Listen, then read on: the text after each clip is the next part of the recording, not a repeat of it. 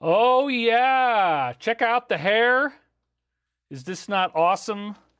This is the clean and sober David Wilcock look. I hope you like it. It's a look that's inspired by the need for us to make money. So, yes, tell me right away. I want to hear. What do you think about the haircut? Nice haircut. Nice haircut. You look younger. Wow, looking good. Who let the dog out? Wow, look at you. Wow, very nice. Ah, David, nice, awesome. Nope. Okay, well, you can grab that one. Oh, I don't even have time. You guys are talking really fast now. Everybody likes it except for this one dude. Looking good. That's a trim. Very nice, very cool hair. Dapper, fabulous. You look handsome. I love it. Handsome and funny. You really look younger. Nice change. You know, the characters might not be as funny, Trema, Angry Daddy, etc., without all the hair. Part of how I could sell being a grandmother is having this wild hair. But yeah, this is your typical David Wilcock brand look, plus curls, I guess you could say. You know, there's a whole lot of kinetic energy happening up here. There's new motion. There's new vitality. You should have worn a white shirt. Well, no, I actually wanted to wear this. Hello, 2007. This is your Project Camelot hair. Well, yeah, it's the Ancient Aliens look. This is also kind of like the shortest that I would go. I mean, a lot of times I had the kind of a longer look. I had the hairstylist for Bon Jovi was cutting my hair. Handsome, long or short. You look younger and lighter. Yes, I actually have been losing weight. You look gorgeous, says Deborah La Rosa. Thank you, Deborah.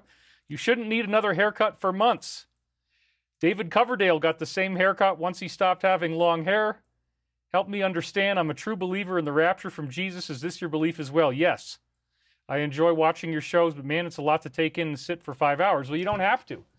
The good part about these shows is that we bring them onto YouTube. You go to David Wilcock 333. You do the youtube.com/David Wilcock 333. And then you click on a tab that says live. I've been too busy to do any uploads. And also the content is so freaking risky that I don't even dare try to upload anything. It would probably ruin the channel. So it's kind of like the business model. We got to squeak this stuff out live. We make it happen. We're already, you know, less than 3 minutes in. We've got 1,112 concurrent viewers. That's awesome. Loving the sideburns as well. Yeah, they really pop now, don't they? It's like, oh yeah, well, he's definitely got some lamb chops there. Kind of like the Beverly Hills 90210 look that still works for me, whatever. Go look out 2025, looking good, great look. You look fresh, sexy ears, Brazil in the house. Good things are coming your way. You look great. Give me a smooch, says Lee McKenzie. All right. Looking younger. You have great content, but I use your videos to fall asleep. Well, yeah, you can go back to David Wilcock 333, and you can watch it under the live tab, and you can take Hubba Hubba, says Tiffany Squillo. Beautiful haircut. Love you, David, says Aircrete Harry. Burns are so 1990s. Well, it works for me. David, where is the closed caption? What happened with your website? My website is not searchable. It got taken off of the air. So, you know, you look fabulous, somebody says. David's teeth remind me of Ross from Friends. Oh, your hair is so sweet, says think of it. You look younger. So what? The heart is truly your beauty of creation shining. Sandra Sanderson, the outside matches the inside now. Well, where I live up here in the mountains of Colorado, the long hair was better camouflage. That was a typical look. I wear some nasty clothes, and then you just blend right in, and nobody suspects anything. Whereas now with this kind of fancy haircut, it's a little bit more business. It's a little bit more conservative. Metatron Trismethicus, who knew this is the snazzy future style of the blonde guy? Mutton chops, bah, says Scarlet Fire.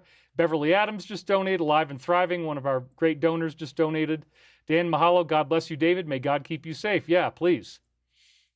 Great idea. They are long enough. The freak is off the leash. You are dandy. Hello, handsome. Love and light. Summer must be on the way. I'm spotting ships in Colorado. Are we in the little season, David? Your haircut will change the world, says Joseph Laszlo. Now you wear a disguise easier, says Gail Morgan. Please close caption. Look, I don't have any control over whether it's on or not. I turn it on.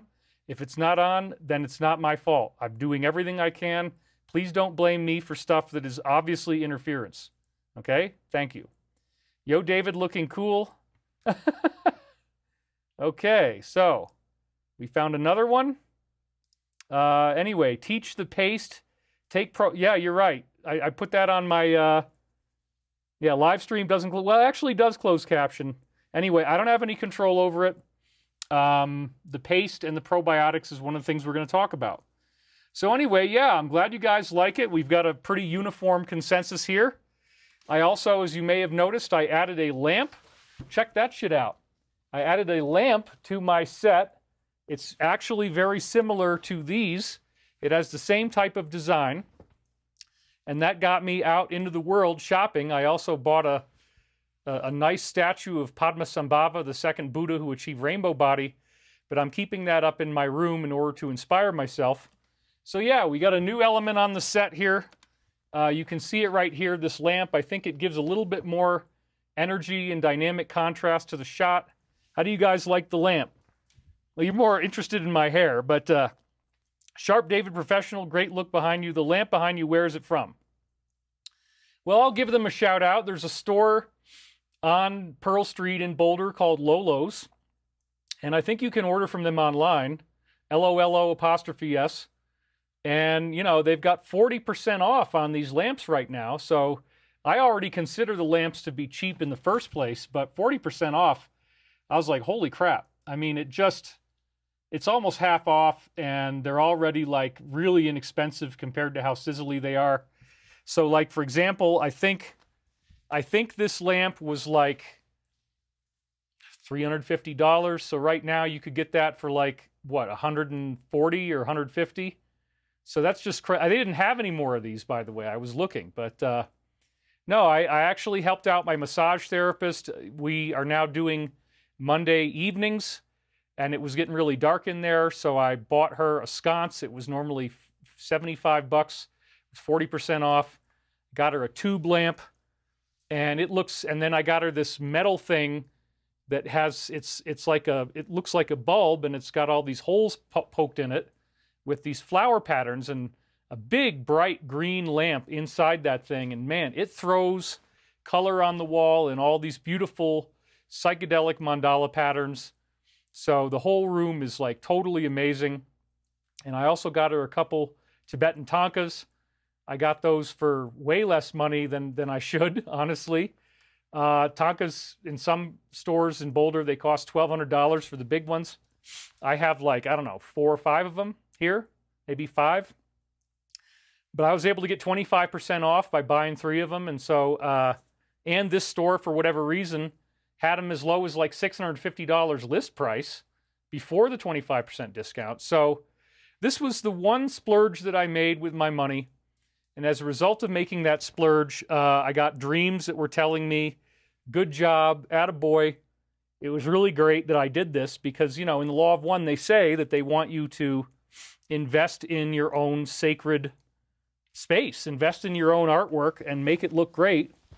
And so I did that, and I had like, I don't know, 2 or 3 dreams. And then in the process, I caught fraud. I've actually had somebody who's been stealing money from me. We'll get into that in a minute. I caught it. They tried to steal $4,000, and God bless you, Chase Bank. Chase Bank was able to intercept the transactions and refund all but $1,200 of my money. So I hardly lost what they planned on me losing, but I'm going to show you that in just a minute. So today's title is, Who Let the Dogs Out? And my hair's even shorter than it was in that photograph now. So this is a very exciting time. I'm really happy to be here today. And we're going to get into all the funny things that are going on. Let me make sure you can see those lights because I just love these lights. So we're going to make sure we get into all the funny things that are going on. So the first thing that happened is, you remember last week that I had a very hard time sleeping before the show. And part of it was the wind. I went to bed at 11. I got up at 2 o'clock in the morning, and I could never go back to sleep. And another bizarre feature was that I always had constipation. So if you watch my Twitter page, then you already know where this discussion is going. But what happened is that it turns out that if you take the magic paste, which I'm going to show it to you again right here. Now, let me, it's sort of like, it's very important that you actually do this sometimes, okay? The main way in which attacks are occurring appear to be parasitic, whether it's fog or whether it's introduced into the food supply by making our food animals sick or whatever. So you do want to take this once in a while. However, this appears to have the effect of an antibiotic. It's antifungal, it's antimicrobial. It's only not $8 or $9, depending on where you get it. I get mine from Tractor Supply. I get them 4 at a time, shipped in boxes. It's only like $40, and it's amazing. So, you know, now that I'm hearing, you know, I get news from New York State, I get news from California that people are really freaking sick. There's some sort of super COVID going on, and when you get this thing, you are just like near dead. So I'm very paranoid about touching things and making sure that if I touch anything when I'm out in the public, that I wash my hands and my face. And anyway, let me read a little more of your comments as I go into this discussion. Wait, today isn't Sunday. What is this? Says Eldon King. Well, yeah, here's the deal. We got hit with wind. You're going to hear about that really soon. It's going to be a total disaster. Sunday, Monday, and Tuesday here. In fact, on Monday, which is when I would normally move my show from Sunday, it's a total disaster. But we'll get into that. So you guys are jumping ahead of the game here. Right now, we're talking about magic paste. So I learned a major lesson, you guys, and the lesson is, okay, you better darn well rebuild your intestinal flora if you take the paste. You cannot just take the paste every day and then not worry about probiotics. So I started to take, well, here's the other thing. I wasn't eating any yogurt, and that was my main source of probiotics before, and this was in order to lose weight, and I am actually losing weight.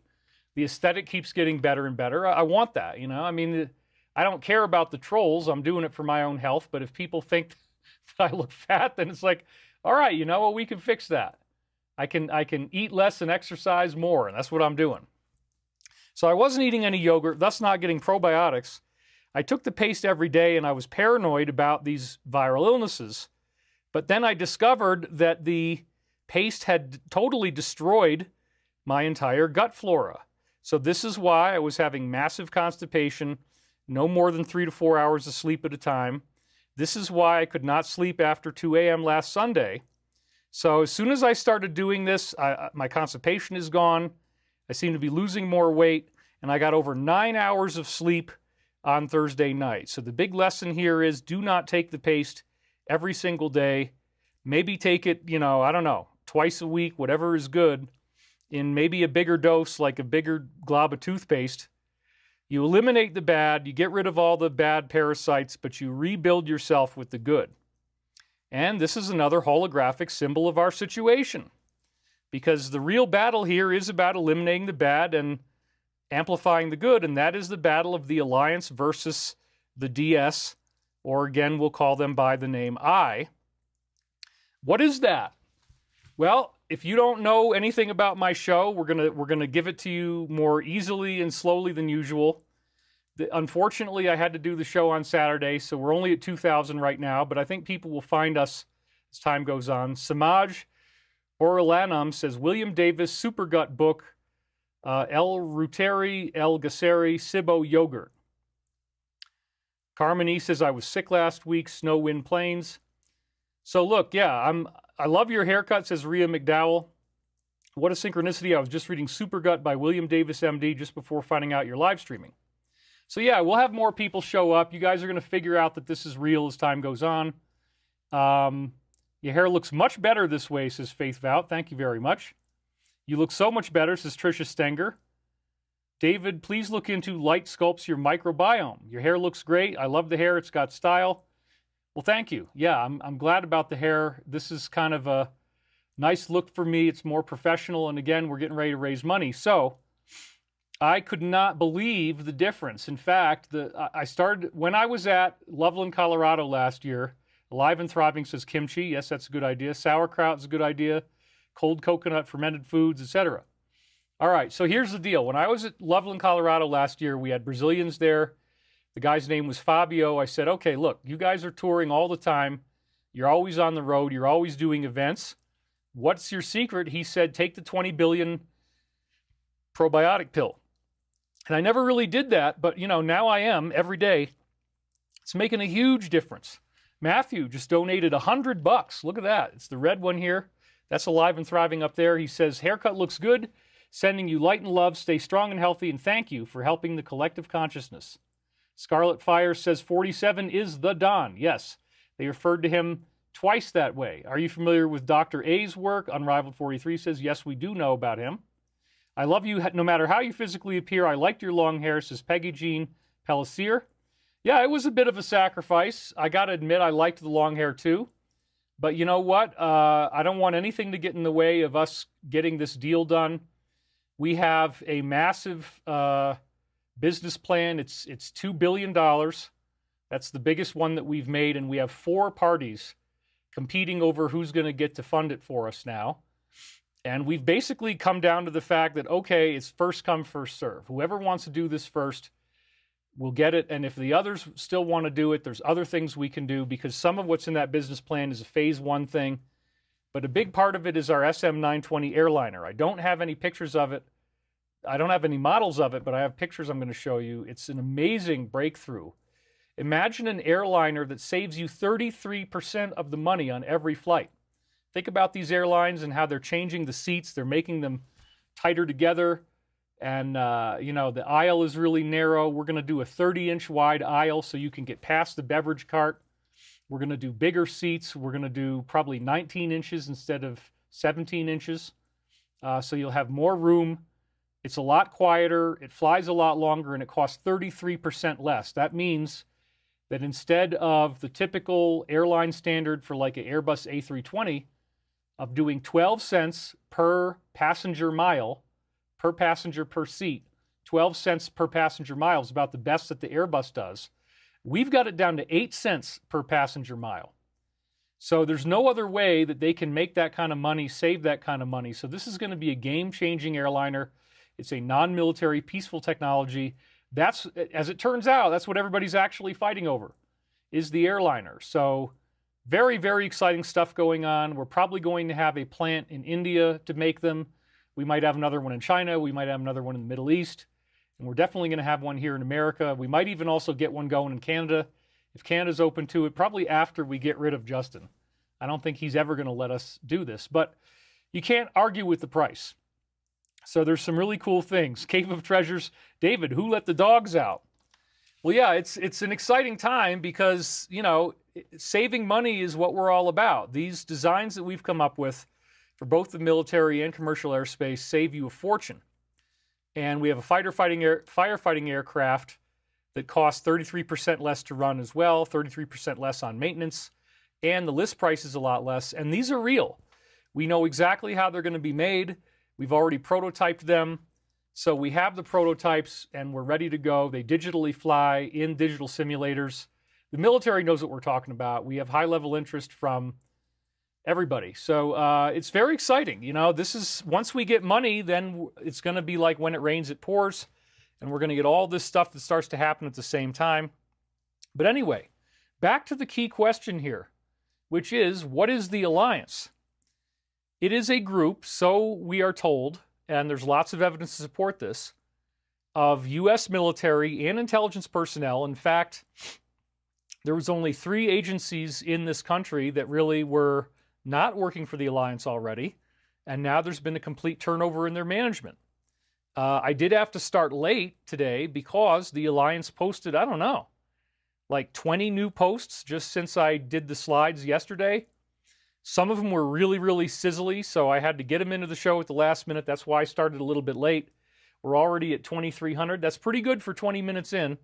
Hopefully more of you guys will find the show. I know you typically expect it on Sunday. I'm sorry. We'll talk about that again.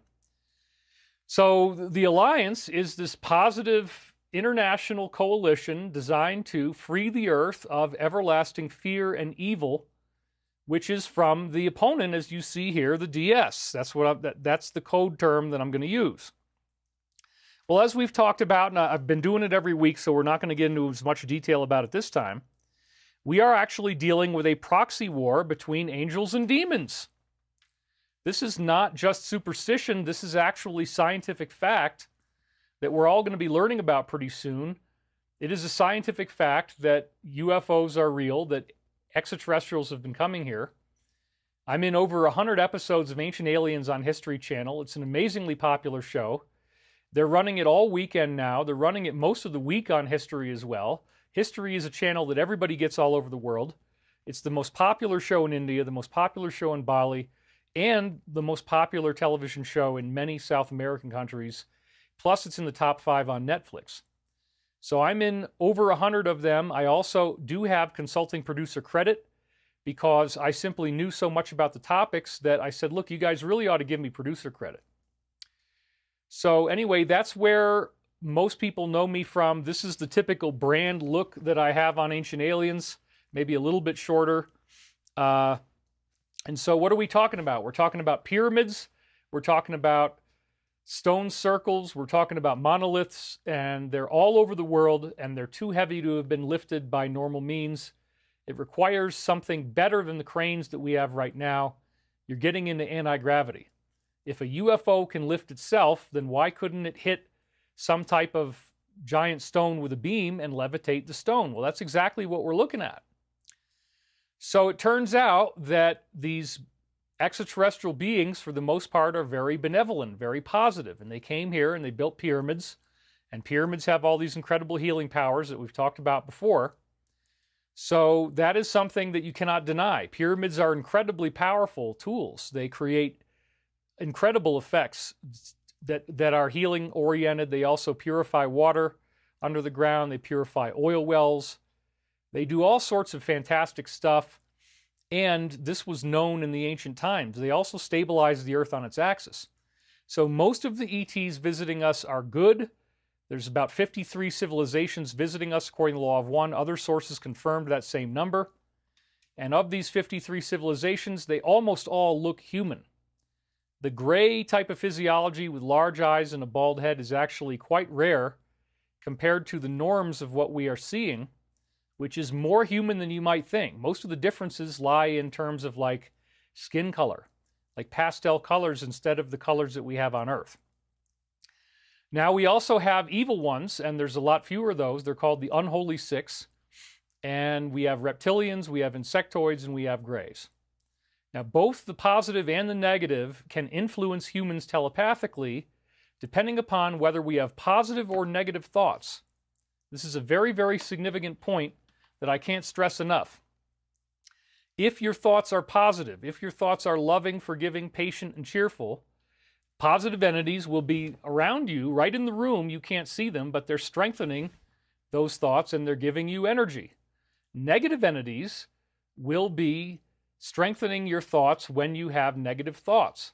So if you have anger, if you have jealousy, if you have depression, if you have sadness, if you have fear, if you have selfishness, if you have greed, they're going to immediately start feeding you more and more of that. Plus, their goal is to get you traumatized enough that your brain starts to shut down. It's called psychopathy. And then your frontal lobes no longer function properly. They don't have electrical activity on an MRI, and they begin rotting. And so once this happens, now you are essentially operating out of fight or flight from the reptilian core of the brain, and you now become a satellite proxy for these demonic entities. And people who are in tantrums and rage tantrums oftentimes are actually channeling the words of demons directly. Now, that makes me sound like a fringe freak, but it's true. So everything that you do that's negative, you have to pay for it with karma, and in many cases, our karma gets severe enough that it takes multiple lifetimes to pay off your karma. So you really don't want to mess around with the negative. This is the point. You want to stay positive. You want to be on the good side. You don't want to let yourself get dragged down into negative energy because that will hurt you. We're already at 25 minutes and we got 57 people, so this is great. When I look at that ring in the background, it reminds me of Romper Room. I love your hair, says Brigitte Slayton. Live and Thriving says Russian fiberglass PVC pyramids. Yes, we definitely want that. David, where do you get the probiotic pill that you're taking? I'm not getting any sponsorship. The one I'm particularly taking is Megaflora. I got it at the health food store, and it does not burn my stomach unlike some others have. Carpe Diem says you look so handsome. Does your longer hair increase channeling abilities? The army cut means you're more likely to follow commands. No, part of what I did is I kept it 5 inches long on the top here. So it's only the sides and the back that are shorter. So I still have enough of a long hair thing that it works as a telepath. Also, as Edgar Casey, Edgar Casey had shorter hair. That was fine.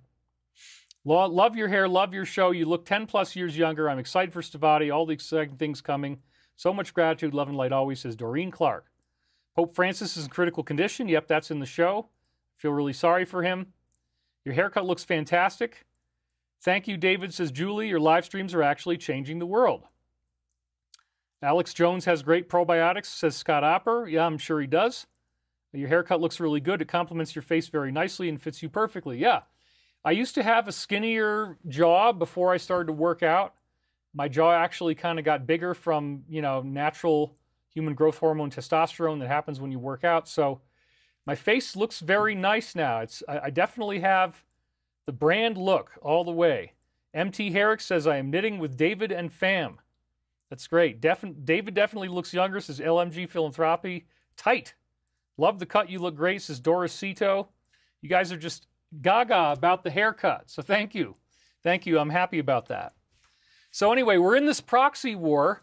And if somebody's yelling at you, and you notice a lot of times when people get angry, they stammer less.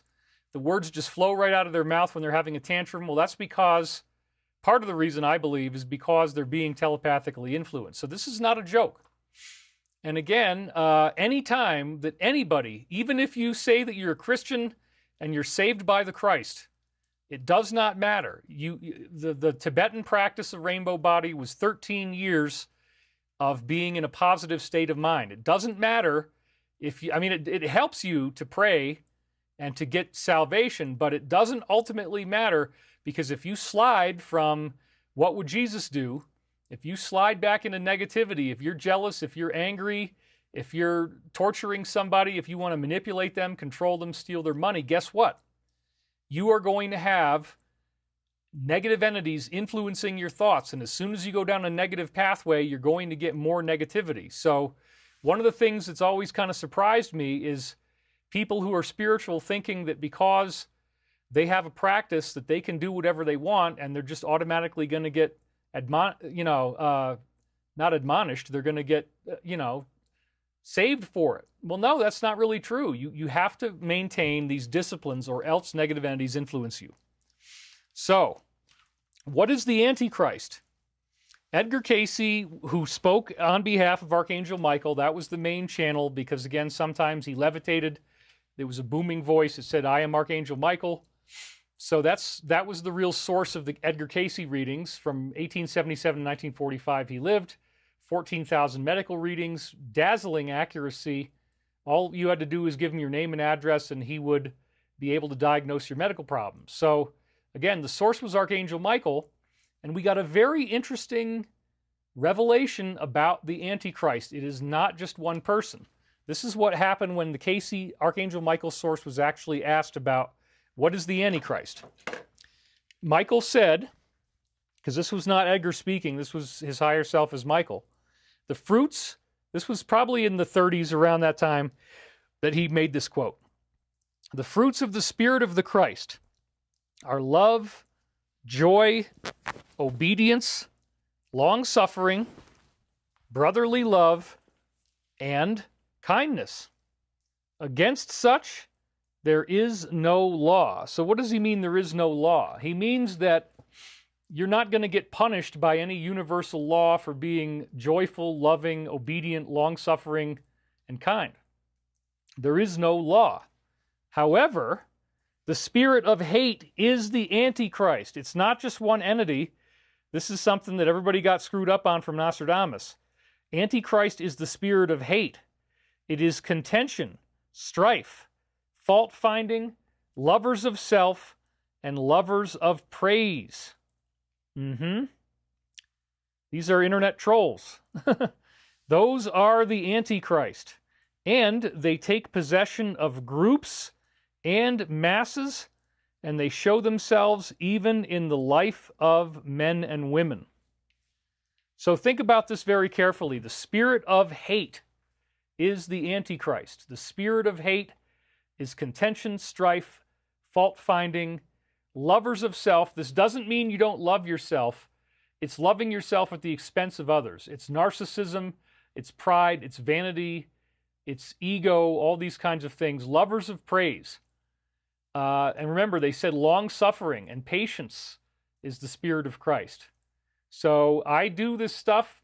You guys give me a lot of praise, but again, in my own life, I'm not around anybody. I've been alone for over 3 years now. This is my 4th winter. But again, there's a very important principle here, because people are like, well, what is the Antichrist? And, you know, the Nostradamus reading said it's going to be this guy, and his name is Person. He's going to come out of the Middle East, Perse. And you know, everybody's going to want to worship him. No. This is the most accurate psychic source of the 20th century, and it says that it possesses groups and masses and shows itself in the lives of people. So it's not just like one guy, it's actually this, you know, this dark entity, this dark force that has taken over our planet that we're calling the DS. And it's much bigger, and it's much more comprehensive than we thought. So there's been an awakening game going on, and whether you play the game or not depends on how awake you are. I've been awake to it for a long time. I've realized you can't trust anything that you see on television. You can't trust newspapers, magazines. You can't trust what the government is telling you, at least not up until recently. And it's instead all rigged, where mass amounts of money are being stolen, and much of it is actually being redirected into black projects. Projects that involve things like deep underground military bases, off-planet bases on the moon, on Mars, throughout our solar system and elsewhere, and open interaction with these extraterrestrial humans I've been talking about, and other factions of our military industrial complex were actually affiliated with evil aliens, greys, reptilians, and insectoids. So this is not a joke, and the negative side, as I've said in many other shows, creates a world order here on Earth of those who are obedient. And so this is the way in which, as I said, it's a proxy war. The demonic will talk to you if you pursue evil. If you pursue black magic, it will talk to you. So check this out. The Antichrist takes possession of groups and masses. So this group is actually a worldwide group, and it's very evil, and it's very nasty, and they're always lying to you, and so you can't trust most of what you're hearing. It's all been a rigged game for a very long time, and I awakened to this, and admittedly, part of it was through psychedelics. When I was a teenager in my late teens, I started messing around with that, and in the psychedelic experience, television and commercials become completely unwatchable. And I would sense this horrific evil behind commercialism, and you suddenly don't care about money or buying things. You realize it's not going to make you happy, and you go on a spiritual path. So renouncing materialism, renouncing the desire for material things is a very, very important part of the spiritual path. By the time I went to college, I completely stopped watching television. I said, this is crazy. They're all trying to kill us. They're threatening nuclear war. And we're supposed to believe that this is a good thing. It's totally not. So I've been awake for a long time, and I never expected that there would be any type of organized resistance against this. When you find out what's going on, it's very depressing. It had 3 major centers, this DS does. It's got the spiritual center is the Vatican. Vatican City is a nation-state inside Italy. The financial center is City of London. That's a nation-state inside Great Britain. It was actually created after the Great Fire of 1666. All the ghetto burned down, and then they built the City of London there. Sounds familiar, doesn't it? And then the military center originally was in Washington, D.C. Each of these 3 nation states, countries within countries, so to speak, that have their own laws pretty much, are marked with an obelisk. In Washington, D.C., it is the Washington Monument, which is the biggest. When you're in D.C., all you see is this big obelisk. What the hell is that about? What is the Statue of Liberty with the torch? That's actually a symbol of their female deity in this organization that they call Isis. And then, in the City of London, you actually have an obelisk that's from Egypt. It's huge. They pilfered it from there, and they have another one in Vatican. So these are the symbols of their faith, the symbols of their religion, and it turns out that the original Egyptian religion was positive, and that's where the Law of One comes from. That's the source of the Law of One, which is Archangel Michael, just under a different name. The source was positive. The source that built the Great Pyramid built it as a prophecy of the coming Christ, and Edgar Casey's reading said that he was that entity, Ra-Ptah, that he was involved with this group, Archangel Michael's group, in building the pyramid. We had a donation come in. EOTR Radio, did Musk know he would be running the U.S. Doge when he backed Dogecoin all those years ago? Probably not. Celebrating your first super chat. Thank you. And we're 35 minutes in. We're at 3,000. That's pretty good. Trama? Okay, fine. You want Trama, you'll get a little Trama. Now, I don't know if what David has done to my hair is going to make it look as good as it was before, because in the past, I had a really nice haircut. There's no smoke in this, David. You got to have cigarettes that actually work for me, because I'm working for you. There we go. See, every now and then, I got to squirt out a little smoke here, let you guys know that I identify as a grand woman.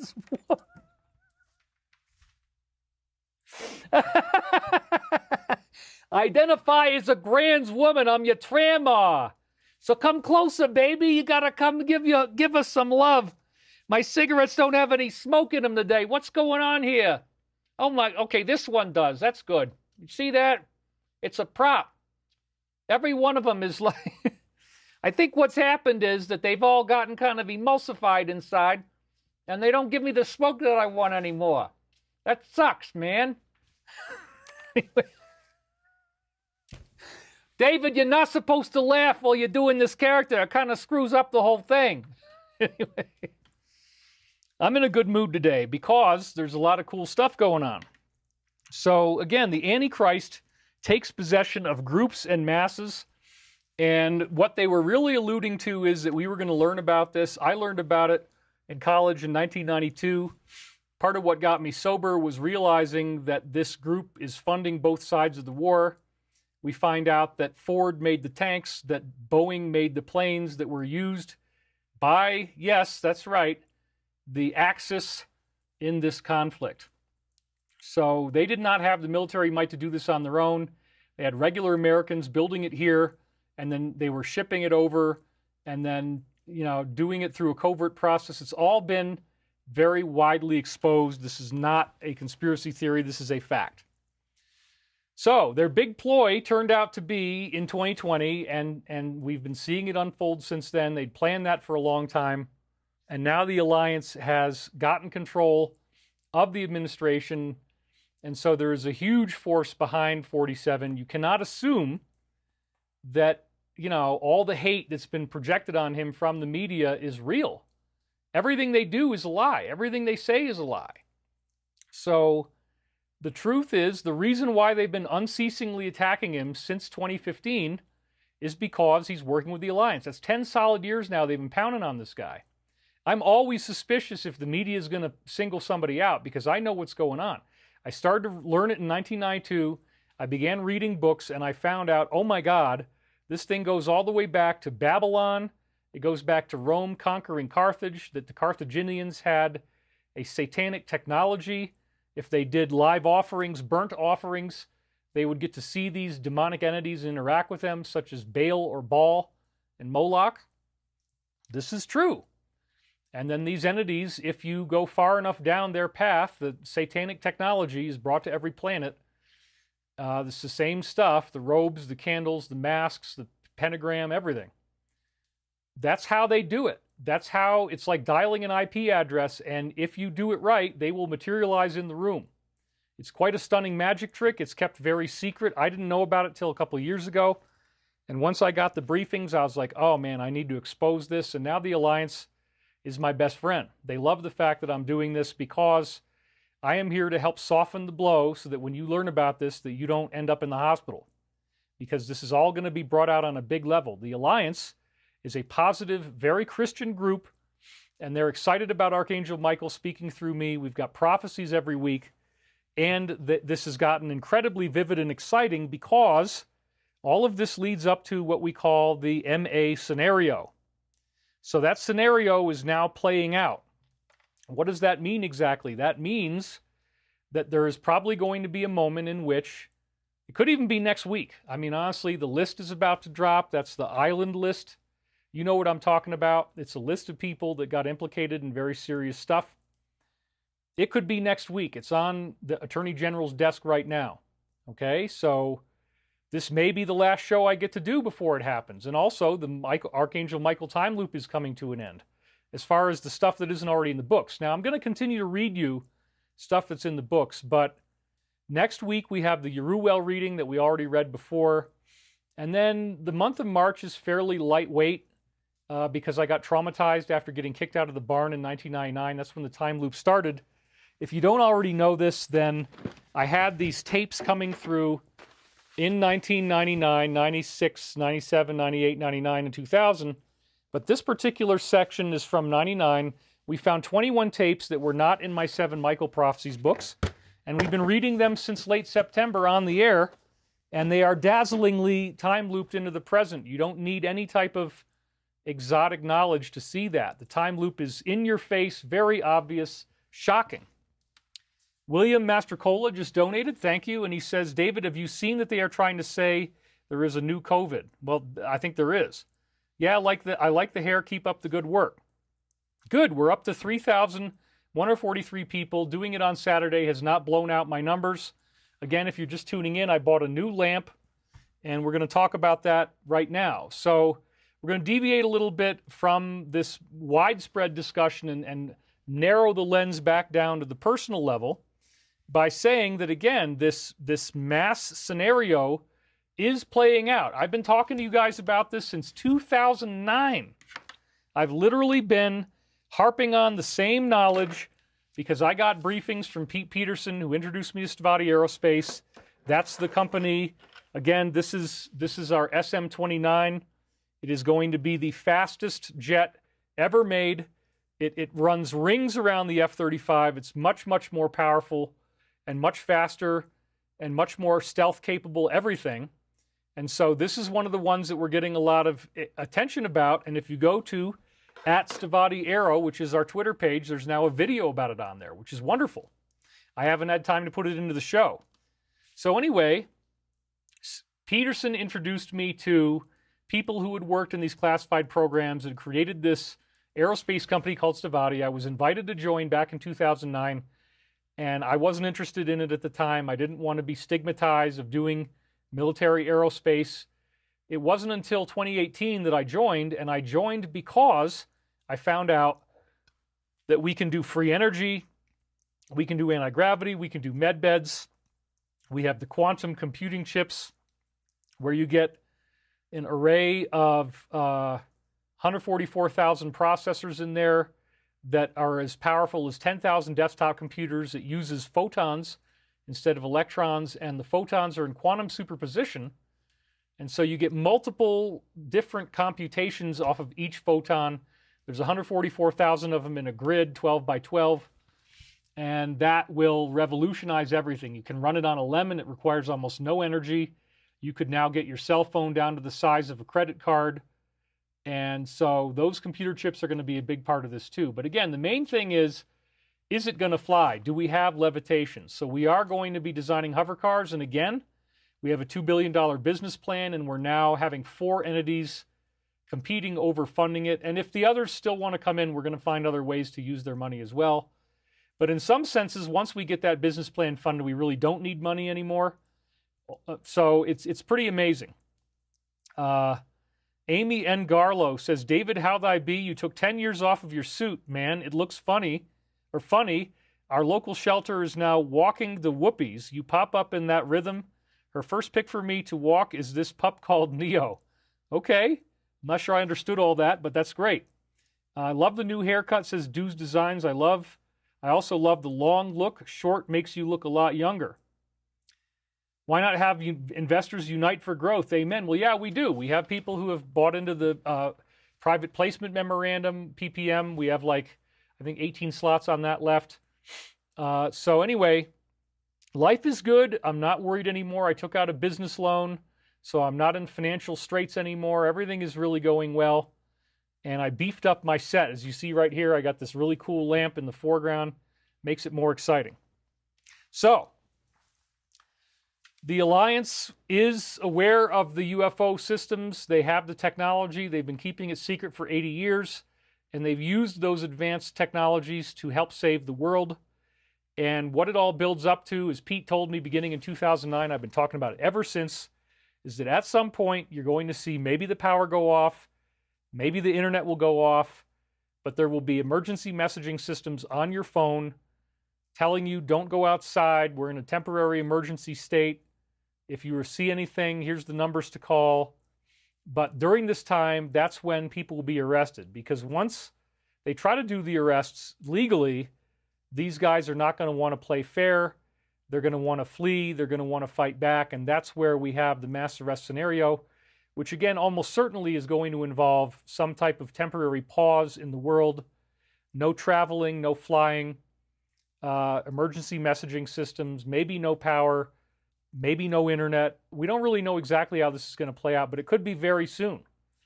Because once they drop this list and once they drop the assassination records that we're hearing about, it's going to be game over. And so I'm so excited because we're very close to this. At the same time, the enemy they're up against has seemingly supernatural capability to fight back. And one of the ways they can fight back is with weather control. Now, this doesn't seem possible, but it's absolutely real. Bobby Bujizik, love from New York. Thanks always, David. And we're already at 3,200 people, 45 minutes in. That's pretty darn good. We're a little bit lower, but again, we're going to talk about why did I have to do this on Saturday and not Sunday. Right now, it's beautiful outside. There's no clouds. There's beautiful sunlight, and there's no wind. So, weather control is easier than you think. Weather is the result of a high-pressure system flowing into a low-pressure system.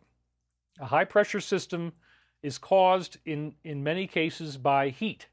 So, for example, El Nino or La Nina, the heating of the surface of the ocean, causes the heating of the atmosphere, which then causes bad weather. So instead of the ocean itself heating, what if you just heat the air?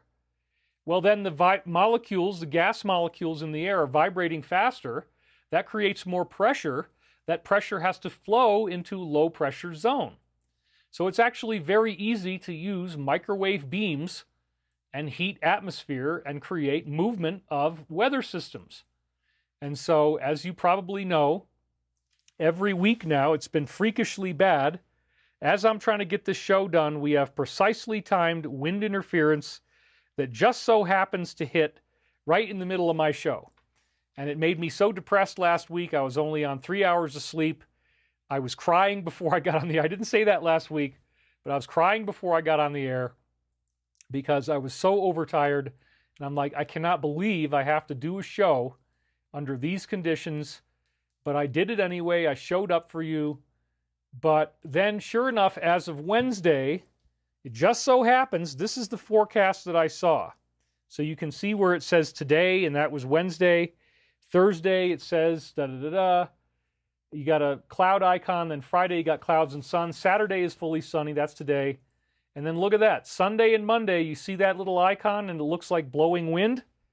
Well, when that icon shows up on the weather forecast, that means that we are now in disaster-level conditions. Most people never have wind like this. You don't usually get this unless you live in a mountainous area.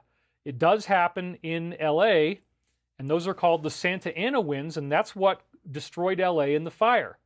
Originally, it was called Satanas, the breath of Satan, because it creates fire, and it's very, very upsetting. So when the LA fires happen, the wind, the Santa Ana, they changed Satanas to Santa Ana, which is almost the same as Satanas. That's the origin of it. It was actually from the original Latino immigrants that came up with that, the breath of Satan. It's pretty much the breath of Satan here too, dude. You're at 8,600 feet up here. When the wind gets going, it is horrific. And so on Wednesday, I looked at the schedule. I said, oh my God, doesn't it figure that it's happening on Sunday during my show? And obviously it's going to be really bad because this is not natural. This is being done through interference.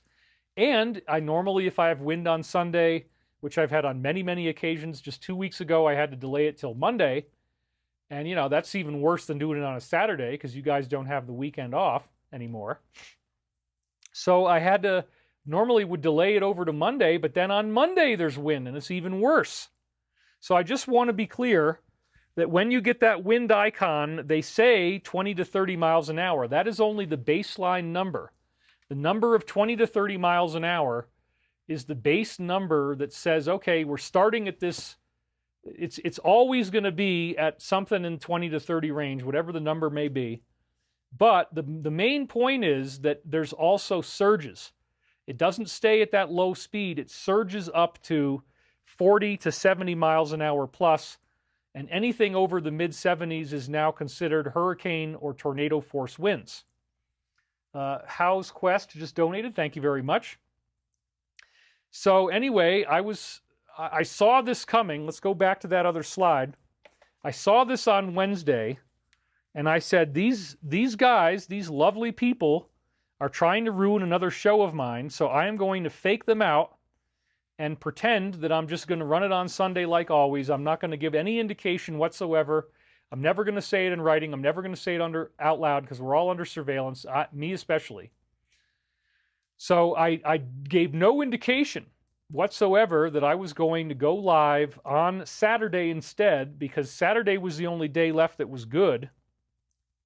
And then when we get to Sunday and Monday, we're at surges that are, again, tornado force, and that means trees are going to get knocked over. It's so powerful that they can tear down trees. Cars and trucks get flipped over, and so it's actually an extremely dangerous situation. In fact, the wind has gotten so bad lately, I had to take all loose objects and put them inside, because sometimes in these storms, you hear a big crash and you're like, oh my God, something just smashed. That can happen. And people get their trucks blown off the road. You're not even supposed to drive in these winds. It's very, very dangerous. And aesthetically speaking, what's the odds that there's this worsening disaster level right during our showtime? So now I got close enough to it that I could see where we were during the show. So you can see right here, this is the forecast for Sunday. And then over on the right, you see where the wind is coming from. It says west-northwest, 23 miles an hour. That's already bad enough to make you want to lose your mind.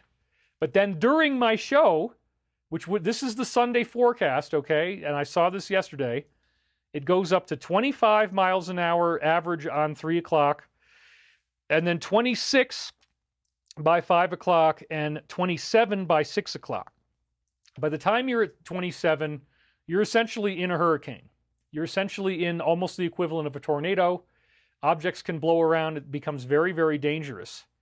So then, also, it turns out that if I had tried to reschedule on Monday, we go up to the super disaster level. The baseline is now up to 36 miles per hour, which now means you are well over a hurricane. You might have 100-mile-an-hour surges, that kind of thing. So this is what would have been happening if I had tried to do the show on Monday instead of Sunday.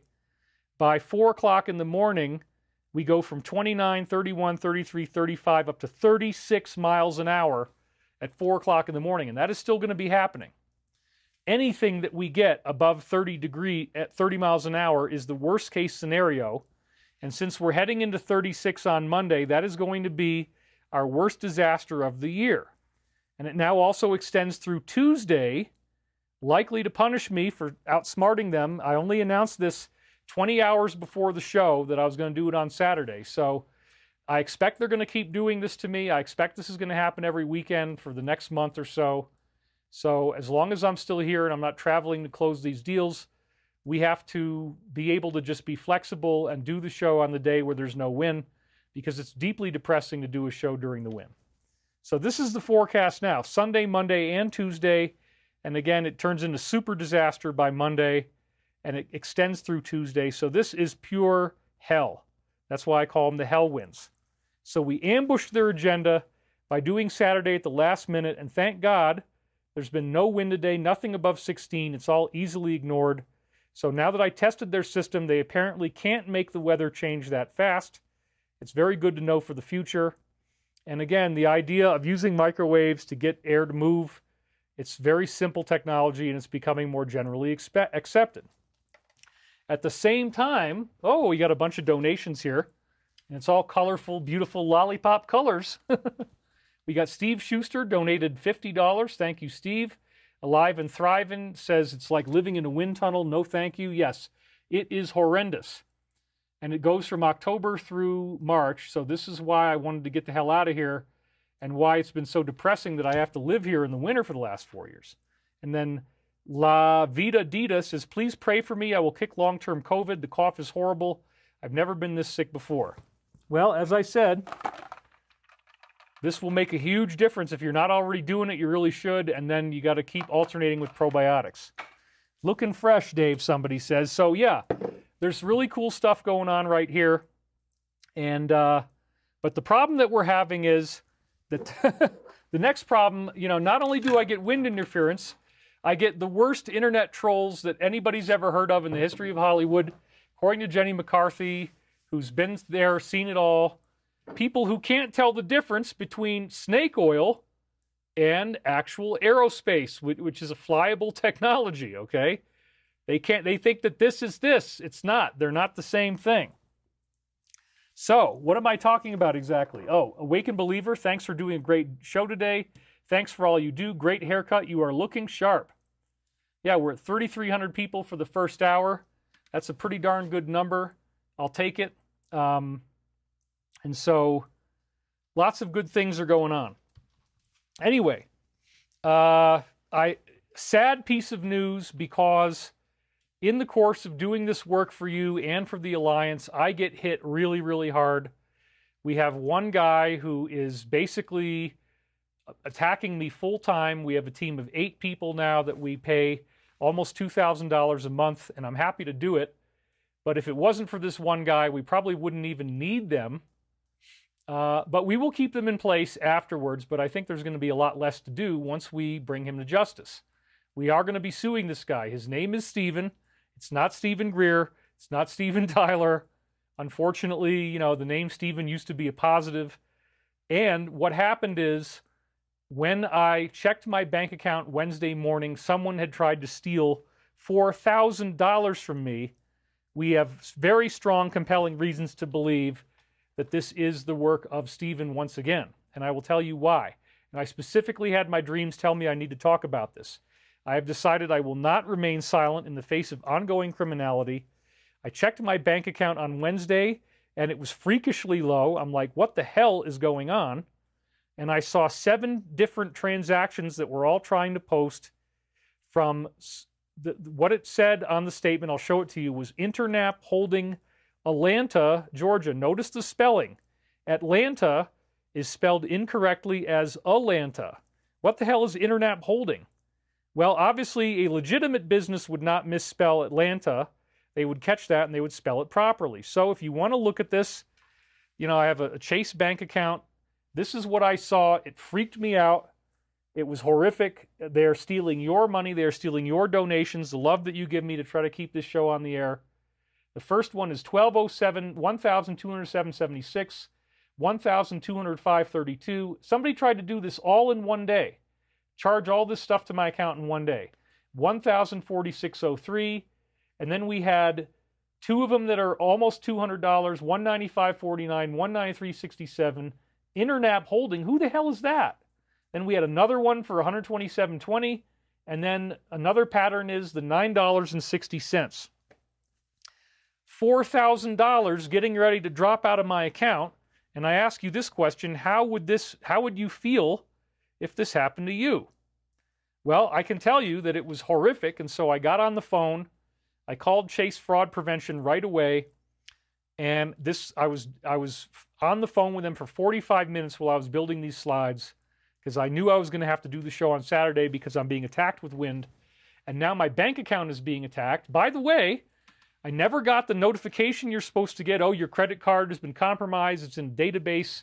There was no database. So I hardly ever used this card on anything. So how did anybody get my card number? It suggests, again, the DS, as an inside job, leaked it to the person they've probably been paying to come after me.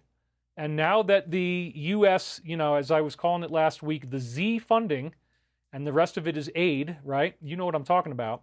Now that that's been cut off, maybe he doesn't have the money that he used to have, so he got more desperate. That's one of the reasons why I think it's him. And there's other reasons as well. So again, how would you feel if you wake up one morning and you're missing $4,000 in your available balance, but it's all listed as pending? So I got on the phone. I was on the phone for 45 minutes. They tell me, no, we can only seize it from when the theft first started.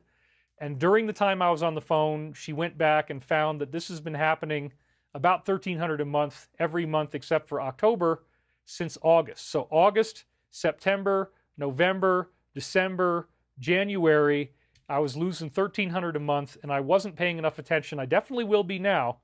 I'm going to be watching my account probably every day, looking at the transactions, because what the whole game is, you got to catch this stuff. And that's the way it is with Steven too. You got to catch him. I've had to hire 8 people to stop him from doing this stuff. He is an expert hacker. And if you haven't already heard this, nobody's ever heard of anything like this before. He says that he's a critic. He says I'm a grifter, a con artist. How ironic that he is actually stealing your donation money.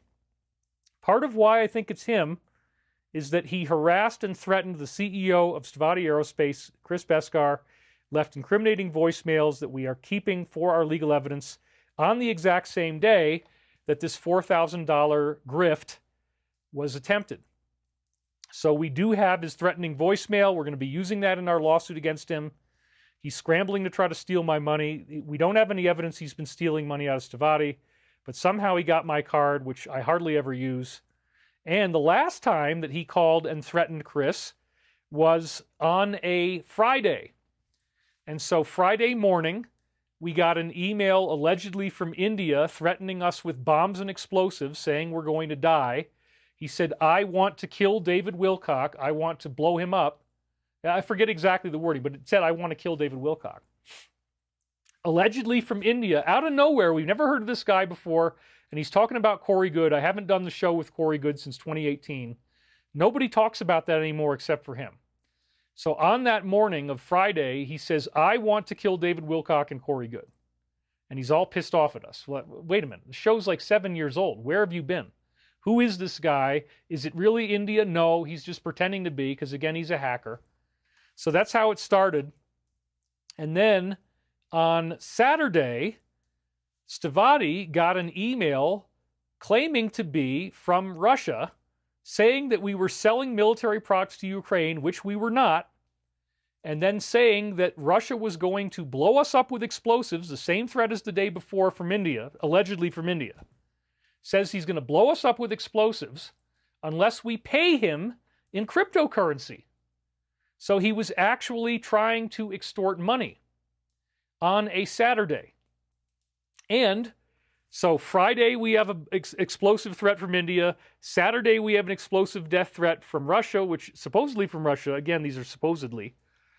And he's saying, oh, well, you have to pay me money, so I'll give you the names of the people who are going to do this so that you can bring them to justice. No, we're not going for that. In the middle of this 24-hour period between these two threats, Steven called our CEO off of his own phone number. He disguised his name, but it was the same phone number, and again, threatened us. So now, here we go. We've got $4,000 being stolen out of my account by a hacker, somebody who hacked my credit card, and then Steven calls Chris the same day and leaves threatening messages. So you see the formula. The death threat happened in the morning on Friday. He stalked him that same afternoon, and then he made the terror and extortion on Saturday.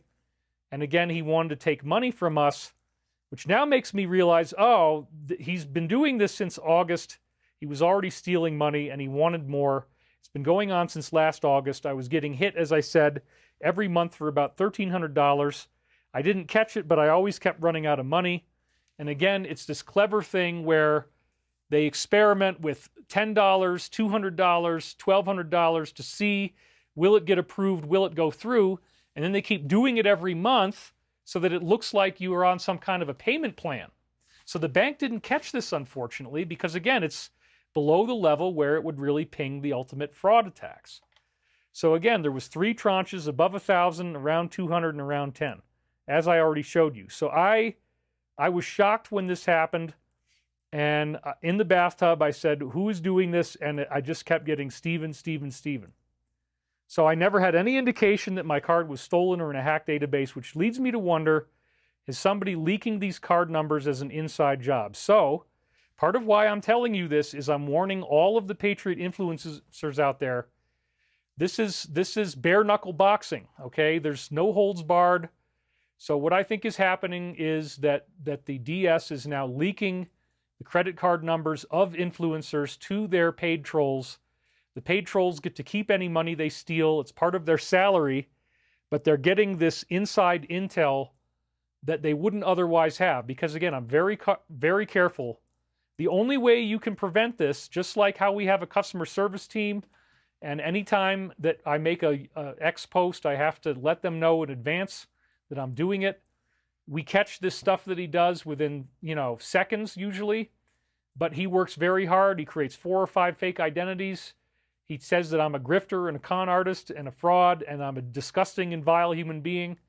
And I have to look at this stuff. I photograph it all for legal evidence. One of the problems we have is we just have so much incriminating evidence, but now we've got terrorism, death threats, extortion, and grand theft. So, to all Patriot influencers, if it's happening to me, my guess is it's happening to you. You need to begin checking your bank statement all the time. In fact, I'm probably going to have to hire someone as time goes on just to watch my account pretty much every day and look for anything suspicious. Otherwise, I'm going to be doing this myself pretty much almost every day now. I'm just going to have to check it fanatically because you can get the money back as long as you catch it within 30 days. So the way the negative works is it only can do this if you're not paying attention. Also, I want to make this very clear. Whoever is doing this, it might not be him, but I highly suspect it is. Anybody that tries to steal my money or make death threats or terrorism, we will aggressively prosecute you, we will sue you, and you will be in prison. Terrorism can go, for a very long term in prison, 16 plus years. So obviously I've had to change all my credit cards, and then ironically I had the new cards in the mail on Friday, and I lost my mailbox key. That's the negative working. You get these negative greetings. So what's another reason why I think that it's him and not somebody else? If it was a typical person stealing numbers from a database, they wouldn't actually watch this 5-hour show a week. But he knew that I had just taken out a business loan. Normal thief would not be watching the show, but yet if somebody was watching the show, then they would know, okay, now I'm going to try to get $4,000 instead of $1,300. So I know I've been talking about this. What do you guys think? How did your bank let it happen, says Jenny Jean Razzle. My bank calls me if more than $500 is spent, but I have a small town credit union. Again, I have enough transactions of that larger size that they weren't looking for it. I think now they're going to be a lot more openly about this. So, we're dealing with a lot of stuff here. So yeah, there's lots of interesting things going on. Things are happening that is in big news. What's not being reported, 30 counties of Illinois want to join the state of Indiana. Wow, and it was just passed that they could. Cynthia Marie Brewer, do not ever go to court without a default agreement, never ever. Yes, David, prosecute him. We're getting lots of trolls here because, again, he has his friends. He has a whole team of people who are coming after us on this chat. And I'm still giggling that you have a bottle of snake oil. You might see half of Illinois become the state of Indiana. That's funny. With my account, it was a small $20 after I made a deposit. I called them. They removed it. No, Chase is very good. No, it is Steven, and I'll tell you why it's Steven. Somebody was saying, oh, it can't be Steven. Well, first of all, a normal thief would not be watching the show. They would not know that there was more money to steal. Secondly, I had just triggered him because in last week's show, I revealed that he lives in Pennsylvania, and this is actually the state where the Philadelphia, to be exact. He lives in the outskirts of Philadelphia. So that's the capital of the DS. And I outed him for that last week which means that he's going to get angry. So it's pretty predictable because, again, the last time we had terrorism on Friday, terrorism on Saturday, Stephen threatens our CEO in the middle. Now we have attempted $4,000 fraud on my card, and for the first time since the terrorism, Stephen threatens Chris again on the same day. So these are surges. He does it in patterns, and again, he knew that I would have the money. He had just gotten angry because I talked about where he lives, which, again, everybody's going to learn what's going on as soon as I file this. So, you know, he's at the very, very end of his freedom. He is going to end up in prison, and probably the Alliance is going to get to him before I can, because I have extensive evidence that he's been doing this to all the different members of the Patriot community, not just me. And now we're figuring out part of his funding mechanism. He's actually stealing from your credit card while he's calling you a con artist and a grifter. How ironic. Thank God, as I was building the slides, Chase did me a solid, and they recovered most of the money. So here it is. I was so happy when this happened. It says pending, and then it says reversal, Internap holding, da-da-da-da-da. Now, don't go after the company. They're just a payment processor. Anybody can get them as a point of sale. So it's not them, it's the client. Now, we are going to go after them. We are going to subpoena them. They are going to have to give us the full records of who and where this money was going, and I am sure that account will then be tied directly to Stephen's bank account. That's what we're going to find out. Anyway, you got the original transactions on the bottom, and then here it is on the top. So you can see that they regained $9, $1,218, $127, $9 again, $1,179, and then $127. So you add it all up, we regained about $2,800. The other $1,200 was lost. And also, they can only do it 30 days after the theft began, so that's why you got to watch your account every frickin' day, which I'm going to be doing. The recovery is from August and September, but I'll take it. So if you look here, it says reversal, the first one, 901, 803, 803, 912, 905. So thankfully, they were able to get it. They were able to get all these transactions back, but they can only refund within about a 30-day period after the first time you get your money stolen. So the total amount stolen is roughly $7,700, and he's been doing it since August. This partly explains how he's been able to afford to what appears to be spending full time going after me and many other people. Then we also are spending $2,000 a month for an 8-person team to fight him. So our company is going to be conducting a full criminal investigation. We will go after Internap. They will have to tell us where the money went. He thinks he can hide it. It's going to lead back to him. They will end up having to tell us everything. So here's the deal, you guys. If you steal over $2,000, you are now committing a felony, and you are subject to up to 24 years in prison. I looked it up. Here it is. It says, in Colorado, felony theft is intentionally stealing $2,000 or greater. So we're at $7,700. This is if you get convicted, you're at least 1 year in prison, and that's down at $2,000. So now you go 4 times higher than $2,000. You're probably looking at least 4 years of prison, fines of up to $1 million, and restitution to the victim. Then when you add that to stalking, terrorism, attempted extortion, we're looking at life in prison, maybe even the death penalty. Very sad situation, but we are going to fully get all this money back, and that may include seizing all of his property. He's going to lose all of his property in the process. It is so ironic that he is constantly calling me a con artist, and yet now we find out it's almost certainly the same guy. And again, this seems very holographically connected with the Doge exposures that we are now getting. My guess is that the so-called Z, as I've been calling it, money got cut off, and that he now does not have the money that he used to have. He can't pay the bills, he can't feed himself, so he had to try to steal more. I'm frankly amazed that he continues to rack up one felony after another, and there is a film coming out in which he and others will be profiled. Corey Good, my former co-star and guy, is making it. It will be out in April. It's called Alien Mania. And all of the people who have been the worst trolls and stalkers over the years will be revealed. So I highly, highly recommend that you watch this when it comes out. So, I talked about Stephen's hometown, and that this was actually the same hometown that Biden grew up in. This has now become a very revealing piece of data after last week's show. Scranton, Pennsylvania. I grew up in Scranton, all that stuff that he says. That's right near their eastern headquarters. And sure enough, this is the same state that tried to take out 47. So let's review some slides we saw last week.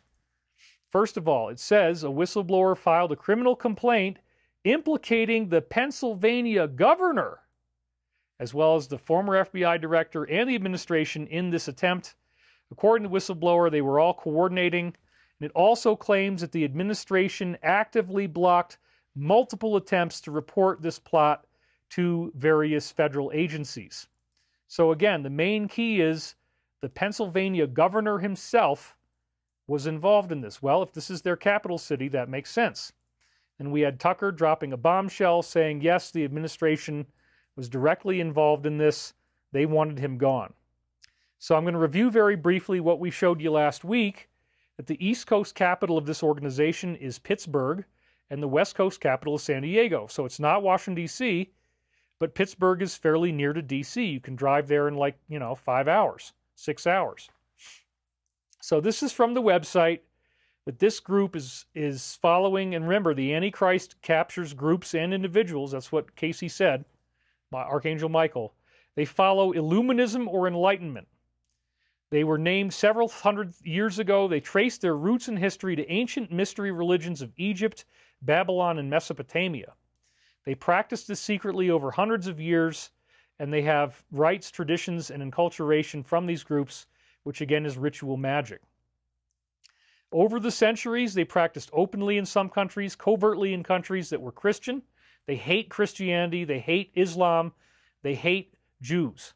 So killing Jews is totally in their plan, and Christians. They include Knight Templars, they include Rosicrucians, Baphometsism, and Druidic cults. They were the forerunners of modern-day Luminism. Their leaders chose the best of each of these root practices, combined them into various principles, and organized them in specific guidelines. They are funded by the super wealthy, practiced at all levels of society. They've spread across the world, and they started out with German Rosicrucians. They spread to England, and they came to the U.S. with the first settlers. They have three main branches. There is a German branch, which is the top one. And think about World War II. They have a British branch that handles their finances, and they have a French and Russian branch. And again, Russia is no longer a part of that one. All three branches represent in both the U.S. and Canada, as well as every country around the world. And this is how they organize in the U.S. They have groups in every major city. And here's the key, again, as I said last week, their capital city is Pittsburgh. And from there, they spread all across the U.S., but they coordinated out of Pittsburgh. Isn't it interesting that the assassination attempt was coordinated by the governor of Pennsylvania? Is that a coincidence? No. The awakening is about realizing that mommy and daddy are evil. And if you can't deal with that and that makes you cry and you want to go curl up and suck your thumb, you're going to have to deal with the fact that mommy and daddy are evil. You're not going to like it. You wanted to support them. You wanted to believe in them. But they are not your friends. They do not have your best interest in mind. So, Pittsburgh is the capital city. 18 cities that they have as major power centers. So here's the deal. Pittsburgh is a 4-hour and 45-minute drive from Philadelphia, which is where our lovely friend is located, who is stealing and making death threats and all this stuff. So there's the drive, 4 hours and 45 minutes to the area of Philadelphia. So then we have Scranton is just over 2 hours from Philadelphia. So this is what happened when I put it in to Google. So there you go. These are short trips, and so now Sleepy Joe, why was he so involved with these guys? Why was he so involved in this criminal group? Well, because he was a member of their capital center. He was a member of their operational headquarters, and so he's very likely been in this his entire life. And if you needed further proof, check this out. He was actually storing secret documents with the University of Pennsylvania. The Penn Center, where classified papers were found, is a dark money nightmare. Roughly 10 classified documents from his time in the White House. Remember all that stuff? And you know, he had that funny car in the garage, and he wasn't keeping things in the garage. Well, yeah, the Penn Center is where it all was coming from. So isn't that interesting? He's hand in glove with Pennsylvania in this very, very deep way. And he has the Center for Diplomacy and Global Engagement. And it's a University of Pennsylvania center that happens to be located in Washington, D.C., and is a think tank founded on the principle of democratic, open, secure, tolerant, interconnected world. Sure. 101 Constitution Avenue, Northwest, Washington, D.C., parent institution, University of Pennsylvania. So you need to learn this. You need to learn that he came from the capital city and figure out how the dots connect, because your survival depends on this. The center is affiliated with University of PA in Washington, D.C., and critics suspect its establishment attracted tens of millions of dollars in donations from anonymous Chinese donors. It is a dark money revolving door nightmare where foreign competitors like China donated millions of dollars to this school so they could have access to future high-ranking officials. From the Government Integrity Project, the National Legal and Policy Center. Doesn't this sound exactly like what would happen if you were the capital city, if you were the control system, the beating heart of this evil organization, that they would be the ones that would coordinate in their own state how to try to take out 47? Absolutely yes. Pittsburgh is the key, folks, and it all connects to Joe. So of their 18 cities, you have the main key cities they have control over. Washington, D.C., well, not total control, but Washington, D.C., Albany, New York, again, Pittsburgh, Winston-Salem and Raleigh, North Carolina's Golden Triangle, Minneapolis, Minnesota, Ann Arbor, Michigan, Wichita, Kansas, Phoenix, Arizona, Portland, Oregon, Flagstaff, Arizona. Isn't that interesting? Phoenix and Flagstaff, you can drive between them in like, what, 3 hours? Something like that. So, big problem in Arizona. Seattle, Washington, Houston, Texas, of course, L.A. That should be no surprise. And, of course, New York City would be another one. They didn't list it, but L.A. and surrounding areas, Atlanta, Georgia, Nolens, Louisiana, Springfield, Mississippi, or Missouri. Sorry, I guess it's Mississippi. I'm not sure. Maybe that's Missouri. Sorry. Other cities important to them as well, but these cities funnel the money for them, conduct research, and often have regional councils sitting within them. So I bet you didn't already know that, and that's part of why you're here, is you get to learn new things. So let's read your comments. We're at 3,500 viewers. That's great, considering what I had to do. Andy Bowe says, slumlords, love Lucian. The State Department needs to be all over this. I'm sure they are. Why do you call supernatural phenomena, which is obviously supernatural, technology? Summoning entities like they did in the past was more magic than technology. I was just curious as Chaos Paladin. I call it technology because technology means something that involves systems that work. Oh, it's Missouri. Okay, Springfield, Missouri. Sorry. Are we memorizing the states and capitals now? Well, no, but I mean, I want you to understand where this is going. Seattle, that's my city. He's saying this is a DS city. Well, no. Just because they're there doesn't mean they have complete control over your city. But yes, big things are going on. Last week, you said something was going to happen. Yesterday, Friday, did happen. Yes, we're going to talk about that. How scary. You are so brave, David, says Marcia Woodcock. Thank you, Marcia. They are all connected by tunnels, says Alive and Thriving. Everybody still loves the haircut. When will your lawsuit with Stephen begin? It's already basically written, and I just have to get the money to fund it. But now that I know that people are trying to steal my money, we're just holding off a little bit longer until the next tranche of funds comes in. But yeah, it's very interesting. This is also the Simpsons city, says Limitless. Steve is watching The Simpsons. Shapiro came from Pittsburgh. I am so glad I checked on your show this morning, said JR. So yeah, this is a very interesting thing for you all to learn. I'm glad that I'm able to share this with you. It's very intense information, I get that, but it's also less traumatizing than going into more detail about what they do. So now we're at the hour and a half mark, hour and 25 minutes, and we're doing our Sunday news roundup, our weekly news roundup, sorry. So we're starting with Sunday, right after the show ended. I didn't have these things in the show, but this is, again, I'm tracking the weekly progress of the battle against the DS, and it's very exciting.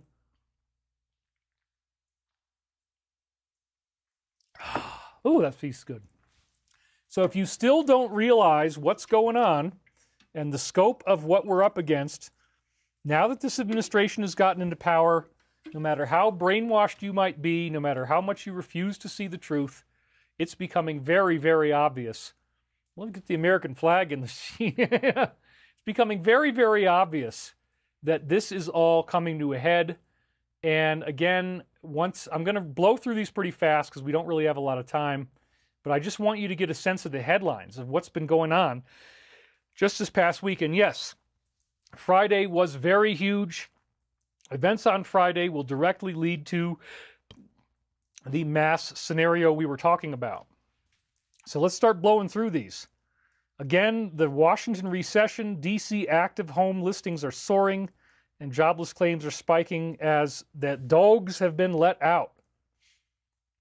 Now, we had Rand supporting a physical audit of our depository after this suggestion from Zero Hedge goes viral. And in the video that we're going to see later on, Ron said that they may actually be gold-plated tungsten. Well, this is exactly what it is, and he knows that from intelligence sources. I heard this from Pete all the way back in 2009. If you drill into the bars, it's called an assay, and what you find inside is tungsten. You have to dope it a little bit with some lead. You drill a little hole in there, you put some lead in there, but then you weigh it, and it weighs the same as gold by the doping, and then you coat it with, electroplate it with gold on the outside, which is relatively cheap, and now you have fake gold bars. So as a result of everybody learning this, this meme came out. Paint faster, they're almost here. Yeah, this is actually, you know, many, as Shakespeare said, many a truth is said in jest. This is based on the truth. It's incredible. Now we head into Monday. It was Happy President's Day to the president. And again, we are very happy that he's there. They're not just after me, they're after you. I'm just standing in the way.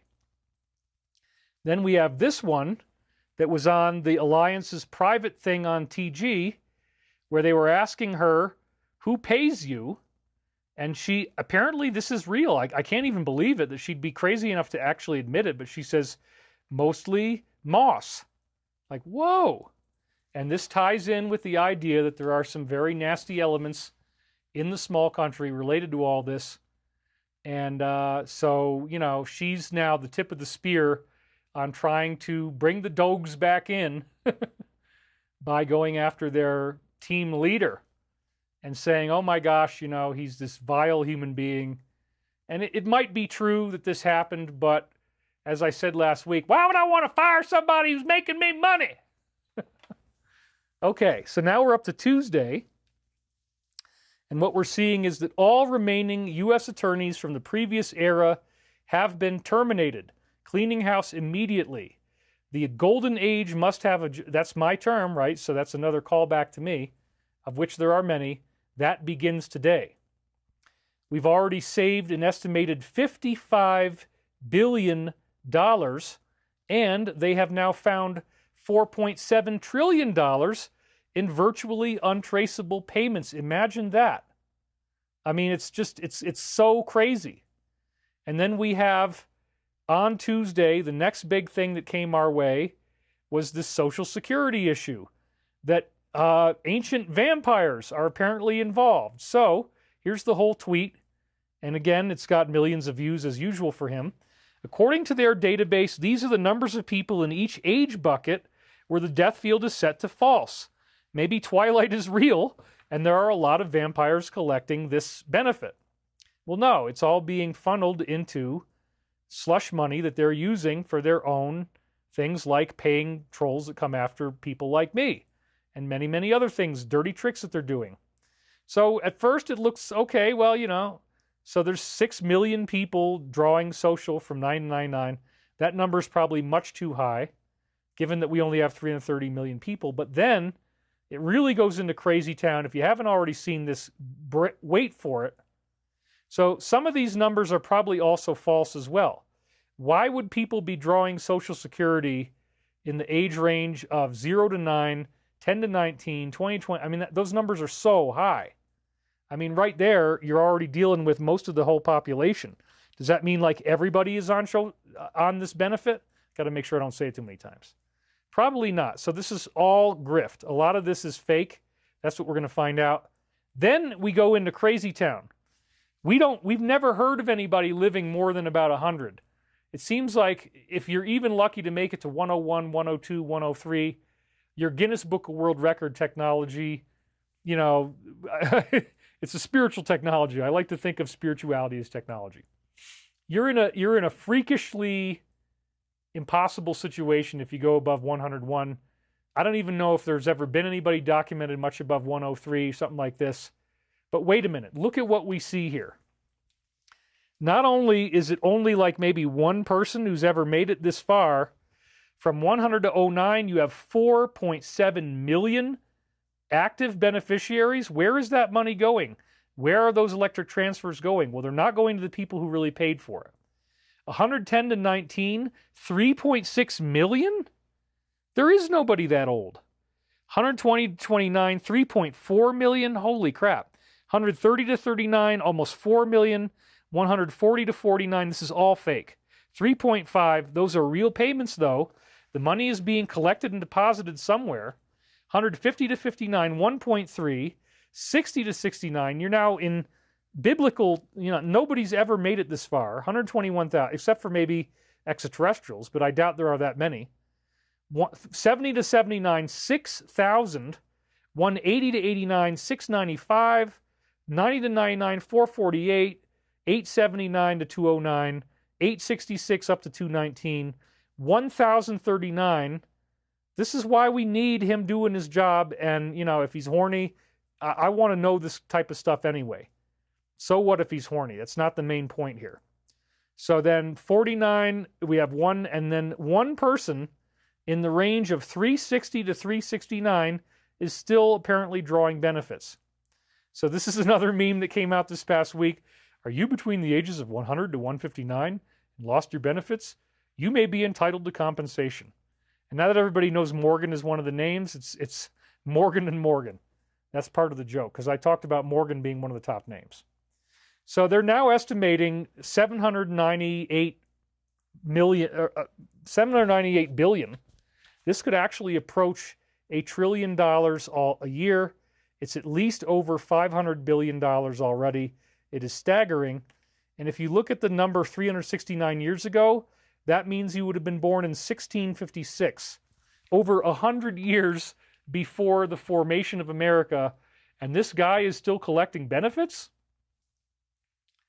So this is probably the greatest, craziest thing ever. And if you still don't believe me, if you're still too far and you're still drinking the Kool-Aid, you haven't figured this out yet, he says here, 394 million beneficiaries, but our total population is 334 million. Well, yeah, that means that you have something like 60 million people drawing this money.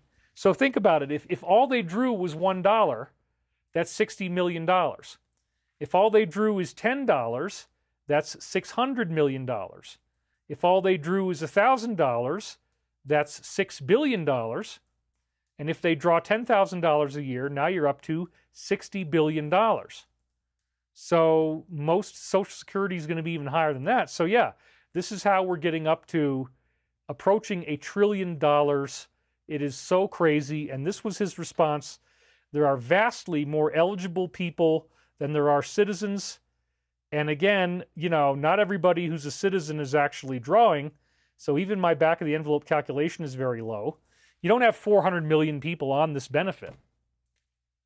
That's more than everybody here. So he said this might be the biggest fraud in history. Is that not freaking amazing or what? I want to see what you guys are writing about. Oh, we're up to 3,700 people. That's great. Starseed Essence just donated right there. The simplest manifest being is light. Light is alive. Love is the force that transports light. The force that shapes, molds, directs light is love. This is from the Law of One. Your hair looks great, sending you love and light. Didn't they add 1,000 years to our timeline, so it's really 1025? Is he talking about total population or the population of beneficiaries? Yes. The number of people drawing benefits is 400 million. So, like, that's bigger than the whole entire population. So this is a massive, massive, massive fraud, unlike anything. Check how much USA sends small country. Yeah, we're definitely onto that. Something did happen on Friday. Cash was confirmed. Yes, we're getting into that. You're jumping ahead. David's going to get a girlfriend soon, I predict. Well, you know, as long as it's the right person, that's totally cool. I get why we are $36 trillion in debt now. I am laughing my ass off. Mr. D. Elon said FAR. What is that? Well, far more, the word far more eligible numbers than there are citizens. So yeah, it's like if we added another 60 million people to the country and then every single one of them was a beneficiary. That's what he's saying. Love, respect, and strength. This is a great time to be alive. Ray says, I'm reinterpreting the law of one with Grok into modern English, aiming to share it widely. I would love your input. That's a cool idea. They're not drawing benefits necessarily. Well, yeah, they are. I mean, that's the whole point. This is a grift, and you're going to learn everything. I mean, this is what happens when you actually start to do honest accounting. They have rigged the system in every possible way, and again, it's holographic of what was happening to me. This is your bank account they're stealing from, so I had it happen to me personally. We don't know for sure that it's Stephen, but it very likely is. And now all I have to do is check regularly, and if he does it again, I'll be able to get it back right away. So I'm going to keep checking every frickin' day. Your haircut looks a lot better. It makes you look younger, says Jeannie Smith. Grasp the shield of David. I love your hair both ways, says Diane Casey. Thank you. Your hair is beautiful. Haha, you look so good. Angel in God's army. I come in from the Netherlands. Wasn't Morgan Merlin's evil sister? Dirty doesn't even begin to cover it, says Richard. New Orleans here, says Danielle Lee. Thank you for all you do. We only have 25 million people in Australia, says Paraglider Life. Me too. 65 years plus my inheritance. It's all been stolen. Vampires. Stephen should go to Guantanamo. Yeah, that could. Yeah, I mean, honestly, you screw with the alliance, you should expect something that bad could happen. So who knows? Enough with the effing haircuts, says Scarlet's Fire. No, I like it. It's fine with me. IRS has been targeting us. Now we, the people, are scrutinizing the government. Yeah, so you guys get it. Okay. So we've taken our victory lap on that one, and it feels really good. And then here's the next one that is very exciting. There's a series of messages like this. Z has surrendered under the guise of a peace deal. Woo! Can you even believe it? And there's going to be a lot more of these things showing up, so I'll show you in just a second here, where he is blasting the critics of his peace initiative, including the man himself, and says, what the heck is going on with the missing 350, he's now saying 350 billion. And again, Z has only claimed that they got 77 of it. So that would mean that we're looking at $280 billion missing. Now, the number that 47 has given us is different than the official number of 250. He's added an extra 100, but again, that's based on, I'm sure it's based on alliance intel. So this is your money that they've been stealing. It came out to me in a very obvious way where somebody literally started to drain $4,000 out of my account. I looked at my balance. I'm like, what the hell? Thank God I bought this lamp over here. Otherwise, I wouldn't have caught this. But they're stealing your money. And so you have a right to be angry about this, and you have a right to want justice. And apparently everybody's going to get $5,000 back. I was hearing from Pete all the way back in 2009 that once they revealed to us how much stealing was going on, that they were going to refund us money. At the time, he was saying $10,000. The $5,000 might be just the beginning. I don't know. But anyway, I'll take it. I'll take the $5,000 for sure. So he's down to a 4% approval rating. His country's blown to smithereens. It looks like a massive demolition site. Now we're into Wednesday. And we see that the next thing on the efficiency list is the dogs are running around outside. Hence the title of our show, Who Let the Dogs Out?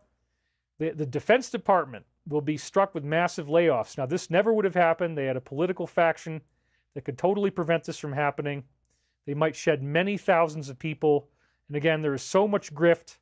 The $300 hammers, the $1,000 toilet seats, it's all got to be changed. And our company's providing much more affordable stuff in aerospace. You save millions of dollars on each plane. $700 million? No, we're doing it for 85. So that's a huge savings. $620 million on each plane versus the B-21, let's say. So then we have the Fed refusing to provide their records of what they have. And this, again, is the gold. So, whoa. Is it really gold-plated tungsten? Yeah, that's what it's looking like. And that's going to shock people to their core. This was pretty shocking, too, that 47 is viewing B, that's all I'm going to say, as a lost cause. And he is empowering Elon with drastic options to ensure a faster delivery of the new Air Force One plane they're supposed to get. They are at least 3 years behind schedule, and they have already spent $2.4 billion in losses without delivering anything on time.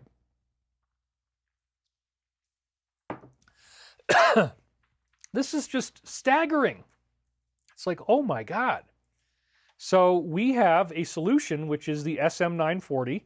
And yeah, it looks a little bit different, but you're going to save 33% on the fuel costs. And for the president, this is very important, it's a lot quieter. So while you're flying, you're not hearing as much noise at all, that shh, that constant sound that you're hearing. We've cut the decibels massively. So you're actually going to be able to talk to people. It's going to make, in some ways, airlines, you know, it'll be a little bit more difficult if you're a passenger because you're going to hear more of the conversations around you.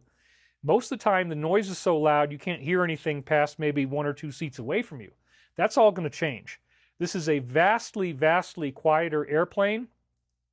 It flies for a longer distance on the same amount of fuel, and it burns 33% less gas. So where else could you save 33%?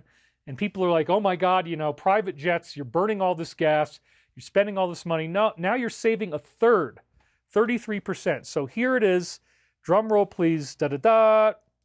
So yeah, it looks cool. It looks futuristic. It's a whole different approach. This is actually our SM940 tanker design, but the Air Force One design will be the same.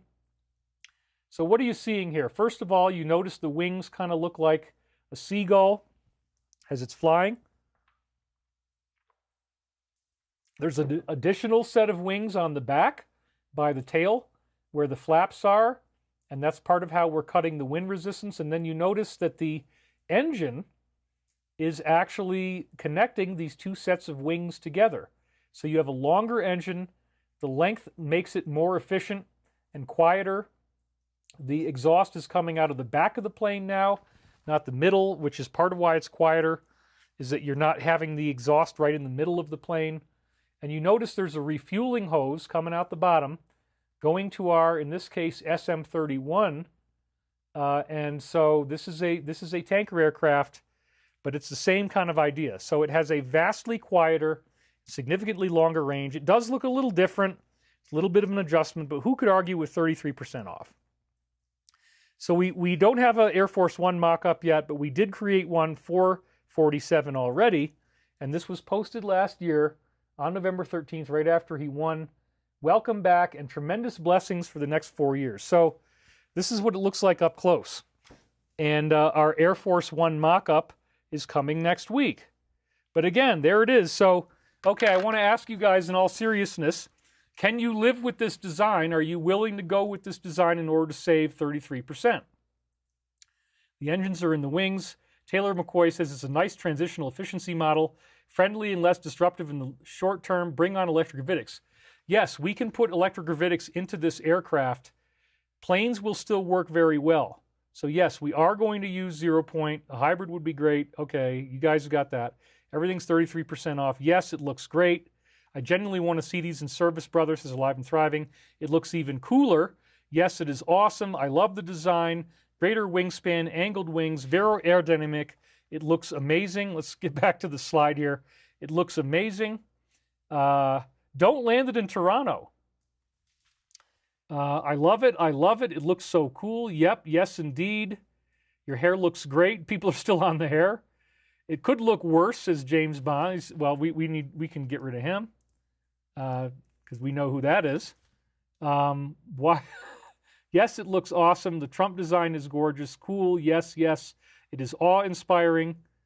Well, yeah, this is what people are competing to fund. We've got $4 billion allocated towards this aircraft, you guys. I think it looks really cool, but you know, maybe people, I had to really just see what the public is going to say.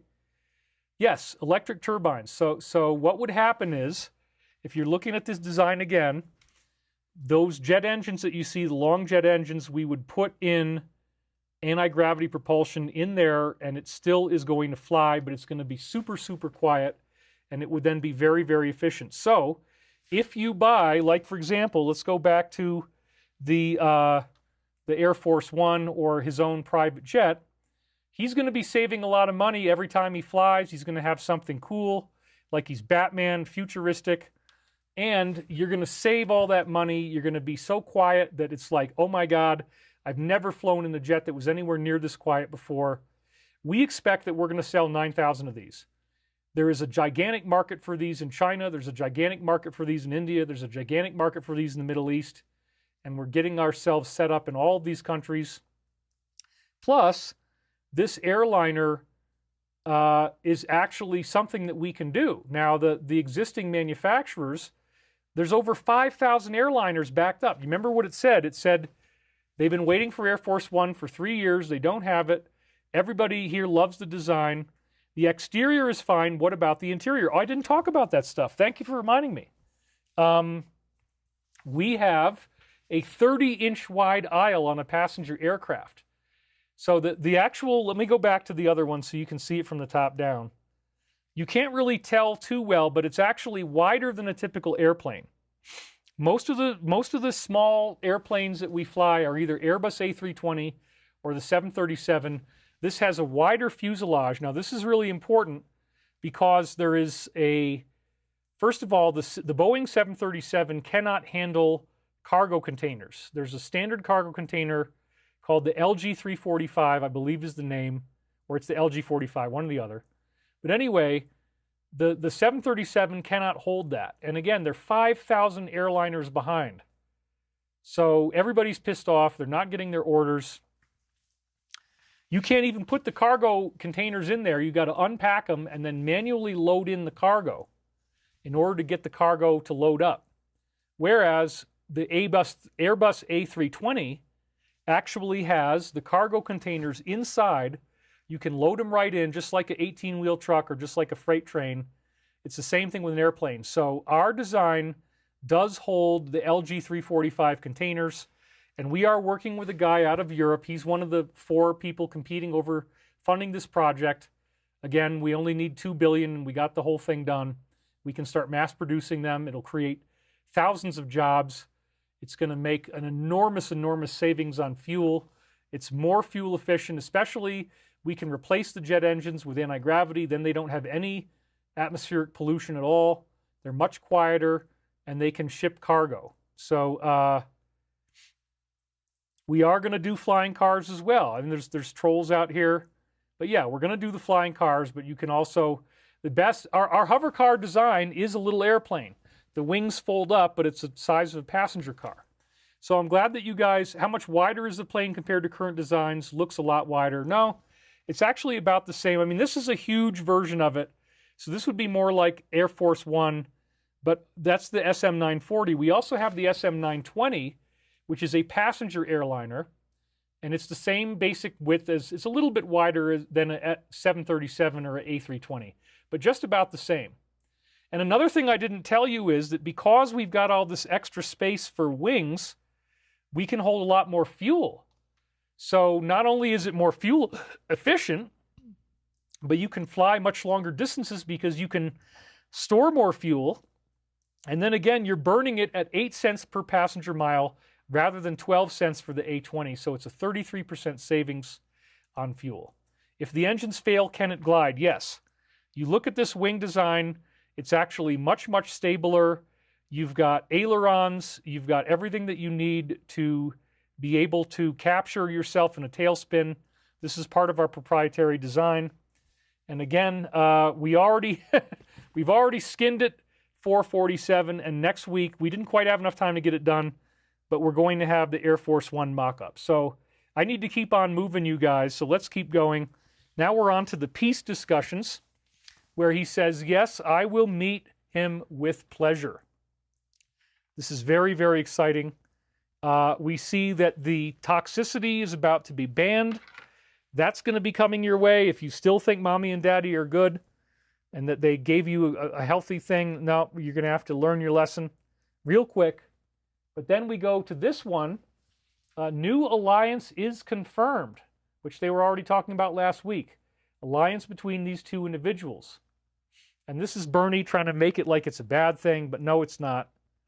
And then all this stuff about the Pope, where they said back on June 7th, 2023, they're showing you from the past, new funeral soon. This is not a joke.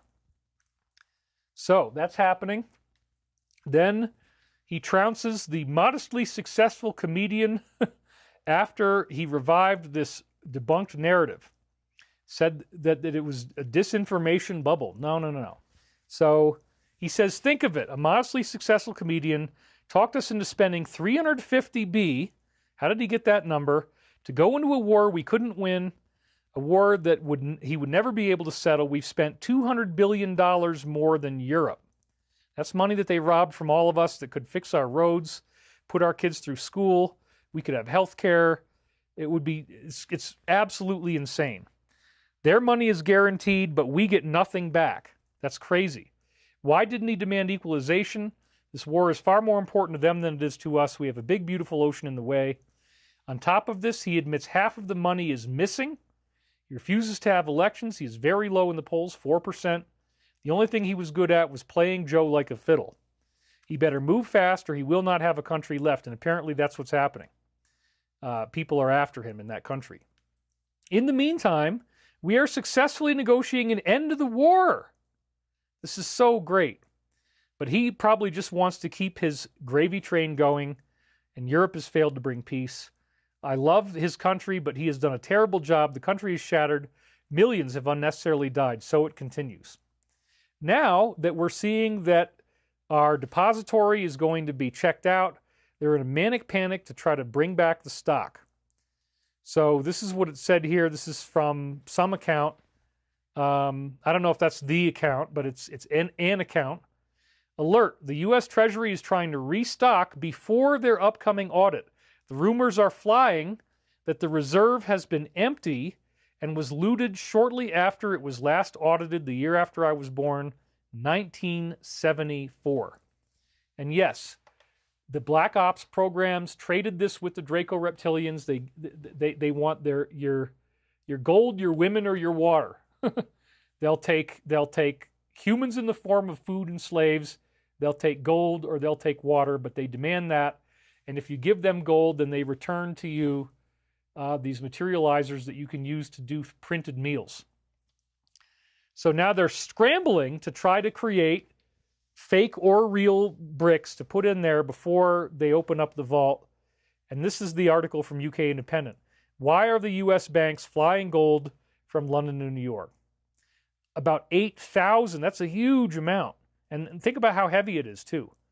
Well, 33% less expensive if you're doing it in the SM940. But I that's besides the point. 8,000 gold bars have been moved from Bank of England's vaults in recent months, and they're flying it into New York because they don't want to get caught. Isn't that frickin' crazy? I mean, this is history, man.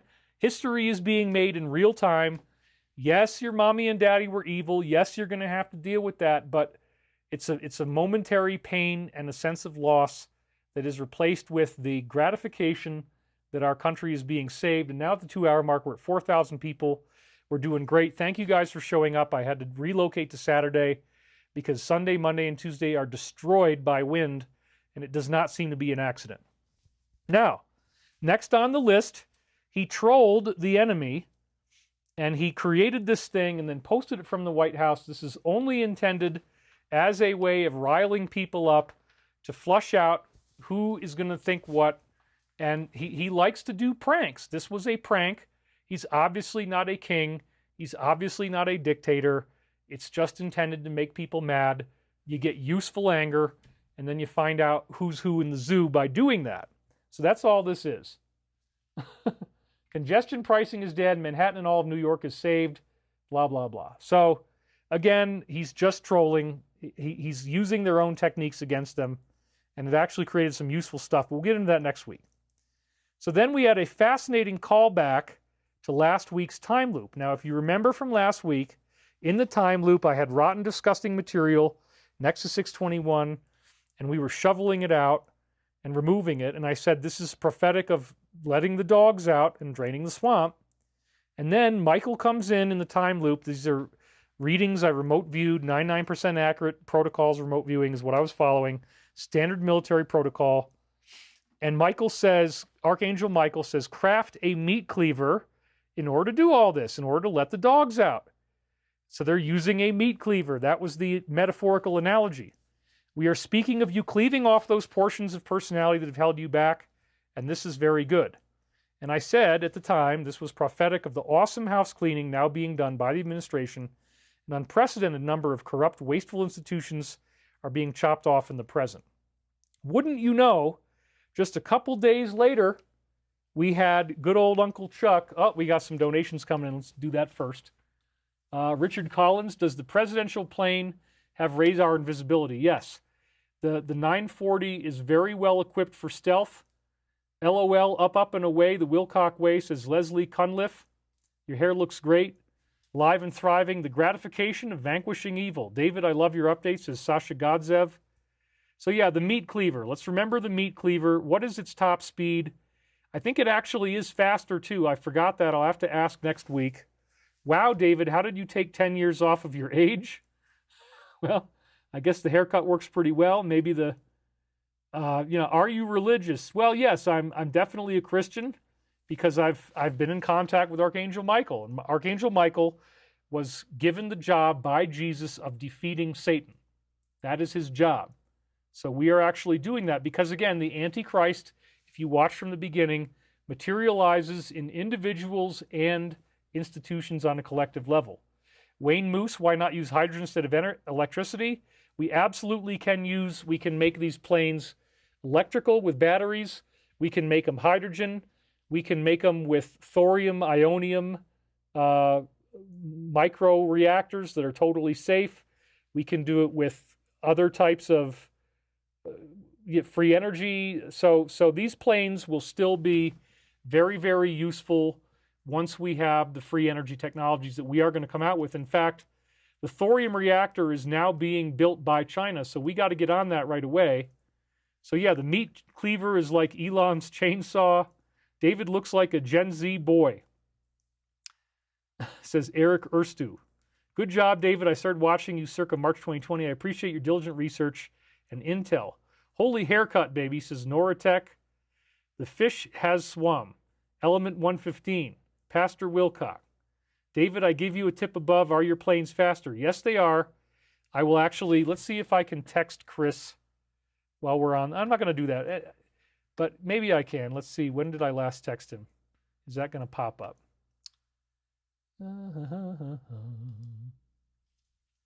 I think I texted him fairly recently. Let's see if I can get him to answer us right while we're on the air.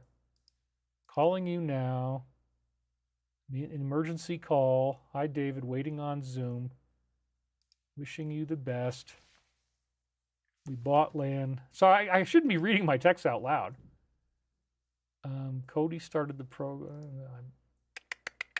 Anyway, it's I don't have time to look for it right now. But yes, in the short answer is it is also faster. In fact, it is a lot faster because, again, that wingspan design cuts the air resistance significantly. So, back to the chainsaw. Back to the chainsaw because he said, craft a meat cleaver in order to do this, and then here comes Uncle Chuck, and look at what he says here. Of course there's some wasteful spending, but you don't use a meat axe and cut everything. And then down at the bottom, he says, they're trying to eliminate it. It makes no sense. They're just using a meat axe and cutting everything, including many things that American families need, want, and approve of. Right. Like the 400 million Americans that are all collecting Social Security. No. But you see, here's the point. They're watching the show. This is a one-stop shop to get your intel briefings to learn what the alliance is up to. You don't have to do as much work. I'm doing the work for you. And then our great friend Dan Scavino said, as we said on the campaign trail, accountability is coming. And then he does a Twilight Zone meme. So I'll try to do my own Rod Serling. Imagine, if you will, a government so corrupt it tries to convince the people that accountability is illegal. Oh, they're using a meat axe. Oh my God. Well, yeah, we know where the meat cleaver comes from. Come from watching this show. So then Rand said that he resisted endorsing, but now he's amazed by the cabinet. He would have picked the same people in many cases. I love his message to the warmongers, and his initiative shows I was wrong to withhold my endorsement. Today, admittedly a little tardily, I give him my enthusiastic endorsement and don't expect it to be fawning. I still think tariffs are a terrible idea, but my God, what courage, what tenacity. Go, go, go. And then we see, sure enough, the money that was lost of the 350B, he's only claiming he got 77. That's because the other, whatever the hell that is, 230, or whatever, it's even more than that. It's 270 billion is going to, oh yeah, kickbacks and to the usual suspects. That's why they don't want you to have a meat axe, because this is the gravy train, folks. Who let the dogs out? Now we're up to Thursday. This blew me away. Thursday started with a bang. The typical cross out, that means it is really over. The war is over. We just haven't heard it yet, but it's going to happen pretty soon. This was a big suspicious sign of that.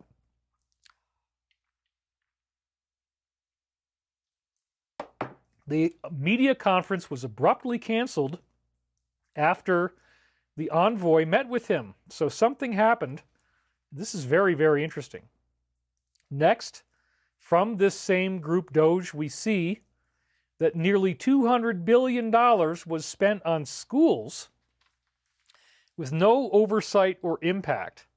$393,000 to rent a baseball stadium, $86,000 in hotel rooms, $60,000 in pool passes, blah, blah, blah. There's still $4 billion left, and we are setting a new rule. You have to provide receipts for every purchase before we give you the money. That's exactly how it should be, man. I love it. And oh, here's the grift. A massive $27 billion that was misallocated to campaign for the former candidate. Oh my God, and others as well. So what an enormous grift. And isn't it funny that he keeps, my troll keeps calling me a grifter. He's actually stealing my money. Thankfully, we didn't lose all of it, but it was an attempted $4,000. And so to campaign for the former candidate. So she's never going to become the governor of California. This is going to catch up with her long before then. She's going to be in prison at the very least if she's lucky. Unfrickin' believable, you guys. Then last week we saw this one where it said that Mitch was spotted with a boot on his leg, which would imply that he was arrested. And it said, this is the end. That was on February the 10th. And then look at this. They were predicting the future, and they know that proves that they're accurate. He announces he is leaving the Senate. Boom! And he scores, ladies and gentlemen. That's the alliance delivering. Then we saw on Thursday, $5,000 will go back into your pocket. Here's how it would work. And it's stunning. So yes, we are going to be getting money. And I think this is just the first round. There's probably going to be more than one because I had originally heard everybody would get $10,000, but that'll happen as they keep freezing more funds up. And here it was. It actually turned into a headline. They're discussing that everybody's going to get $5,000 and it will be called a dividend. That will really stimulate the economy, and I'm very much looking forward to that. I could definitely use it myself. So then we see that they are probing the censorship. They are on notice. We do not intend to take our foot off the gas. The days of monopolies and censorship are over. I could really use help on that one too, because I've got massive problems with this. My audience used to be in the millions. We've been drastically reduced. And it's nobody's fault but theirs. So then he said, community notes, is increasingly being gamed by governments and legacy media. We are working to fix this. Sure enough, there it is again. They've got their finger on the scales, and they're trying to tip it in their favor.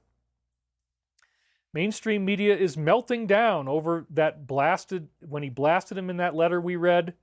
They said it's a jaw-dropping pivot, but no, it's just the truth. Now we're hearing that there's going to be investments in reverse-engineered technology. If we need them, we may reach out to this same ETF, but we're probably not going to need them. Ooh, I love this one. A new EO terminating all of the benefits going to certain individuals. Yay, I love that. They abruptly, again, canceled the conference after meeting with his envoy. This stayed up there. It was the top story for over a day, so it was still there on Thursday. And then we're seeing that the IRS, you might not even be paying taxes anymore unless you actually buy something. Let all the outsiders pay. Isn't that crazy? I mean, I don't know if it's possible, but it's a wonderful thing to try. And then Ron is saying, you bet we could really cut half of the military budget. The military budget is like $400 to $500 billion a year. So there again, in 1 year, you save this incredible $500 billion of money. That's just incredible. And then as we got into Friday, he was confirmed. He won the votes, and he is now the 9th director. I got to be very careful in what I do and do not say. I guess that started on Thursday night. But again, they talked about in last week's show, as some people were saying here in the comments, what was going to happen on Friday. Well, this is the Moab. Now that he's in there, the list is about to be declassified. The assassination records are about to be declassified. And this heads us into the 21st, which is the same calendar date as our time loop that we're going to get into. And it started with this. The shocking hidden camera confession where an official working with the mayor of the city where this disaster happened admits that they were aware that fires would occur. They said, oh, there's nothing we can do. And then they blamed the homeowners. Can you even believe that? And then the project manager for the Department of Water and Power confesses that their reservoir was empty for an entire year. Their yards were out of code. Nobody gave a crap. They let it stay there empty for a year. They knew it was coming. They did nothing about it.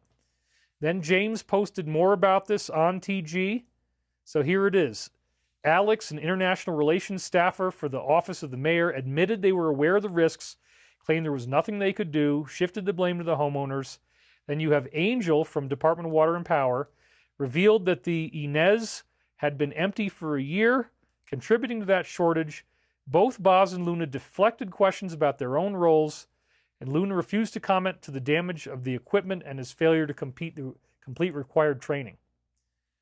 At the same time, here's another one. This was the top post on Nextdoor for that day, Topanga Canyon in Los Angeles. Executive order is suspending all environmental regulations. So therefore, they're going to leave it toxic, and all these lefties are waking up. They're like, holy crap, this is evil. Yes, mommy and daddy are evil. I've been trying to tell you this. Thank you for figuring it out. Then we have Liz, who says that she wants the same dogs to be let out to investigate Britain. So everybody's getting excited about this, and it's going to happen, folks. Then, on the same day that he was confirmed as the director, the lawyer on this prominent case quit. I wonder why.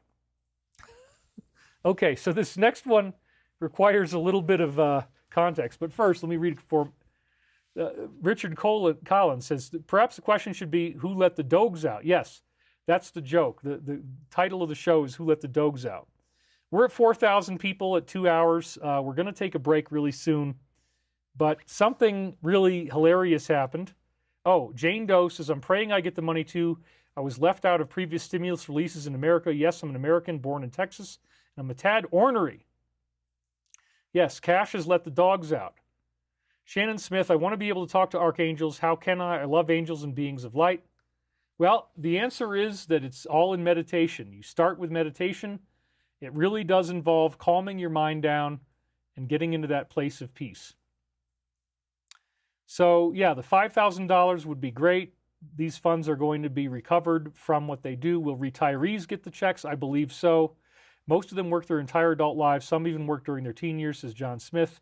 Meditate and go within, says Josh. Oh, yes. If you meditate, then the voice that you hear in your mind is the voice of the Creator, according to the law of one. All right, we're almost done, but this is a really, really funny thing, you guys. While I was looking through the weather forecast, and we've had a wonderful day, there's no wind at all. Tomorrow, Monday, and Tuesday are going to be terrible. But while I'm looking at the weather forecast on this particular website, this commercial came up that is so funny. There's so many ways you can take this commercial. It says, imagine that you could just rub it on. Here's why it now may be possible. I mean, I could talk about it in the gay character voice. Oh my God, it's the rub. There's so many ways I could take this. If you are that stupid that you're imagining that and that's something that you want and you still haven't woken up, you still think mommy and daddy are good, you haven't figured out mommy and daddy are evil, here's why it now may be possible. I mean, what an insult to my intelligence. It was so hilarious. I said, oh my God, I got to show everybody that. All right, back to the show. Here's the next one. And this is huge, you guys. The DOJ may be releasing the list, and he's asking the Attorney General, will that really happen? She said, it is sitting on my desk right now to review. This has been a directive. I'm reviewing that. JFK, MLK. It's all in the process of being reviewed. It was done at the directive of the president. So, guys, it is on like the proverbial Donkey Kong. The dogs are out. And then this post showed up. The Pope is dead. Zelensky's regime is over. And again, the list is coming. Wow. I mean, and also, interestingly enough, February 21st is the date of the time loop. And this is when I built most of the show. And then it was February 21st, 1999. So that's pretty fascinating as well. So then here's the next one. They posted this on their TG again. He has surrendered. And he will sign a mineral deal within hours that comes right off of Daily Mail. The war is over. This is a huge... Let's just take a breath. Drink this in. Take in the scope of this. Because this is freaking amazing. I mean, wow. Just like, really? Yeah. The war is over. Every single thing we've been telling you is coming true. The alliance is real. They're doing the job. They let the dogs out. Back to the slide because it keeps on coming. A massive purge is underway at the Pentagon. And all of the people that were part of this initiative are being fired. That is huge as well. And then last but not least, as I was laboring to get ready for this today, 2/22, the same day as the Ruel reading, they posted this on Disclose, and it says he is in critical condition and he's even sicker than he was yesterday. So yeah, it's over. He's not going to make it. He's 88 years old. He's had a complex lung infection, received blood transfusions after a condition associated with anemia. And they said this in a late update. So now we are up to the time loops. And again, this is the part of the show where we bring you these stunning, stunning time loops from Archangel Michael. But before we do that, I am going to take my little break, and I'm going to do it earlier than usual. And this brings us to another part of the show. I had a stunning event occur. Now, some people have said, oh my God, you're not supposed to feed wildlife. And this has been one of Stephen and his whole things. Oh my God, we're going to report him to the college. Well, you already did that with my dog when my dog was dying. That didn't work. They already know who he is. So no, I'm not feeding the moose. I learned that lesson. There's a video where I did, but I'm no longer doing that. I'm not going to do that again. Besides, you're going to see she doesn't like anything except for weird sticks and twigs anyway. She's eating these bushes that are of no value to me. So this is going to be called, this video is called Magical Moment with Monica the Moose. Notice what I did there with the alliteration. It's all M's. I named her Monica because I figured Monica and Moose, they both start with M-O. It was kind of a cute thing. So here's what happened. I was in the board meeting on Thursday, and and this moose is outside, and she's lying in the snow. And sometimes she was even trying to put her head down on the snow, and then she'd pull her head back up, and then lie it down again and pull it back up. And she's watching me. She's far away, but she's definitely looking me right in the eye. She's listening to me talk.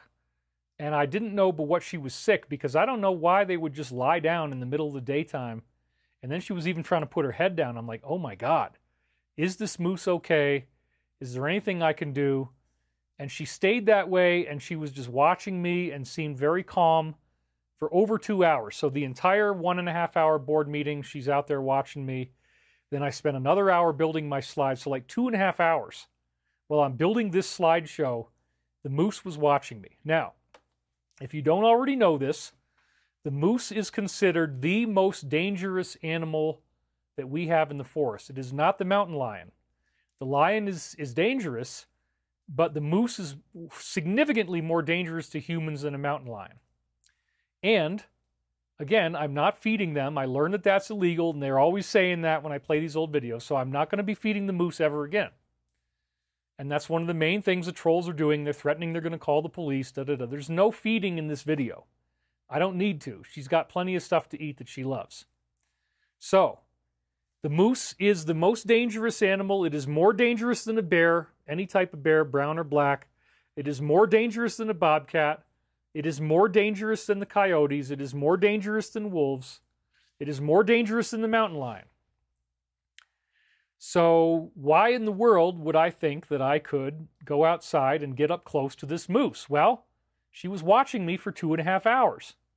And then it occurred to me, oh yeah, you remember that Albrecht Dürer art of St. Jerome in his study? And this is the third of 3 phases of the spiritual master. And what does the spiritual master do? He's got this lion, and the lion is totally tame, sleeping right next to his dog. In his house, he has no fear whatsoever. Well, that ability to be around dangerous animals is a sign of high spiritual adepthood.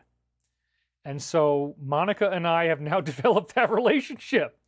I mean, I'm bored. I don't have my dog anymore. I've known this moose for 7 years. I've seen her around. I would be terrified when I would see her. And she knew that, and I try to get away from her. But here again, St. Jerome in his study, this is a classic example of when you get to spiritual adepthood, you now have a telepathic rapprochement with the dangerous animals, and they are now tame around you.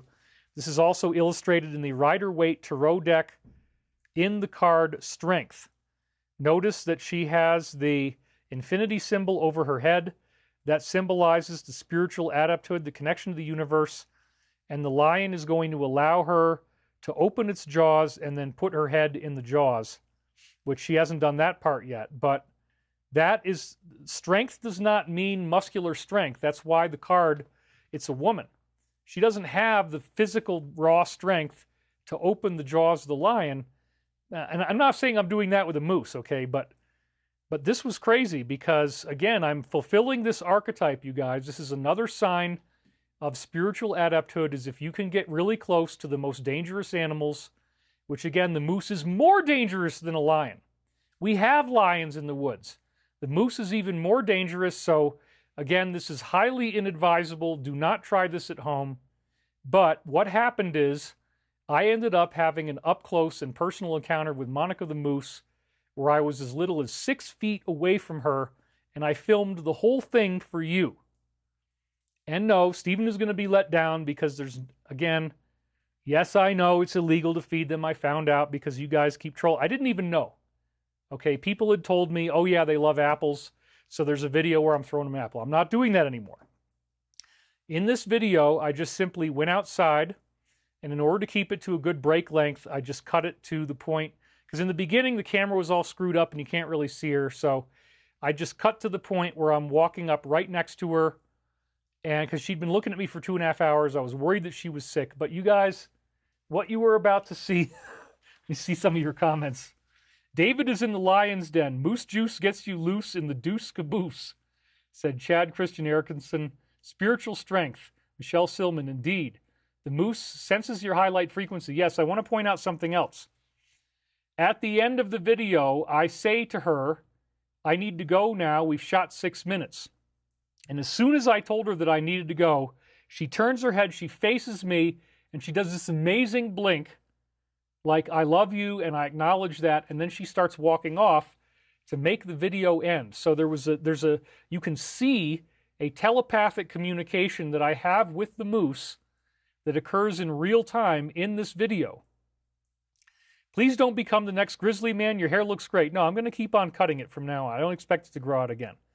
Monica loves you, and so do we, says Pallas Athena. The human is the most dangerous. What sound does a moose make? I've never heard them make a sound. She did a slow blink. Well, it's not really slow, but yeah.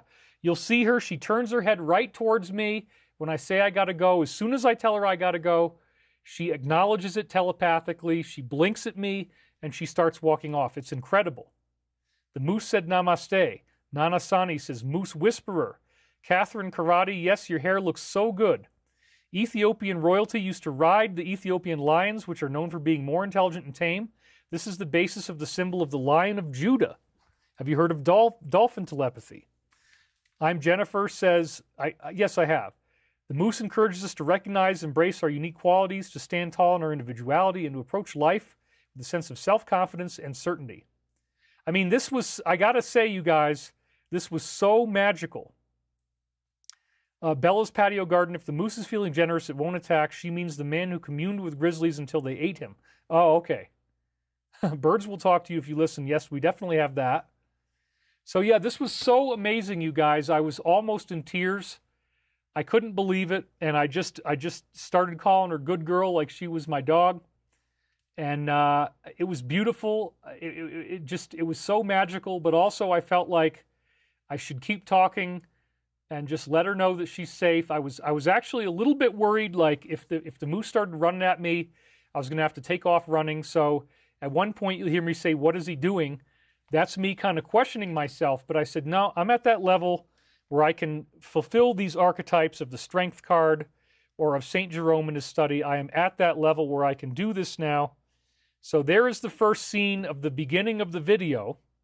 So this also gives me a chance to take a bathroom break. So that's what we're going to do right now. I'm going to mute the microphone, take a break. David, your voice is making my cat sleepy. Oh, Beverly Nickerson says, the moose's shamanic symbol is the power and importance of self-assurance. Spiritual medicine of the moose encourages us to recognize and embrace our unique qualities and stand tall. Yes, this is probably the most amazing video I've ever shot with animals, because this animal is incredibly dangerous. I got within 6 feet. Again, nothing. Now I know you're not supposed to feed him, so we're not doing that. So Stephen will not be happy. Oh, look at that. 222.22 we just had. And that's perfect. So anyway, if you want to come back after the halfway point and watch the rest of the show, this is a good break point. But definitely, before you leave, watch this 6-minute video. It's incredible. Is Gurley in the body of the moose? I hadn't even thought of that, says Leslie Cunliffe. Well, the moose has been around for 7 years. I have a relationship with this animal, and when I noticed she was watching me through the window, I'm like, all right, let's just do this. Let's jump in, make this thing happen. It's exciting. I'm willing to take that kind of risk because I'm that stupid, I guess you could say, but I was confident that I would be safe. So we're gonna watch it now. I'm gonna come back momentarily. Please don't leave. We got 4,145 people now. We always lose some when I do this, but hopefully we won't lose too many today. Okay, so without further ado, I'm going to put it on pause, and then we're going to watch the moose video. 6 minutes. You are going to love this. I've never done anything like this before. You're going to see her very, very up close in the film. I want to rush back here because it's so exciting. I got to watch it myself with you guys. So here we go.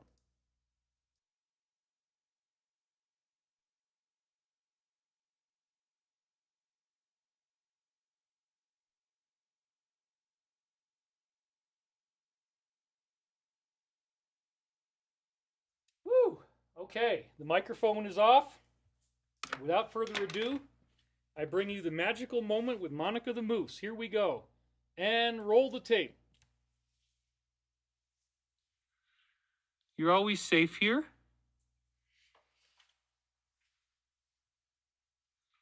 You don't have to worry about anything. You just keep on being a good girl, okay? Yeah, Daddy loves you. I'm going to go back inside so you don't get scared, okay? Yeah.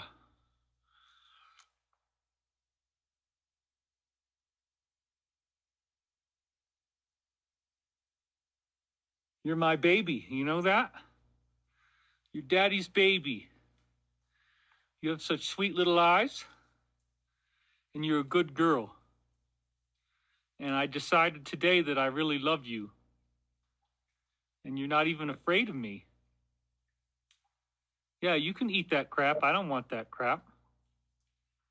You can have as much as you want, Monica. You can crunch on it and bite on it, and she's looking me right in the eye. It's so cute. That's a good girl. Yeah, that's Daddy's good girl. I think you're a great friend to have around.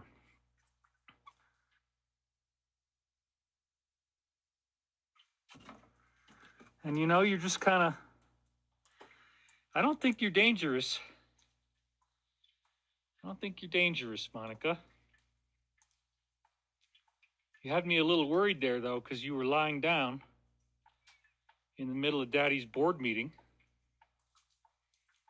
And I was like, well, you know, is she sick? Something wrong with Monica? But no, you seem to be in perfectly good health. Yeah, actually, you're helping me out if you clean that crap up, because I don't like it. It doesn't really do me any good. So you just hang out.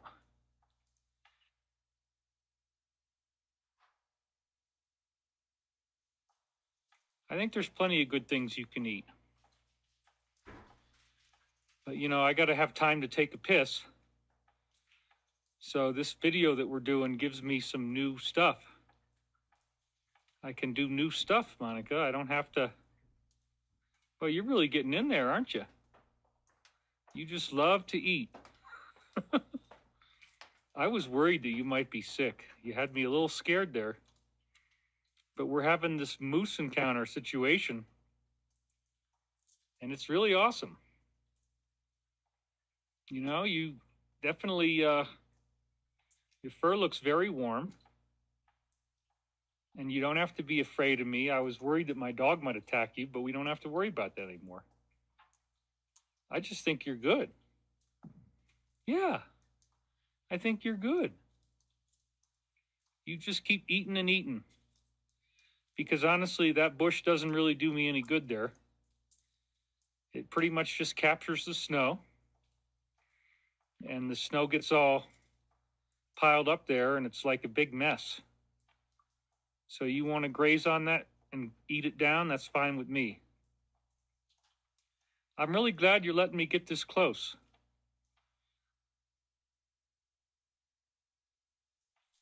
You know, I would just consider that bush to be junk. I mean, I don't need it. So yeah, you just crunch away on that stuff.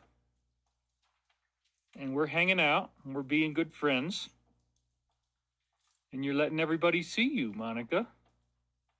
And I want you to feel really safe here. I don't want you to feel like you're in any danger at all. I know you were watching me and laying down out in my yard. But we're having a really great special encounter now. Yeah, you look kind of like a horse almost. You're like a big horse. And I don't think you're dangerous. Yeah. You want to come even closer? That scared me a little bit. I don't feel scared. Not really. I mean, it's not a big deal to me.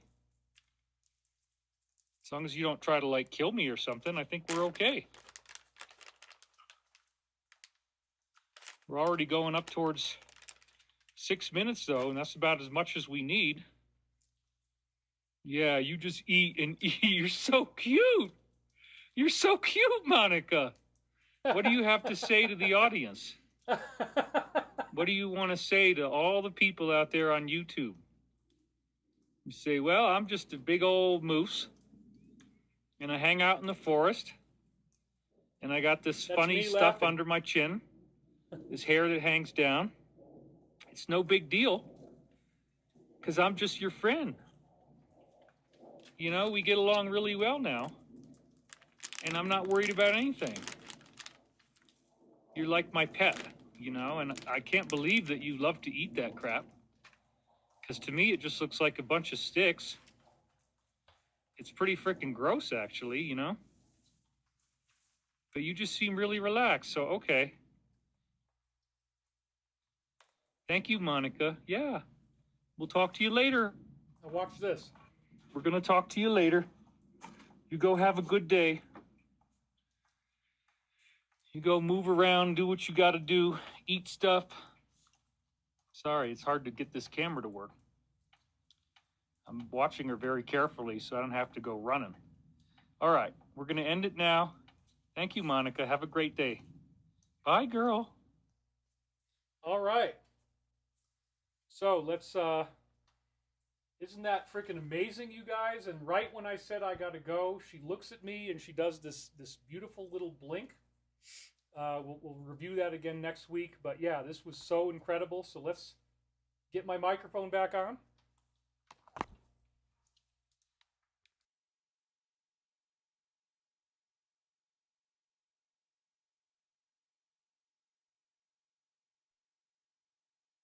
All right, and we're good. So thank you guys for letting me show you that. It was such a beautiful moment in my life. I could not believe having this encounter with this animal. And one of you guys said that she's pregnant because she's got the bulging stomach. That was adorable. Monica is beautiful. Wow, she has no fear of you. They're so freaking big, I would crap myself if we had these in Australia, but she's so beautiful. That is awesome. She's adorable. Great video. Amazing. It is so cool. It moved me. I was teary-eyed. I love this connection. Very special. She is not your pet. She's your protector. You have a whole zoo out there. Adorable mountain cow. Famous naturalist David Wilcock. LOL. Paul Oglesby just donated. My dad and I went on Bledsoe Said So, episode 187. JM says, very amazing. The fence is still behind you. Thank you for sharing with us. Sorry, I'd be leaving out some apples. Well, we can't do apples because, again, this guy is going to, report me to the police if I do. So I learned my lesson on that. Anyway, thank you guys. I'm glad that you liked Monica the Moose, and it was truly a magical experience in my life, something I will never forget. Hopefully it happens again. If it does, I'll film it again. I got the tiny little Pocket 3, which, she wasn't scared of the camera, thank God. So it was amazing. Paul Oglesby, we're big fans. It would mean a lot if you watched. And we're still holding true at 4,100 people. So anyway, let's get into the time loop. This is, again, Archangel Michael, and the time was February 21st, 1999. The reading was finally unsealed fully on February 21st, 2025, the exact same calendar date, 26 years later. Imagine that. So this is part of the thing. I think Michael intended for the day of the time loop in the past and the day of when I unsealed it to be the same. And that's why I pointed out that date a little earlier. So this is really cool. And anyway, let's get right into it. So we're going to review some of the things from before, so I'll go through those parts faster. He starts the reading by saying, the list of your fire-worthy fireworks seems to be the locomotion that we have in the present. And again, this seems to be about the LA fires. Symbolic language. And locomotion could be a reference to the drones that may have been involved in that. The fact that they will cower over what comes across these airwaves, this is talking about the DS, does not change the fact that the speed of our software is literally twice that of Earth. They're talking about their craft, that their craft are faster, they're not like the drones, and the DS will cower. And also airwaves could be a reference to electromagnetic frequencies that actually caused this to happen. So again, this is talking about the fires in LA, the drones, and we had just discussed data centers in our board meeting last week, so the speed of the software references that. The 6 o'clock viewing of the news media regarding these issues, so again, they know that this is all going to go public with the mass scenario, states that the physical sphere encompasses many things. This is prophetic how the arrests are already a part of the nightly news. Disclosure is happening very soon. Understand the dream you had this morning, which we're going to review again, has more to do with triggering, it's about a wedding, a very rich wedding. Has about triggering past life memories of studying Casey readings, specifically for yourself, which I was doing at the time. It's sessions, all the numbers starting in 264 are the Casey readings for himself. Less to do with any immediate present or future circumstance. That is important. So once again, for context, Edgar Casey, this is a picture of him in his study. He's the most famous psychic of the 20th century. He had staggering accuracy, and at one point he levitated off of his bed and he was channeling Archangel Michael. So then you look at his face and it's like, wow. I mean, if I do this, actually let's do it like that, right? So if I look at you like this in the camera and then we cut to the scene and we kind of like, I can't really get it exactly right, but if actually 4 is better. So let me go to 4. So if I do it like this, and I think I have to be about like this, and then we'll phase in between them, right? So let's see. Here we go.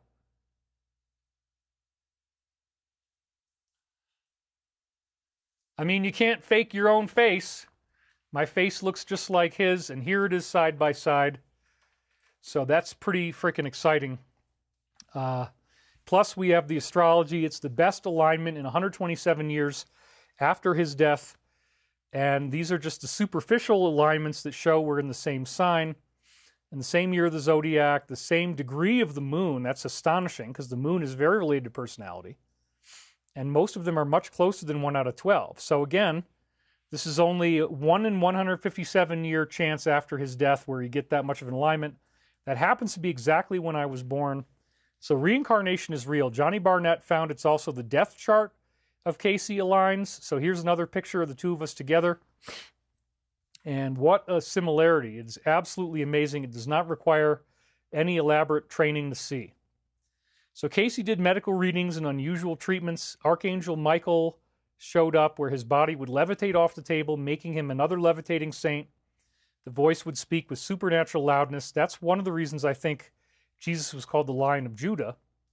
And then in the Old Testament, in the book of Daniel, they predicted that Michael would return at the end of the age.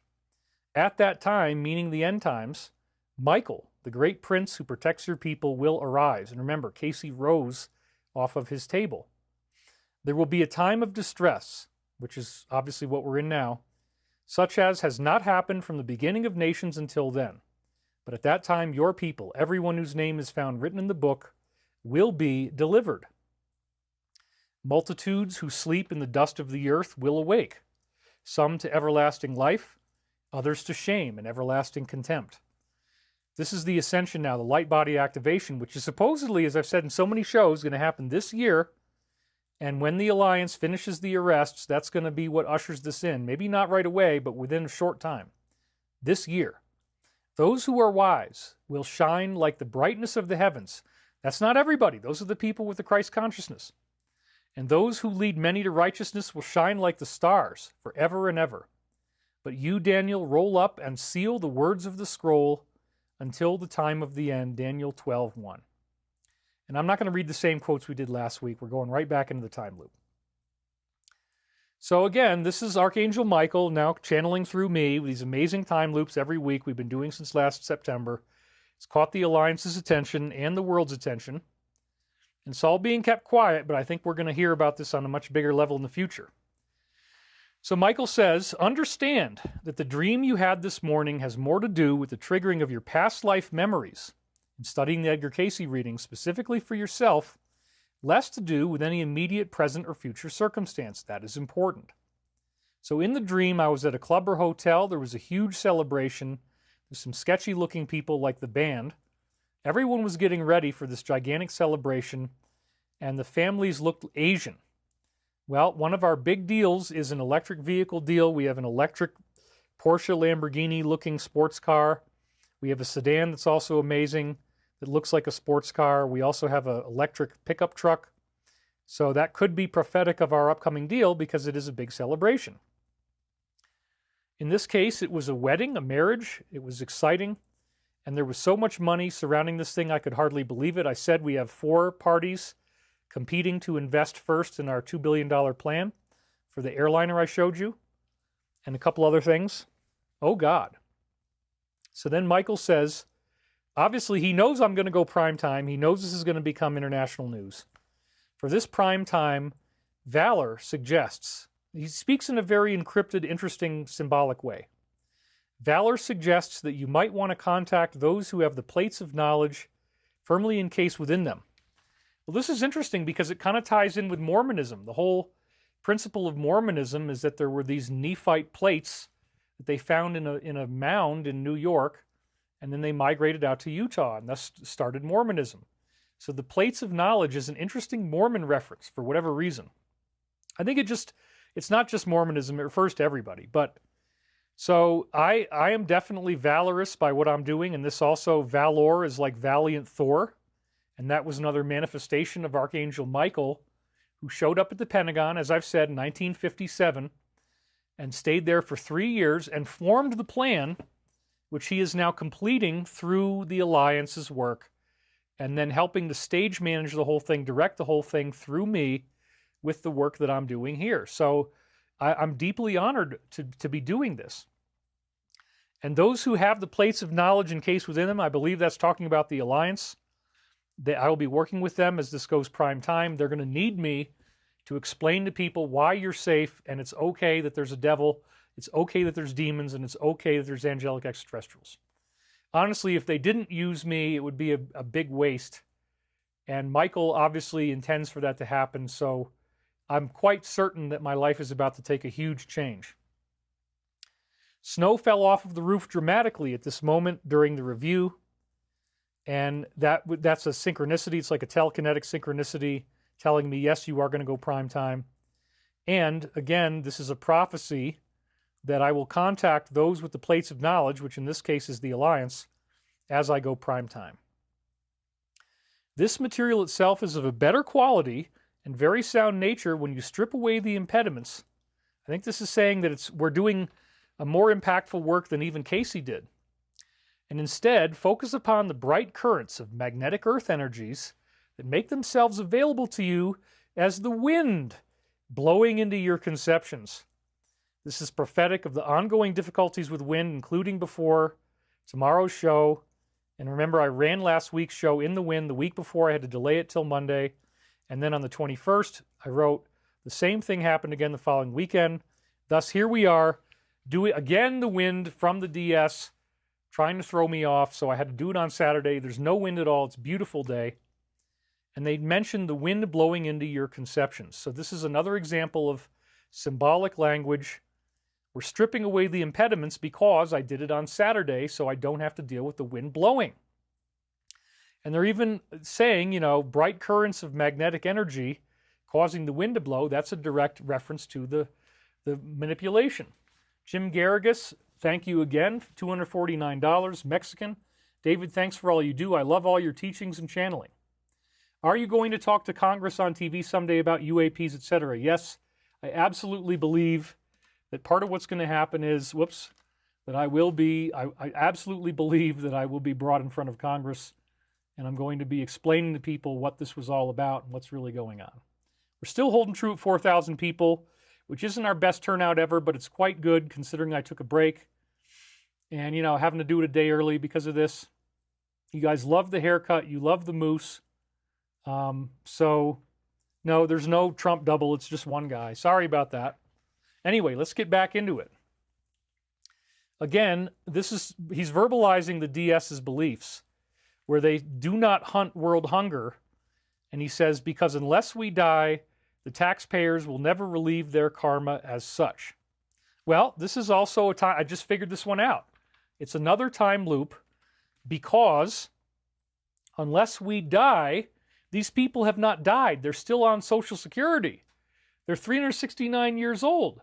And there's 400 million people drawing this. So that adds a new level. If that money was not being stolen, it could pay off and solve world hunger. But none of these people are dying. And so the taxpayer karma has never been relieved. I didn't even figure that one out until now. So that's really, really cool. So that's a multi-layered phrase because, again, the DS wants people to die because they believe that if you're not a Lucifer worshiper, then you're not the good guy. They really do think that the God of the Abrahamic traditions is evil. And look, here's this guy out here attacking me every single week. He called himself UFO Lucifer Steven. He's got his own show. He thinks it's hilarious to attack me. And he calls me a grifter, and now we find out he's actually been stealing my money while calling me a con artist. And actually, what we're trying to do is save you money. Would you rather have one of these for $85 million, or would you rather spend $704 million for one aircraft? And this one is better. It's a spaceship. It's the fastest. It goes Mach 4.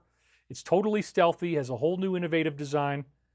That's what we're offering. So anything but a grifter. I'm actually going to save this country trillions of dollars, and we're going to completely rebuild our Air Force and our airliners and Air Force One. And you guys love the design. I'm very happy to hear that. So this actually is talking about the Social Security fraud. Unless we die, the karma of the taxpayers goes on. The taxpayers are paying these people who never died, and it could have paid off world hunger. So don't think about death as the horrifying conclusion, but rather as a necessary lift to divine beingness. This stone that we build our edifice upon, which is talking about the video I'm doing right now, is worth more than $300 million or any other amount of money. So notice the words stone and edifice. And of course, this is very important because they're saying that the work that I'm doing is worth more than any amount of money. And so I really do believe that. And also 300 million is very close to the numbers of 333 million people in the tax draw of, how many people are really getting Social Security? Well, certainly not 300 million. So again, the stone edifice also represents the Great Pyramid, which Casey built that with them. They talked about that his name was Ra-Ptah. He built the Great Pyramid. So once again, it refers to the pyramid, and it refers to what I'm doing in this lifetime to finish the job of humanity's ascension. So this is now the stone. This video is the stone we're building our edifice upon. It's worth more than 300 million or any other amount of money. When I first unsealed this, it was November 9th of last year, and I could not believe it because we had a deal for construction dynamite. It has since fallen through, but we have other deals coming in, and it was for $300 million. And it was telling me, don't get so worried about your deals. The work that we're doing is worth more than any money you could ever make. It also has a connection to the subpoena. And then in 2006, July 3rd, when I transcribed this, Superman Returns was out in the theaters, and it cost $300 million. I was going to go see it, and I did, which is now also prophetic of Hollywood's financial collapse. It had a massive budget, but it basically failed. And then also CNN just recently announced the loss of $400 million. I haven't had the time to take a picture of that. But here's the proof. $300 million, Superman's Return is the most expensive Hollywood movie ever made. And compared to what they needed to make off of it, it did not do as well as it should have. Plus, as I've said, this could also allude to Casey returning. Because, again, Edgar Casey lifted off of the table like Superman. He had this booming voice like Superman. And Archangel Michael is the equivalent of Superman, archetypally, because he's tasked with defeating Satan, the actual destruction of Satan. So all of these very fascinating levels. The stone that we build our edifice upon is worth more than $300 million, Superman Returns, or any other amount of money. It's a really darn good prophecy. Has all these layers. The collapse of Hollywood, yada, yada, yada. Incredible. And thus the point of this dream, again, it was a lavish wedding. In illustrating that a bald head and a great deal of age can be translated into a youthful body, reincarnated with new vigor, prepared to carry forth its duties and responsibilities before ascending as such. So this is talking about me, obviously, that I'm the one who is reincarnated with new vigor, carrying forth my duties, and then I will be ascending. And the dream is also prophetic that I'm going to have another wife and I'll get married again. And I think, honestly, I've been through an incredible emotional detox. And I'm far more ready to be available and be a great partner now and make sure that I pick the right person than I ever have been before. See, then, the close connections to the need not to focus on the money portion therein. So again, they're saying, our work is worth more than any amount of money. See also the celebration that comes about when the announcement of the reunification of self in the higher planes is finally accomplished. So this dream is prophetic of the celebration of ascension. And all of us will become like billionaires, better than billionaires. Ascended is better than a billionaire. Obviously, we have watched you for some time as you held on to your copy of the Casey CD-ROM. You never once bothered to read it. Your decision to go through and read each of these life readings one by one from Casey does indeed represent a significant step in, oh, look at that, overcoming toxicological warfare within the self. What do you think they're referring to there? Well, as I say here, the fog, other things, you can see where this is going. So we have to stop them from trying to use that against us. That's why we're here. That's what Archangel Michael's job is, to stop all this stuff against your true purpose for why you have arrived here. So I'm overcoming the warfare against myself. We do also feel there should be some themes you resonate with. Remember, they just talked about toxic warfare, and then they say 264-67. Now, I had been reading that reading at the time, and it says it was quite coercive and very authoritative. So let's see if I can find it. I typed it in on Google, and the first thing I found was a quote from the book that made Casey a worldwide sensation. It was by Thomas Segru, called There is a River. There he is with his bald head before he was reincarnated with new vigor as yours truly. And then this is what came up on Google, Hospital 264-67. So here it's page numbers. So then you can see the blue on 264 is clickable. You click on it, and it takes you right here. And so sure enough, it's talking about Casey's hospital, and everything he dreamed or desired rested for security on the whims of a single man. So, in fact, it was Morton Blumenthal, and it was also interesting that Morton was the name of the meme that we had about you might be eligible for Social Security benefits. But Morton Blumenthal was the New York City financier who paid for Casey's hospital, paid for his house. The readings told him to sell everything he had before the great crash of 1929. Morton Blumenthal did not listen to the readings, and as a result of not being willing to listen, he lost everything. So that was a very, very tragic thing, because then Casey lost his house. Casey spent the rest of his life in poverty, and I had to live with that karma in this lifetime, and I relived it over the last 3 years. All of that apparently was necessary to clear out my karma. So again, Stavati Aerospace puts me in a position where I'm independently wealthy. I'm never going to have my dreams and desires resting for my security on the whims of one person. And this directly correlates with my inch-thick subpoena, which if you haven't already seen it, here it is. And we're still in a very tense conflict. I expect they're going to come back. I expect they're going to do more. And if they do, I've now got the money to take it to court and get it dismissed, which is probably going to have to happen. I don't imagine they're going to be nice. Typically, they do the most evil thing they can do. So we are fully ready to blow the lid off of this thing. When we do a motion to quash, we are going to out every single thing that happened, and it's going to be absolutely revelatory. And it totally correlates with everything they're saying about the whims of one man resting upon the security of my work. So then, when I also typed in Edgar Casey 264-67, we got 2 hits on Satan, and they had just mentioned back toxicological warfare. So here's the first one. 666, 264-67, Beast with 7 heads. And then right below it, the very next thing on Academia, Satan, pages 264-67, in the Oxford Encyclopedia of the Bible and Theology. This is dazzling. How did Michael know back in 1999 that when I typed that in 26 years later, that on the front page of the search results, I would get 2 hits on Satan? And he just mentioned the DS and their toxicological warfare and the horrific fire of LA. This is not an accident. 2 unique and different references to Satan on the very first page. Beast with 7 heads, 666, and Satan in the Oxford Encyclopedia. Imagine there's no Satan. That's also part of the game, right? Imagine there's no Satan. That's what the Alliance is going to do. We're going to get to the point that we're not fighting against this anymore. So let's click the first one, Illuminating the Narrow Gate. And here it is. It says 666.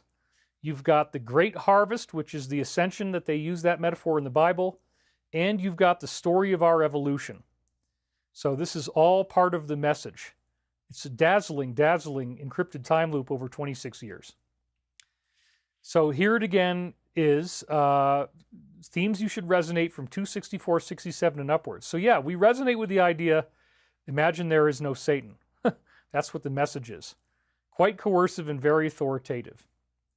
So this is all time looped into the DS. You can hopefully see the difficulty you have faced. Again, Casey lost his hospital, and they knew that. They knew the quote would be there. And the feeling of perpetual incompleteness with regards to your fulfillment of this mission is indeed simply another karmic shadow that fits the pattern quite admirably well, unfortunately. As I wrote last week, this was deeply calming.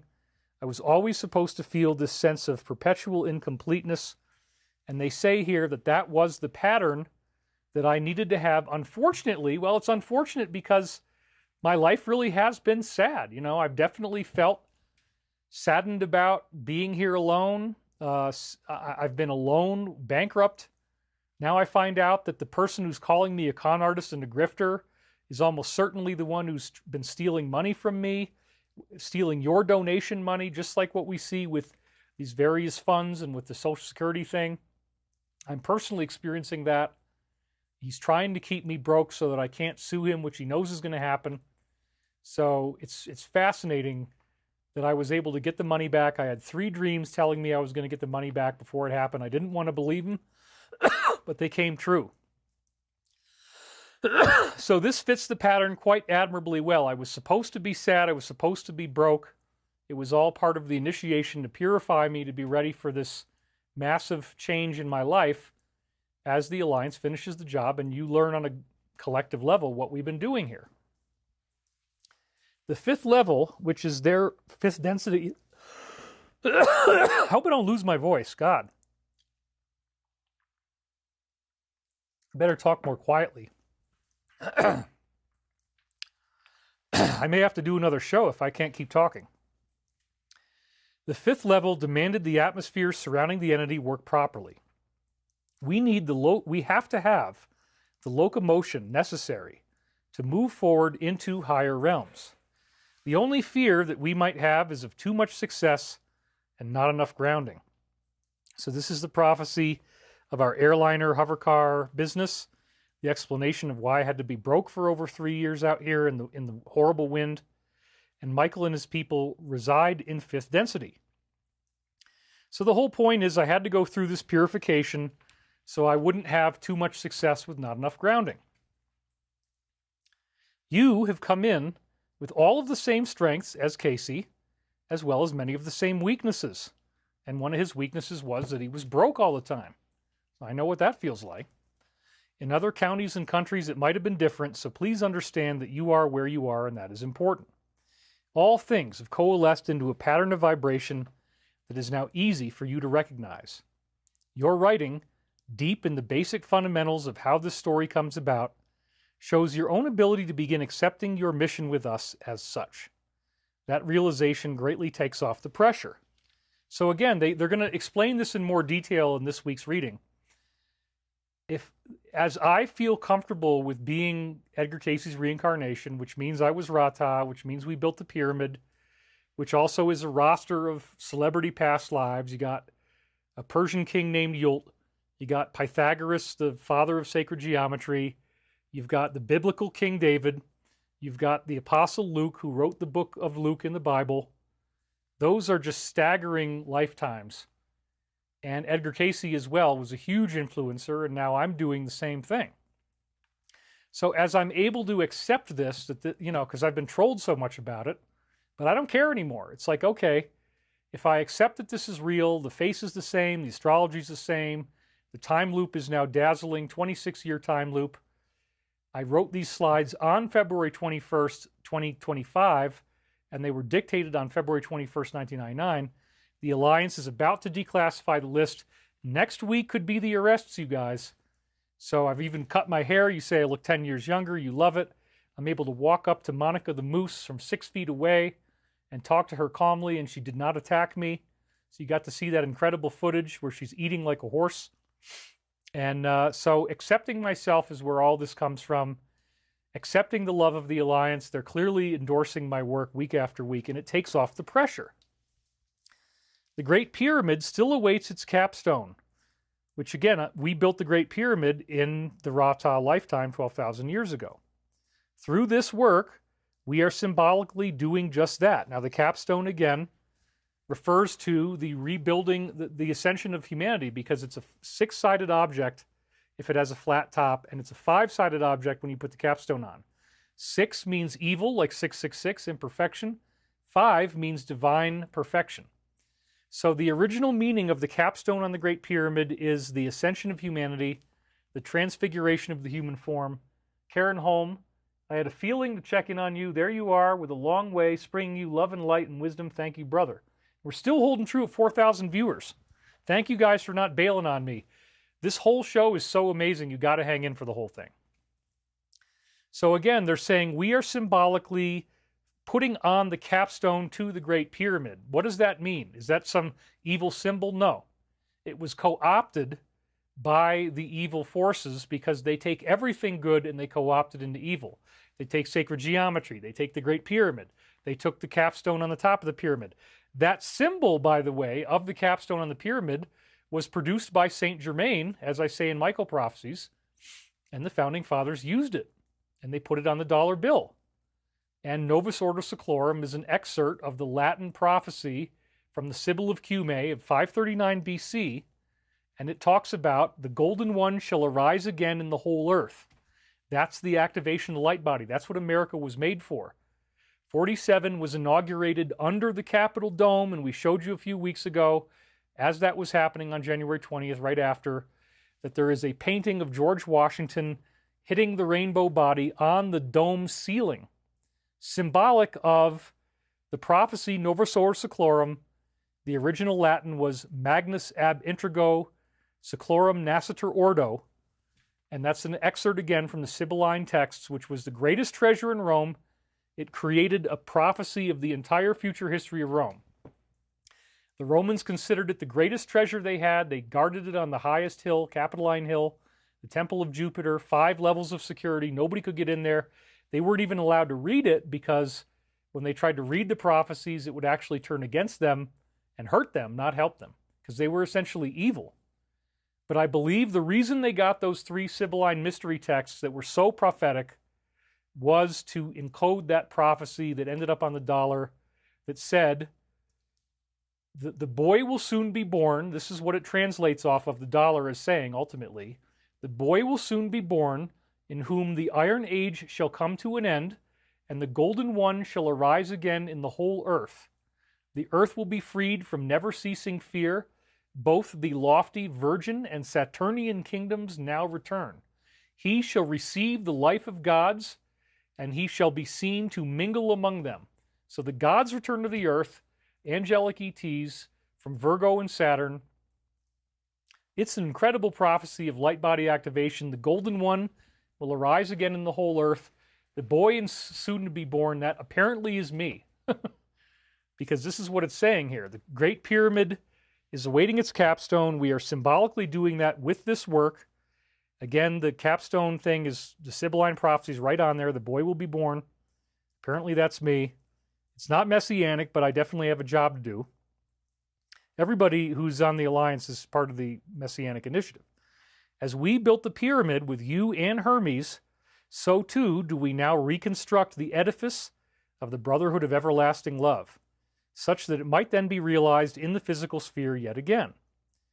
So when they said, okay, returning the capstone symbolically, and that I was chosen to build the pyramid, and now we're doing it yet again in the physical sphere to reconstruct this edifice, I said, this sounds a lot like last week's prophecy.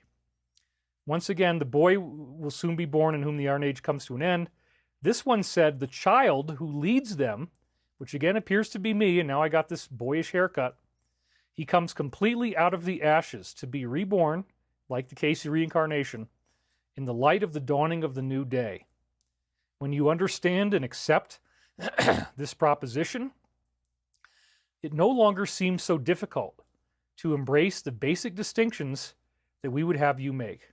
So at the time I first unsealed this, I said, yeah, this is definitely about the LA fires. LA will come out of the ashes and be reborn. And again, they're saying I need to accept that this is who I am and not hate myself for it and not care about the trolls. And again, any tiny amount of legitimacy that Stephen might have had, of which there was none, my troll, was totally eliminated once I realized he's a terrorist, he's trying to extort money out of us, and he actually very likely was stealing off of my credit card while calling me the con artist.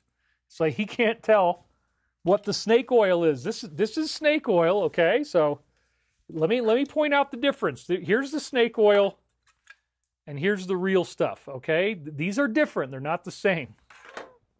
Oh, my God. Anyway, you know what? They tell me that I can't have any pride. They tell me that I shouldn't get puffed up, but I also have to accept that, you know, this is what I'm here to do. I'm here to put the capstone on. I'm here to lead us out of the ashes, to bring the extraterrestrials back. They needed me as a point of contact to do this. Yes, it's probably going to make me very famous. Yes, that's going to be a very difficult life. Yes, I'm probably going to be traveling all the time. Yes, I'm probably going to be in front of Congress and whatever United Nations-like body there is. Yes, they say I'm going to run their embassy. That's in the Michael Prophecies. You're going to have to go through me if you want to meet them. So don't screw me over, because then I won't let you in. Let's put it that way. Maybe I will, but you'll have to earn it. So anyway, this is a fascinating thing, and I'm like, okay, fine. You know what?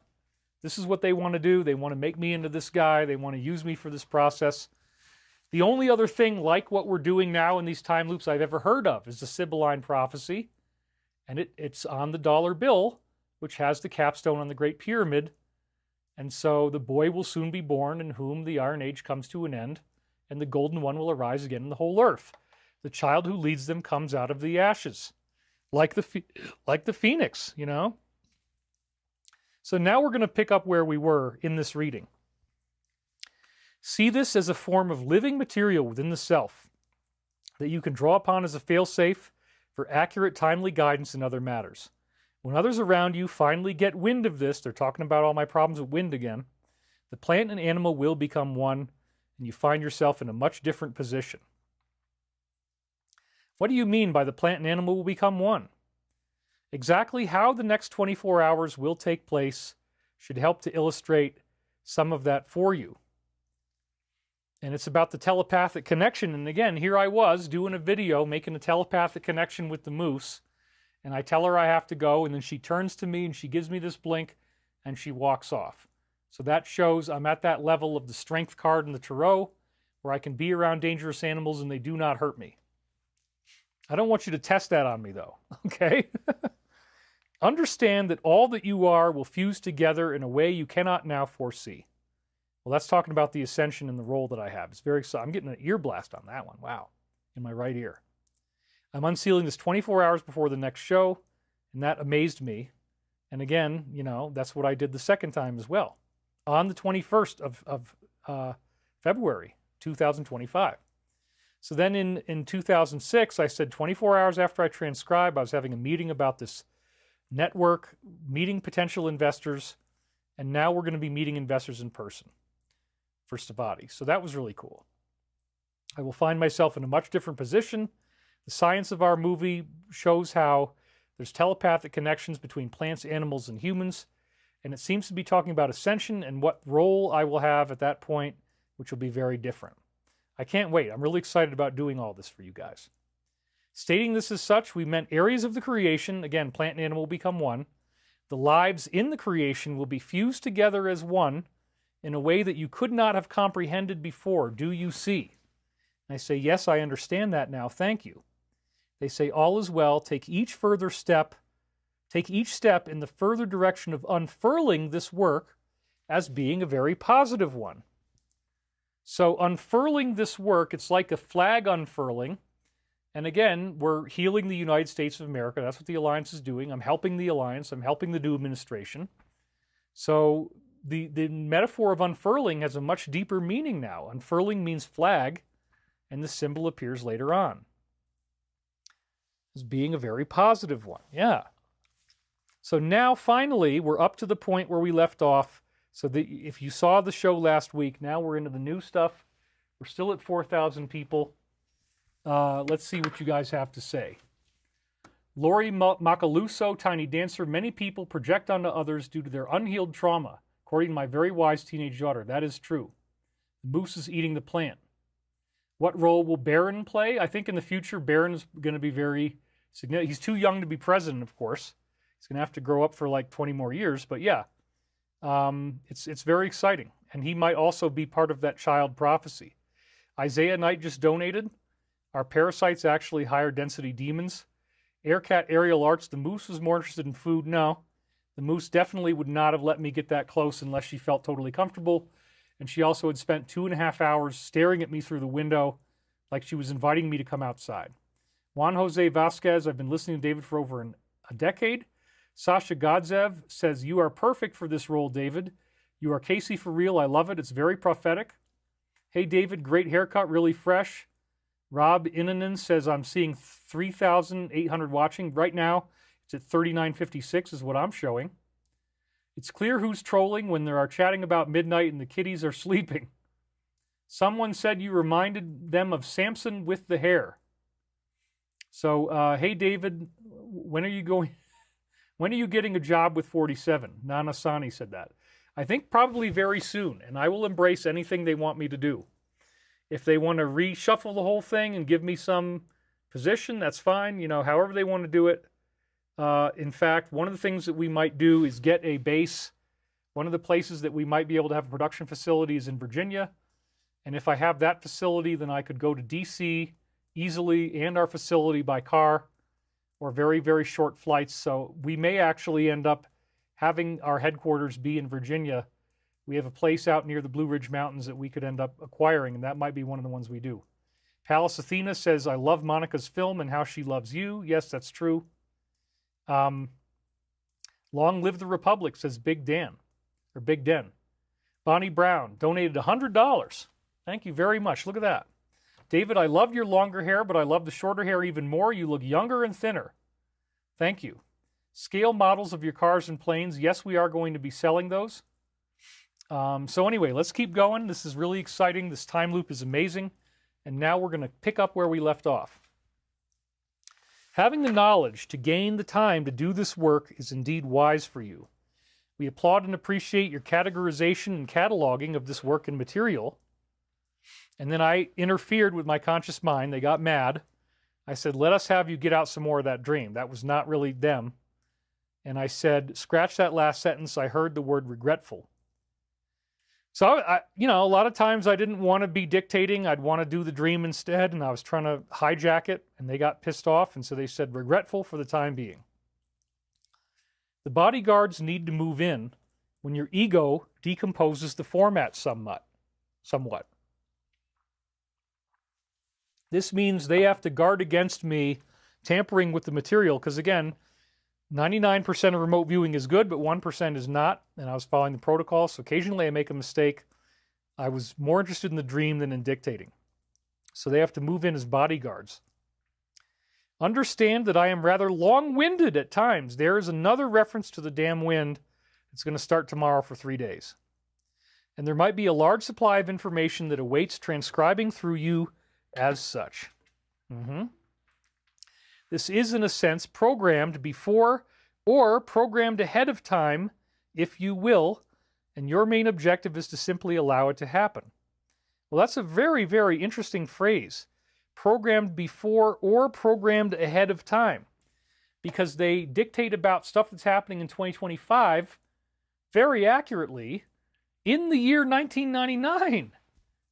Cosmic Dreams, haircut looks great, bro. Thanks for being here. Your wisdom every week. Thank you. So yeah, I mean, it's programmed ahead of time and before time. So that was very, very interesting that they put that in there. And then they mentioned the wind. And I just have to allow it to happen. When you start fading in and out of dream dictations, you lose the vortex through which this material might then be granted. And I was trying to stop and dictate the dream. So that's what they're talking about.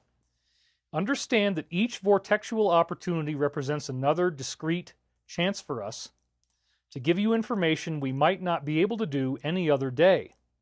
Indeed, it is not simply a question of us recreating what we meant to say to you before, as the status and configuration of your own mental configuration, status and condition, let me say that again, as the status and condition of your own mental configurations and spiritual configurations as well do vary from day to day.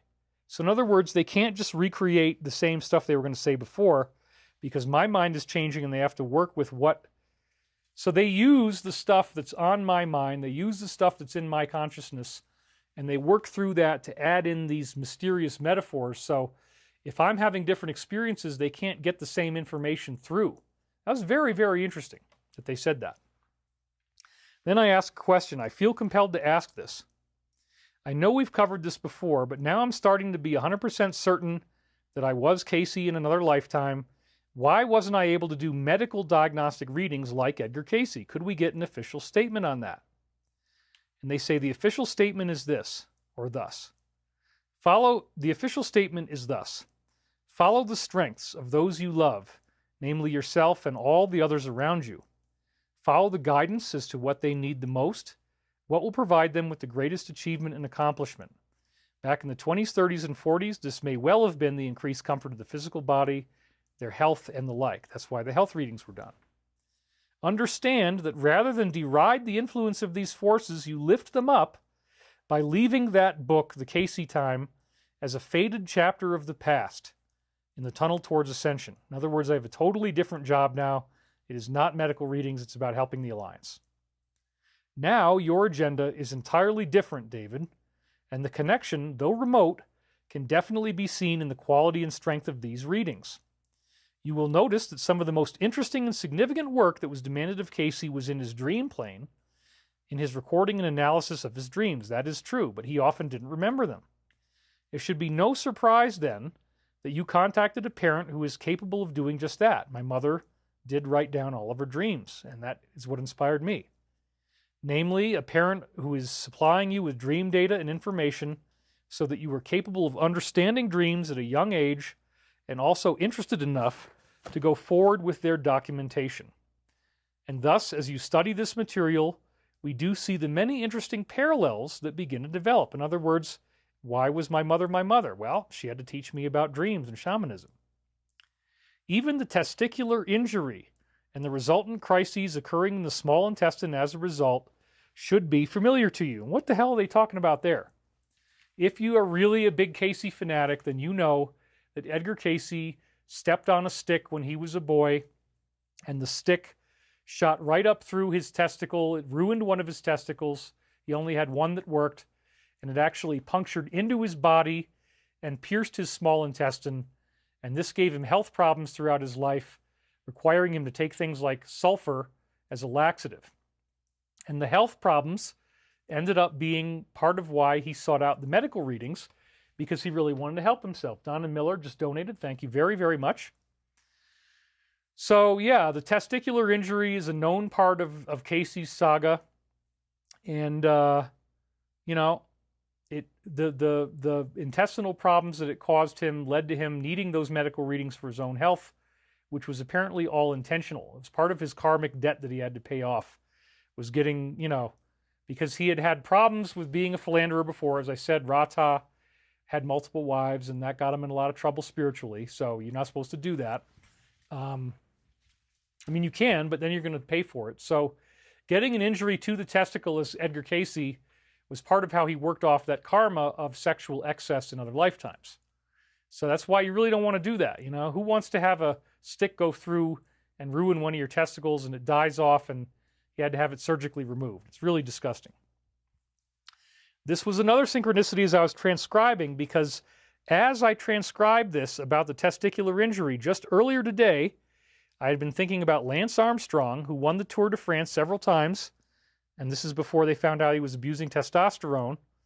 Imagine that. He's abusing steroids, and then he had to have a testicle removed. They didn't know that yet. But that's why he kept winning, because he was using performance-enhancing drugs. So the huge synchronicity, right? I just read about the testicle being removed. I wasn't even thinking about the fact that Casey also had one removed, and then it popped up that very same day, within hours later, as I was transcribing this. Dazzling, right? You have had similar adhesions in your ascending colon as Casey. That's why I had acne for so long. It's taken a long time to heal it. We have not had the scientific vocabulary to describe this to you very well before. However, spastic circumstances have occurred from time to time in the musculature surrounding said adhesions, and this must be noted. Adhesions is a word that they use in the Casey readings, and it means intestinal plaque. And so another one of the really weird and funny things about this is that I was suffering from that again, from taking the magic paste and not doing probiotics. I was very constipated. I couldn't take a crap. It was very, very frustrating. And then probiotics became the key, and so I had the adhesions they're talking about. When fecal matter gets stuck to your colon and it can't move, that's what they're referring to. So the same thing literally just happened to me right before I unsealed this, and it was only on Thursday that I finally had figured it out after I got the money back. Or no, that was actually before I got the money back. It was on Thursday I got the money back. Wednesday night, I had been taking the probiotics again, and I slept for 9 hours. It was wonderful, and I slept so well last night. Every night I'm sleeping very well, so this is great.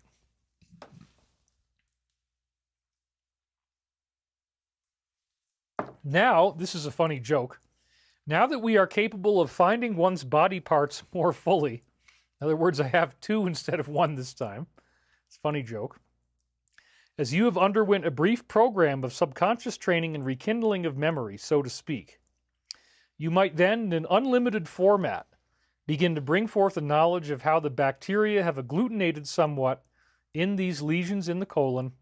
This is, again, the whole problem is toxic bacteria and other pockets of the body where DROS is not fully processed as such, like acne. And again, as I just wrote, this is what happened from taking the magic paste.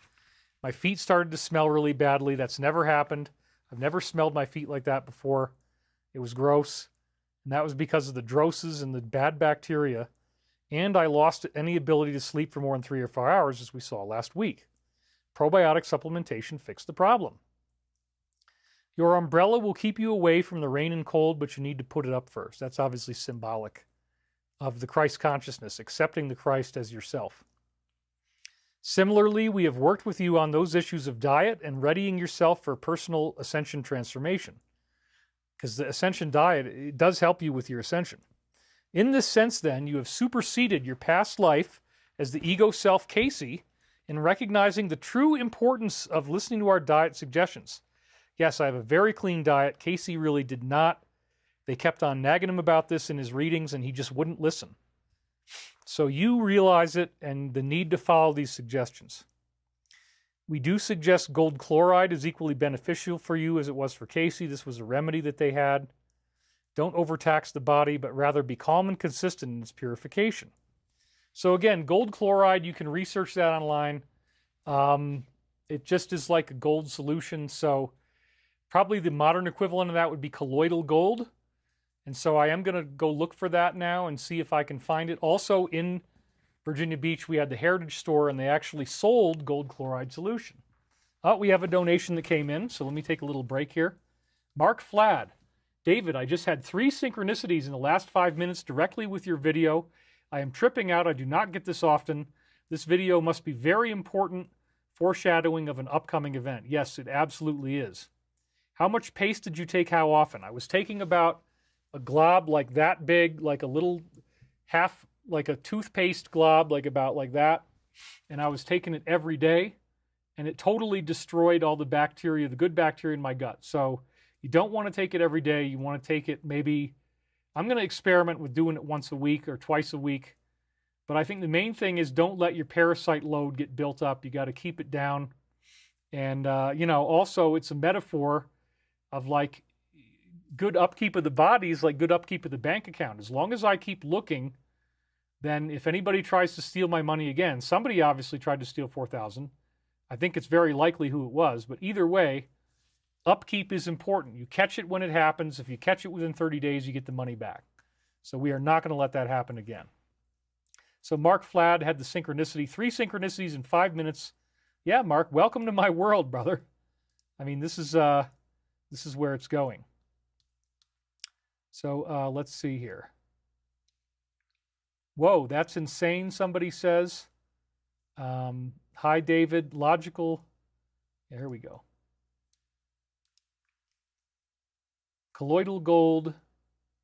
Anyway, so team, be aware, there's still some trolls out here. And we gotta stay on it. We gotta make sure that they're not getting to just trounce the comments. Anyway, let's go on. The gold chloride thing is like colloidal gold, and it supposedly is a health tonic that I should be taking. So I will start doing that. So then I'm getting the same message here to note the synchronicity last night. I was considering eating a piece of bread with almond butter late at night. Well, it takes 9 hours to digest grain, so that's a terrible idea to do it at night because it's gonna rot in your stomach. It was late at night. I knew you told me not to do that. I was going to do it anyway. All of a sudden, right as I was getting ready to eat the bread, I opened up the next Casey reading, and it was talking about improper digestion and overeating and not eating at the right hour. It was somewhere in the 60s or 70s of the 264 Casey readings, 264, 60 through 70. Then they say the descending colon might work better were you to be more vigilant in your efforts towards using sulflax each morning. This is basically just a form of sulfur, and they sell it at the Heritage Store. You can order it online from them. As you are aware, it does not taste good, but the benefit of these salts within the body are quite grandiose. Keep that in mind for future transgressions. And again, in my case, I didn't take sulflax, but I actually took probiotics, and that works just as well. Now I have great bowel movements again. Alive and Thriving says, thank you for this. Thank you. The radio says to us that they're talking about the radio from Christ. They're listening to the Christ consciousness. The radio says to us that you have done a fine job of completing the cycle of your own self-transformation. They're talking in the present. Thank you, Michael. Thank you for that. We have gone on with a winning attitude all along, knowing and hoping that you would have such realizations. As to us, you are but another shadow of Casey, another thought form projection of an entity that does not have a physical body, as you would think of it. And understand that you are a projection of ourselves. In other words, we all, wanderer ET souls, have angelic DNA. And so the angelic DNA means that you have their ascension codes in your DNA. And as the sun gives off these new photons, the DNA expands, and you get this change in your consciousness that leads to ascension and all that cool stuff. So I am a projection of Archangel Michael and the others. The reason for the difference in quality between these readings, I guess they're talking about Casey versus me because he was unconscious and I'm not, is that in your case, David, we have the subconscious mind to contend with as well as your conscious mind. Understand that the subconscious or astral self is, in a sense, directly built up by the entity in its various activities. All manner of activities and pieces of information are stored in your subconscious over time, and thus you see Casey's subconscious had a great deal of storage of the knowledge of the Bible in the format of King's English therein. As a result of his wish, the subconscious or astral forces present surrounding Casey during that period of linear time did indeed make a grandiose and sweeping search for medical information across all barriers of linear time. That's how he was able to get these stunning remedies. If his subconscious had not learned these words and concepts, then outside entities would have been necessarily needed to influence the work. And this was not chosen. And thus we do see that in a study of Casey's life, it should become obvious that to a certain degree his ongoing health problems were necessary. As if there was no health problem, he would not need to continue to do medical readings for the self by the self, and he would have cut them off. That's why he had to have a testicle injury.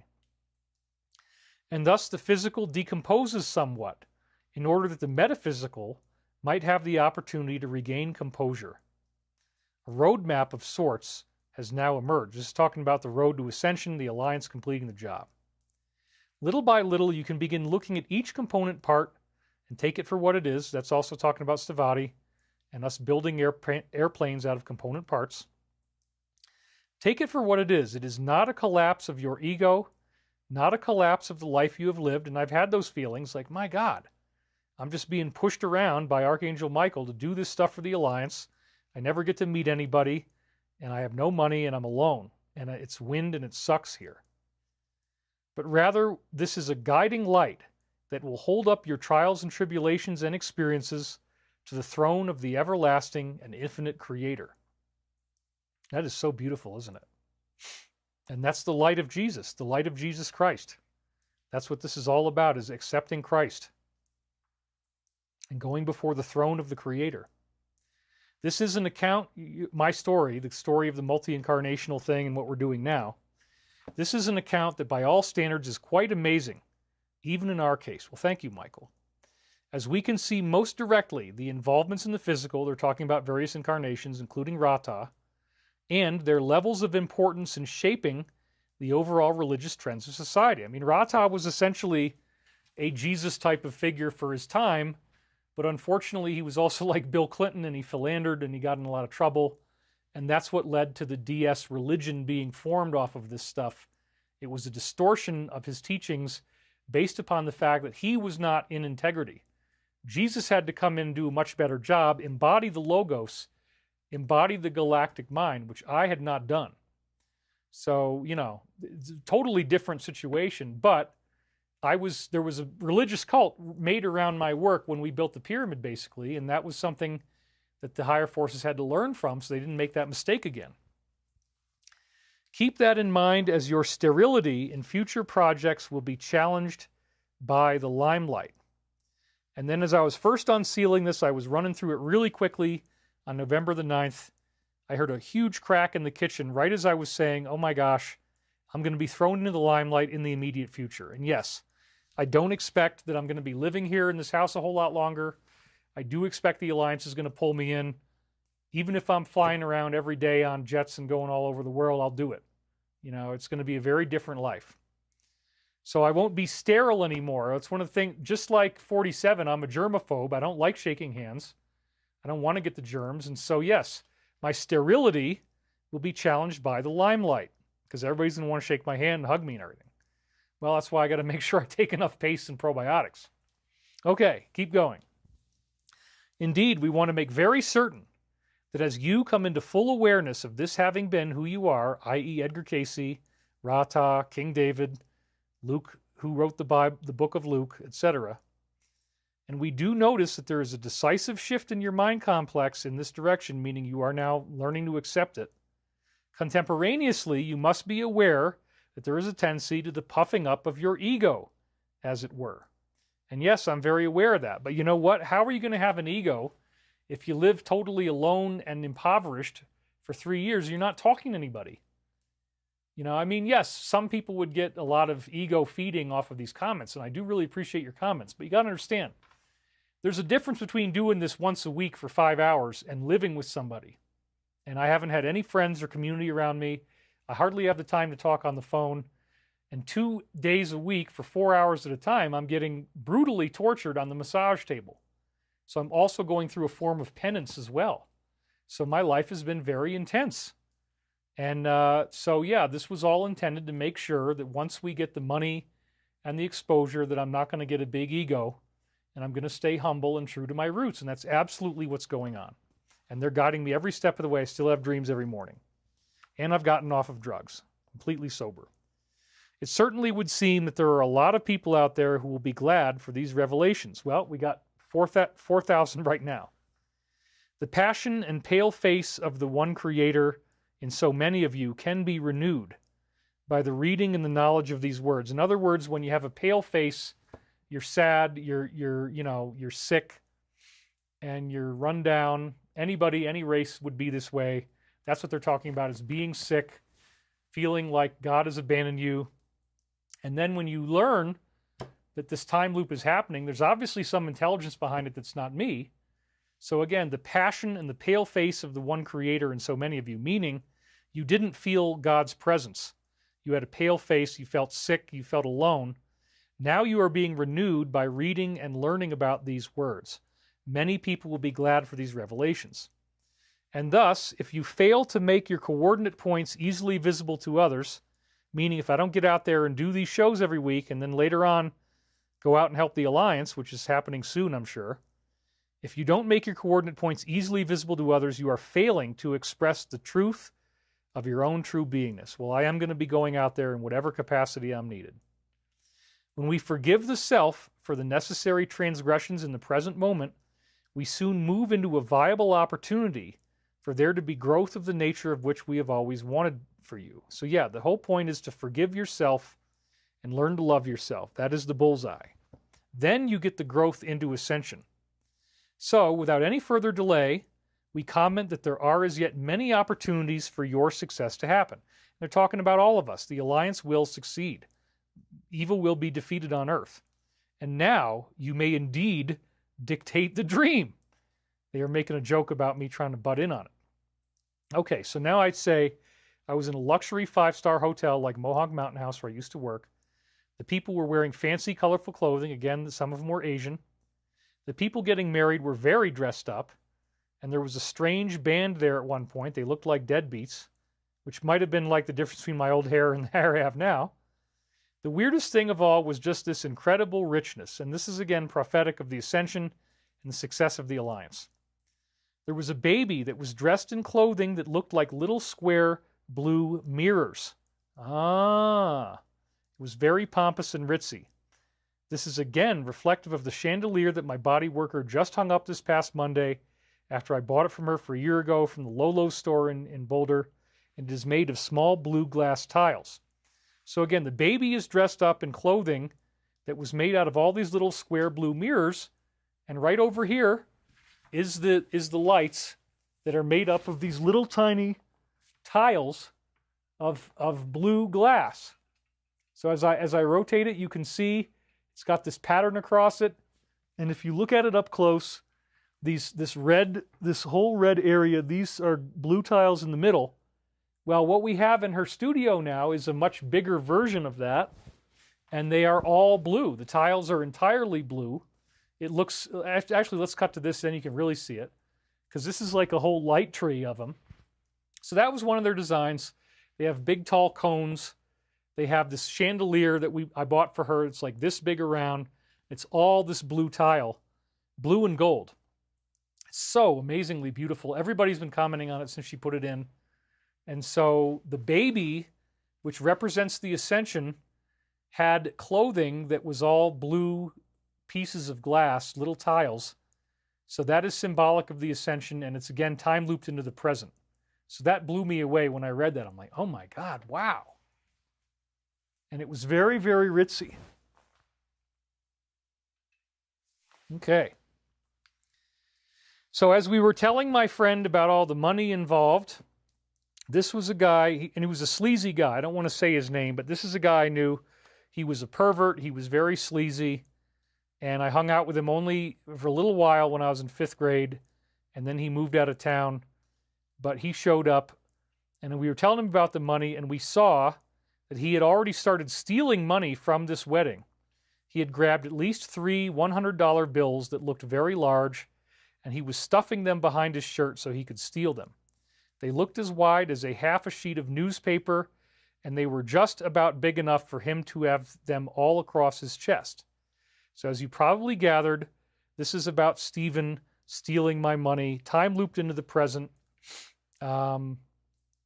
Where in this case, instead of it being $300, it was $1,200, but it's the same point. For him, it's a lot bigger than it really is. $1,300 a month was what he was stealing.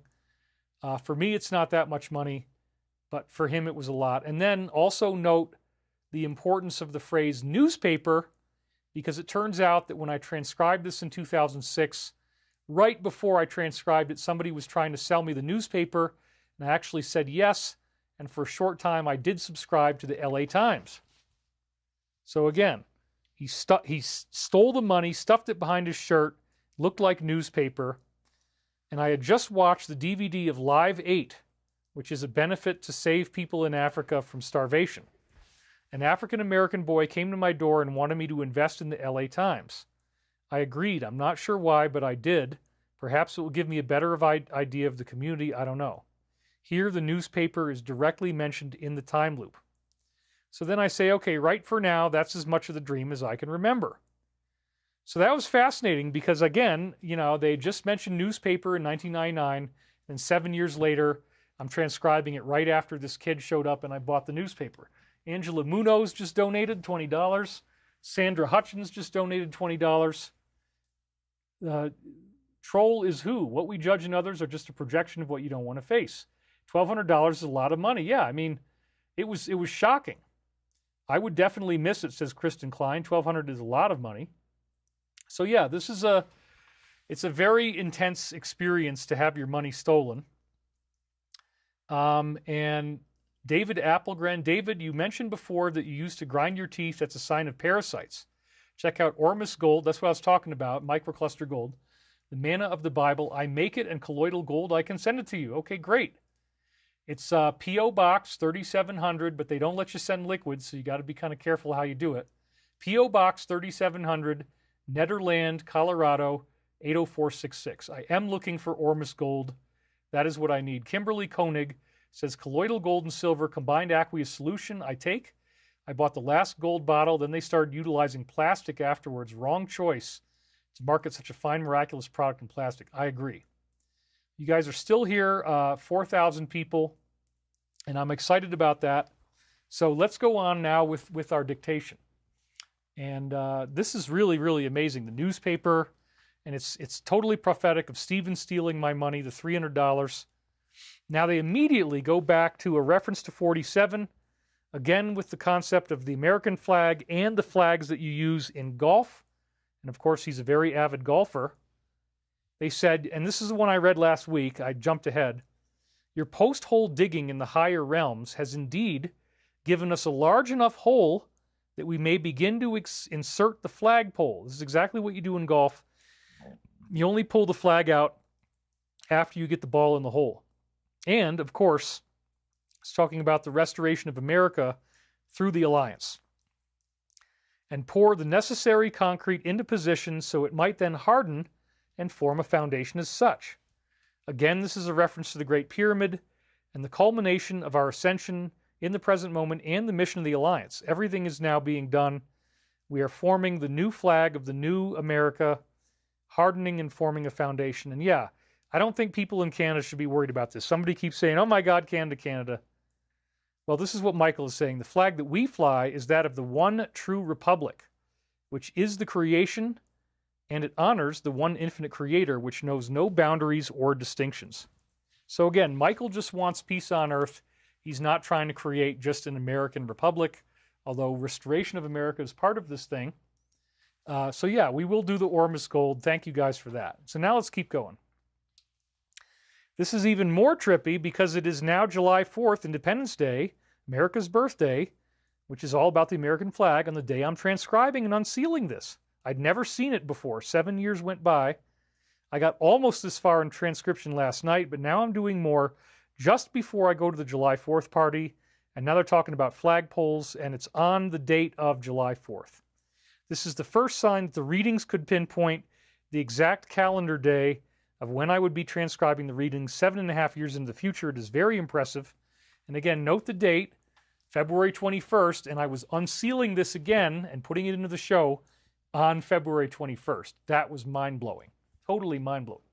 Wendy Linton just donated. Thank you very much. And let's keep going. All that we want for you is to begin to be at ease with the validity of such a claim as this, namely your identity as the reincarnation of Edgar Casey. So, okay, I am learning to be at ease with it. It's not easy because, again, you got people who want to just troll you and they think that this gives them the right to do that, to insult you, disrespect you. So we want you to be at ease with the validity of who you are and then identify yourself with your present work more fully than you ever have before. I think that's what's happening now. And ironically, it is July 4th, 2006, when most Americans will first be exposed to this case. I'm not really sure why I wrote that, but it is interesting because I'm exposing people to the subpoena in the present. And again, July 4th is about America being reborn.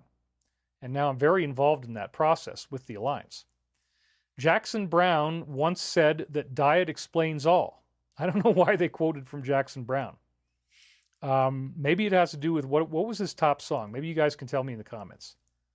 I'm trying to. There's a piano part in that Jackson Brown song. Oh, somebody knows what his song is. So I love you, David. Says Nick. The monatomic gold will enhance your dreams beyond belief. Makes sense. Casey was taking it. Big love and light. I'm not up to speed or following the whole Michael Prophecy saga, but I really enjoyed your wisdom teaching show and your show on the secret space program. Yes. So let's keep going. Anyway, Father my, isn't it Father my eyes, right? Father my eyes, da da da da da da da da da. Yeah. So da da da da da. Yeah, that's got it. That's his one big hit. Do do do do do do do do. Doctor My Eyes. There you go. Thank you. Doctor My Eyes. Boom, you got it. Who's the winner? Linda Catone was the first one I saw who got it. Oh yeah, Running on Empty. Running on empty. Oh no. Running wild. Okay, so we got Running on Empty and Doctor My Eyes. Well, that makes sense because my eyes get hurt by these lights. I had a medical problem, Doctor My Eyes, and I was running on empty. I couldn't get any sleep. So that totally makes sense now. Thank you for helping me. Diet explains all. The reason I wasn't sleeping is I wasn't getting enough probiotics. Totally fits. Okay, perfect. Thank you, guys. In your case, the diet does explain a great deal of the similarity and of the pre-incarnative choices based on the knowledge that had been gained. We know that you are still grappling with physical reality and having a physical body. We are already off to a better start this time than we had with Edgar Cayce in many ways. You yourself, in studying Edgar Cayce's life and material, can see that great strides have been accomplished if you compare the two as if side by side. Thank you, Michael, for that. You have also seen how the present deification of him in Virginia Beach is not warranted. Yes, they turned into a weird cult. I didn't like it when I went there. As anyone could be doing this work under the right conditions and circumstances. I agree. What we are left with in you, David, is a bearer of light, a messenger whose message transcends space and time. We flag the importance of the messenger. There again, the rebuilding of America, the new republic, that we fly the flag of the one true public, which is the entire universe, the creation.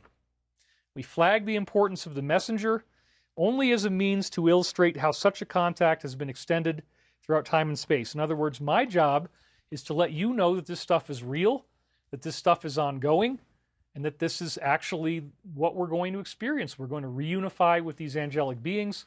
We're not meant to stay alone, and they are helping us rebuild America and the planet. It is not necessary to overburden the reader with technical details about your lifespan. However, readings regarding your own personal habit patterns and your need to overturn them should possess great forward motion for your book to occur. Interestingly, it is also easier for you to write that part as everything is already on your computer, so to speak. This is just, talking about the work that I did with the Michael Prophecies. When you begin acknowledging the truth and validity of these claims, as in the reincarnation, you can then do a great deal of work in a short period of time and compose this book where none before existed. This is indeed a very sobering thought. And as I say here, I unsealed this for the first time in January, almost immediately after I got sober, and I highlighted the word in the original transcript as a result. The books that he's talking about, finishing the books, composed this book, is the finishing of the Michael Prophecies, and all these time loops on these videos would be the equivalent of book 8. We don't want to seem pessimistic at first, but we do want to point out that your dream from the previous morning, which was lost in the winds, there it is again, the winds, I forgot to highlight that, due to your failure to record them properly, did indeed feature Professor Houston, or rather Mr. Houston from your math class. And Texas is one of the places that wants to have us have a facility, and it is near Houston.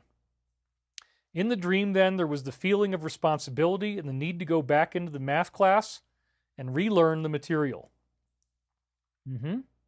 So this is like having to go back and redo all these transcripts now and put them into videos. This correlated directly with your frequency numbers expressed in the math and your recognition. This is about sacred geometry.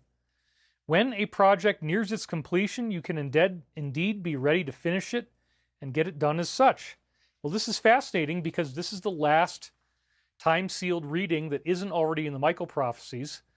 And the next one on 222.99 is Yeruel, which we already read 3 months ago, something like that. So we are finishing the new unsealed time loop portion, and I'm going to read more stuff in the future, but it's going to already be in the books. This is pretty much the last of the newly unsealed material. So they know that they're finishing the work, And the alliance is getting ready to finish the job at the same time and create the new America. So project nears its completion. You can finish it and get it done.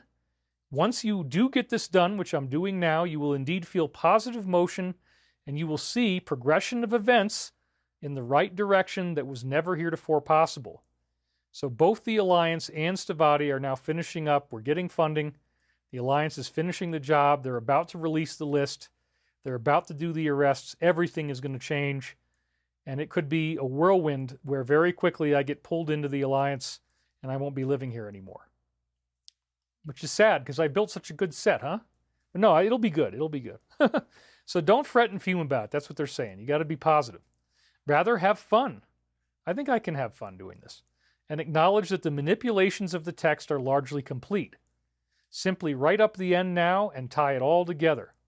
And isn't that interesting? Because our final unsealing, this is the last one in the time loop that hasn't been put in the books already, is occurring just as we see him get confirmed as the director of this organization, and as we will see, the major disclosures are sitting right on her desk.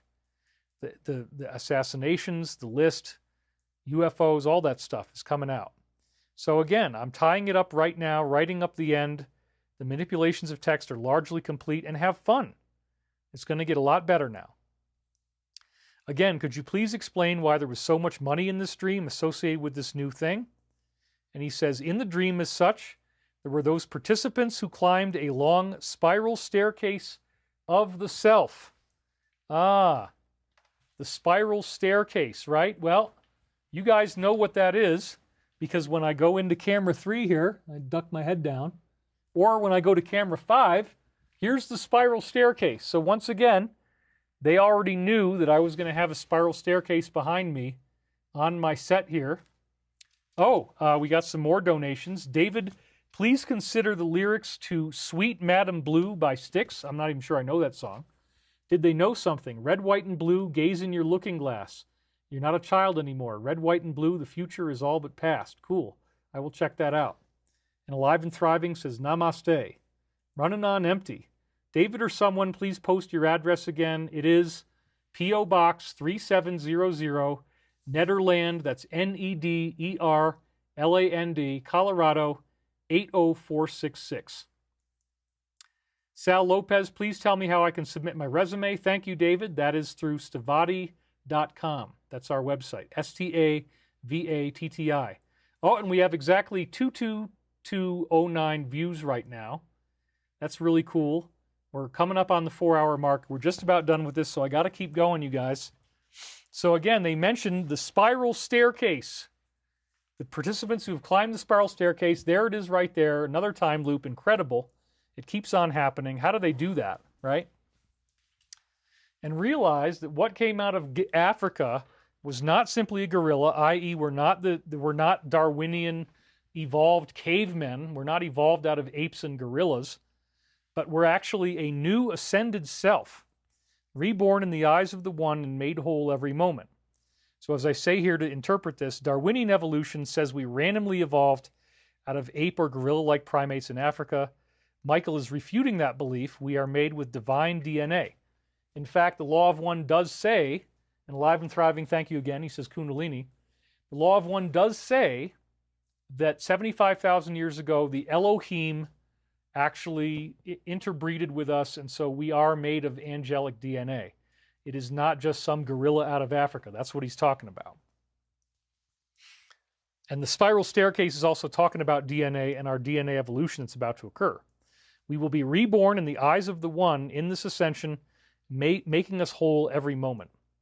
This wholeness comes in the reunion of self with the big self, and the recognition of the dramatic celebration that occurs therein, which is what the dream was about, the ascension and the victory of the alliance.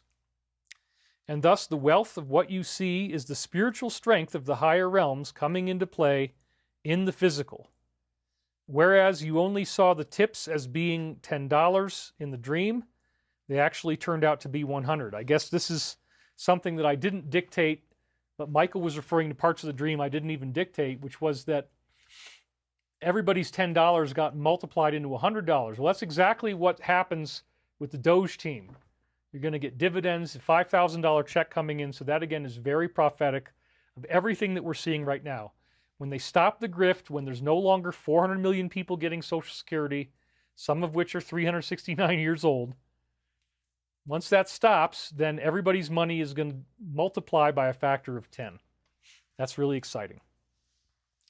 A character representing an older portion of yourself that was not well adapted is now demonstrating his success as a waiter. That's what I'm doing with my work in the present, this video. So indeed does the band of musicians gather together at the table to discuss the day's events and where to go from there. He's again talking about the dream. That's what was happening in the dream. The beast within the self is never happy or satiated until we have reached a completeness within these terms.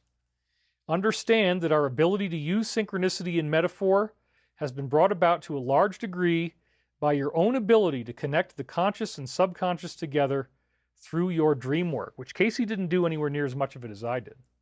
That's great. So that's why they're able to do a 26-year time loop. That is the main reason why this material contains dreamlike metaphors analogous to the expansion of self and the expansion of the capacity of these readings. This was not seen in the Casey contact. So they could do more with me than they were able to do the last time. Indeed, were the subconscious to be more adequately put to the test and analyzed and understood by the conscious mind, there is contemporaneously a much heightened appearance in the higher realms to an entity who might then see you. So in other words, apparently to them I look different than what other people look like because they see that I have this dream work and this subconscious integration, and they're able to use that. And apparently that's how Michael Prophecies was born. Look at where it's taken us. It's incredible. This is a serious accomplishment, so they're very happy about what we're doing. And one that you made well before any knowledge of the fact that it had been stressed in importance to you in the previous life so diligently and consistently. In other words, they kept telling Casey to remember his dreams. He mostly failed in that. You are in our batting cages now, preparing for the next step to take place, gearing up for whatever pitches might get thrown your way. And I say here, we are routinely pitching investors. So that's another beautiful time loop. And again, batting cages getting ready to play the game with the Alliance. The transcription of the old tapes is indeed a very wise maneuver, as it will place you in a position of control over these readings that will be finalized as such. And now it's all coming clear in 2025. So then I say this is another undeniable connection to the present, because today is when I'm being pitched on the metaphysical channel. Pitching is the language of Hollywood. I would not have been aware of this in 1999. Then I'm told, keep on transcribing. It will really round out the whole picture for me, and I get it. You may indeed want to pace out your transcriptions with the appropriate writing on the book and various subjects as you've already been doing. Now you will find that your contact does not put a strain on you once you have accepted the nature of it. In other words, it won't drain my energy if I'm loving myself about doing this, which I think is finally happening. Little could Casey have realized throughout most of his life how important it would be for him to recognize that he had been himself later on. Talking about me, realizing this reincarnation. It's very interesting, huh? Whoops. As you study this entity and his patterns, this physical projection therein, you can indeed see the similarities between Casey and yourself. And right at that moment, the tape popped off and I had to pop in a new tape. That's what that means. Now I'm dictating again once the tape goes in. It is so appropriate for you to take up the reins yet again that we are, in a sense, excited beyond belief. And again, I called Monica the Moose a horse, and you have reins on a horse, so that's prophetic of the Monica video. And Beyond Belief was the name of George Norrie's TV show that was the first debut I had on the Gaia Network. I had a very successful run on there for 6 years, 500,000 people watching. So they mentioned the name of the show, and I'm taking up the reins yet again. It's going to be a new type of show that I'm doing for the Alliance, and they are excited beyond belief about it. The physical alterations in your diet have also made your transition more necessary, as we needed to respond to your desires to move in the right direction. You have been violence-prone in the lips also, and this should not come as any great surprise to you. So I said here, yeah, I do have a sassy mouth, And I've always been warned that I have to be making sure I'm not too impulsive in what I say, because I'll definitely say what's on my mind. Now you can move away from that sassy mouth as well and know that the inner landscape of your thoughts does not possess the violent energies of fear, ego, and of pride, as well as dissatisfaction any longer. It's definitely been very unsatisfying living here alone with no money. Instead, correlate your findings with the true motions of the sun, the moon, Mercury, Mars, and Venus, the inner planets. And that again time loops into the present because right during February, we're in the middle of 8 huge astrological events, plus the 144-year Mahakumbh Mela cycle, all happening at once.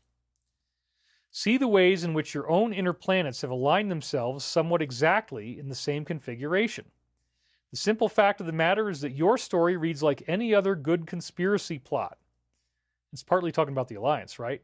Namely, the ARE, the Casey Association, rejected you, and the evidence is shattering. And history keeps repeating itself, you know?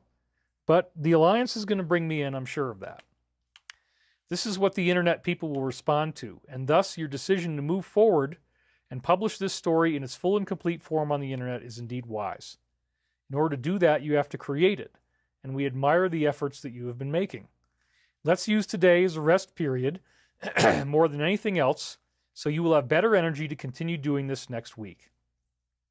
Do not feel like you have to rush back home or you cannot spend time with anyone else after the church service I was going to. That is important. And again, I haven't been spending time with anyone else, and I have been staying at home. So this is talking about getting me out there again. Okay, I'll do that. What do you guys think of me taking a spoonful of avo oil before bed? This is another Casey remedy. It is better to take those conditions necessary to relax your body in the morning and afternoon rather than in the evening. That way, the digestive forces have an opportunity to assimilate this oil and use it as a lubricant for the colon throughout the day. And thus, your original inclinations to combine olive oil with a salad is of the highest benefit, and this is your preferred method of ingestion. And this is pretty fascinating too, you guys, because I actually don't usually eat salads anymore. I only eat steamed vegetables, so they're telling me to go ahead and have a salad in the afternoon. They already told me this in Canada, so I got to start doing that. Stephanie Marsh, thank you for the donation. We're at 4 hours right now, and we're just about done with the Michael Prophecy stuff, so I will take another bathroom break. I'll show you the Monica Moose video again. It's going to be a lot quicker this time. I'm just going to run right over there, and then we're going to be good for the final leg of our show. But I need to get through this today. So I got to eat salads with olive oil. Okay, I'll do that. Now, when you guys say that I need to take a gold chloride solution, is this something I should take before I go to bed? And they say, yes, that would be the most appropriate. Again, Ormus gold, colloidal gold. In your case, no more than half a teaspoon in a glass of water. This would be the original remedy they sold at the Heritage Store. Other Ormus might be different, so don't necessarily take a half a teaspoon. Take what they tell you to take. You might also want to put baking soda into the mixture as well. I guess this helps it digest better. Should this be combined with violet ray treatments, since you guys suggested that? Yes, we do find the entity would be served by the application and usage of the violet ray. So the violet ray, what the heck is that? Well, in the Casey readings, there was this electrical device. It's a long brown tube. It's got a glass thing coming off the end of it, and it sparks with lots of energy. You put it on the body, and it goes. It makes all this kind of electrical noise. You can buy them online. They are called quack medical devices. They're believed to not work. However, they do put electricity into your body, and so you can also find them as acne treatments. Apparently, if you zap your zits with it, the electricity will kill the bacteria in the zit. The Casey readings often recommended using the violet ray over your colon, starting with the ascending, going across the transverse, down to the descending. And I will say that if you actually do this, that you will, they say, it will move the adhesions off of your bowel. In other words, plaque that gets stuck in your intestines will pop off of the walls and then come out. And I've bought violet rays before, but every time a relationship ends, all the machines go with her. So I don't have any devices right now, but I should get a violet ray. It would help me with eliminations. And so they say that the gold, that the violet ray activates the gold chloride solution, or the Ormus gold. Again, look it up, quack medical device, and that's what they're talking about. Most of them look like they're from the 1930s. They were sold very widely back then, and now people think that it doesn't work. But again, the Casey reading said that it did. You decide for yourself. So then all of a sudden they go into this. Right for now, we would suggest that you begin crying, or rather allowing yourself to cry over those issues that are still not fully resolved within the self. Well, I took their advice last week, and so I was so sad about only having 3 hours of sleep and the wind being so awful that I said, yeah, I'll just let myself cry. So I did. I was taking their advice. It's very important that you not have emotional toxicity, because that will lead to spiritual toxicity, which then requires karma to balance it out.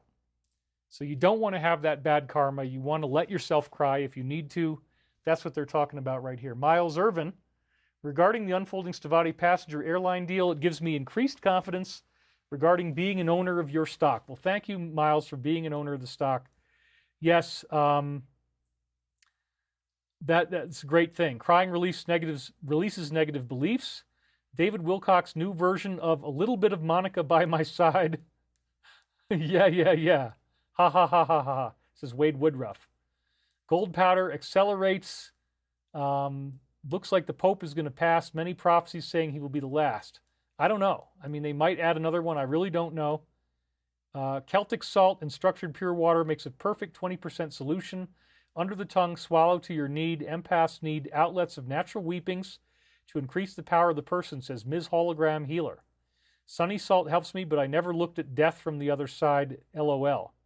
I wish I could cry, says Miranda Anderson. I can't anymore. Don't say that, because then the universe might manifest something that forces it to happen. But it's good to be able to get in touch with your emotions. I buy you a new violet ray. I want to send you the P.O. box. Yep, we already got that. So anyway, thank you. I will send, if you want to send me a violet ray, I'm happy to do so. Tina says, yes, I'm finally crying whenever I need to.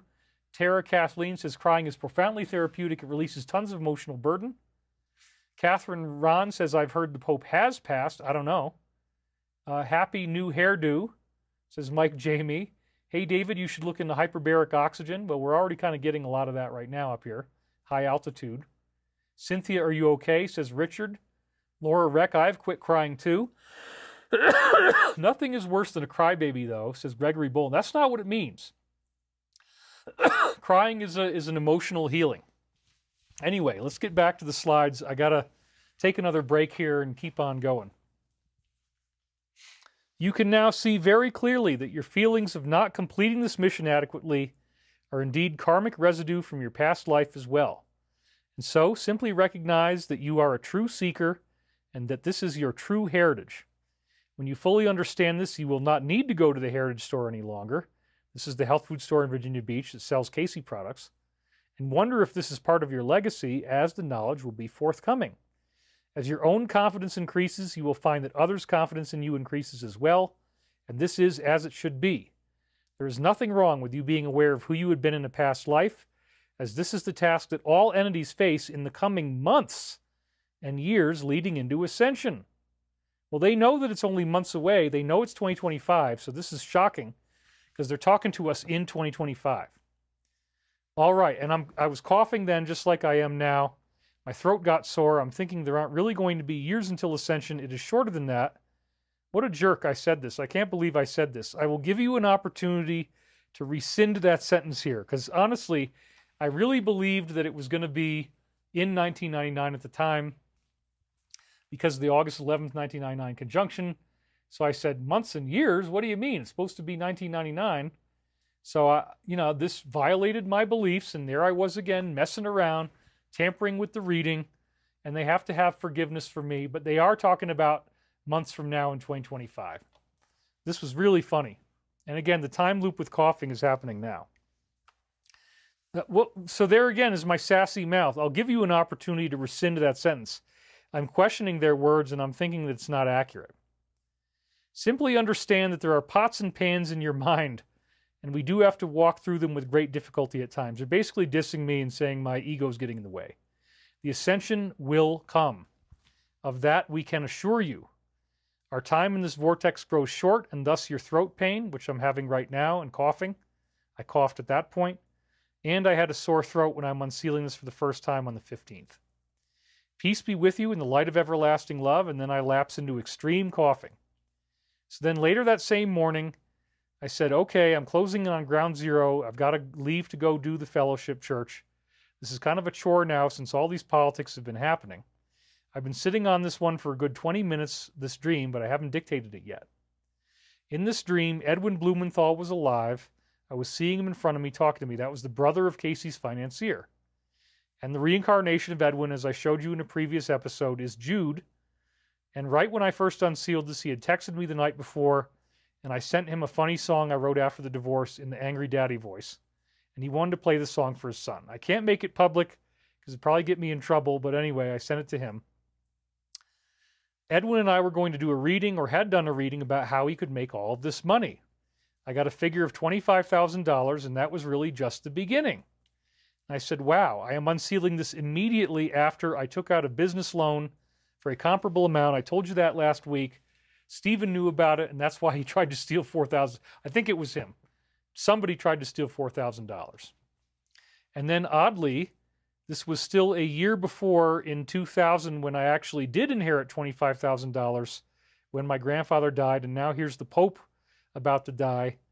So this is all very, very time looped, and the $25,000 is just the beginning because, again, it's just a bridge loan until our company gets financed, at which point I'll be doing much better. So that's very interesting. Then I was also thinking about how little money he was giving me for all the sacrifice and polarity that I had to make to get him all the money. In other words, Casey, you know, all they wanted to do is ask Casey how to make money in his readings. They didn't care about spirituality, and it actually hurt Casey greatly by doing all those readings. I was a little bit concerned about that. I was waking up. I started to get a signal feed connecting this together, but I'm just too tired to dictate it. That's about it for now. I've got to go get up and make this happen, or I'm never going to make it to church. So next week, we are on the epic Uriel reading. We already read it, but I'll bet you it's going to be all time looped with stuff in the present. We'll see all new things, and it's the most beautiful reading. It's kind of the end of the whole collection.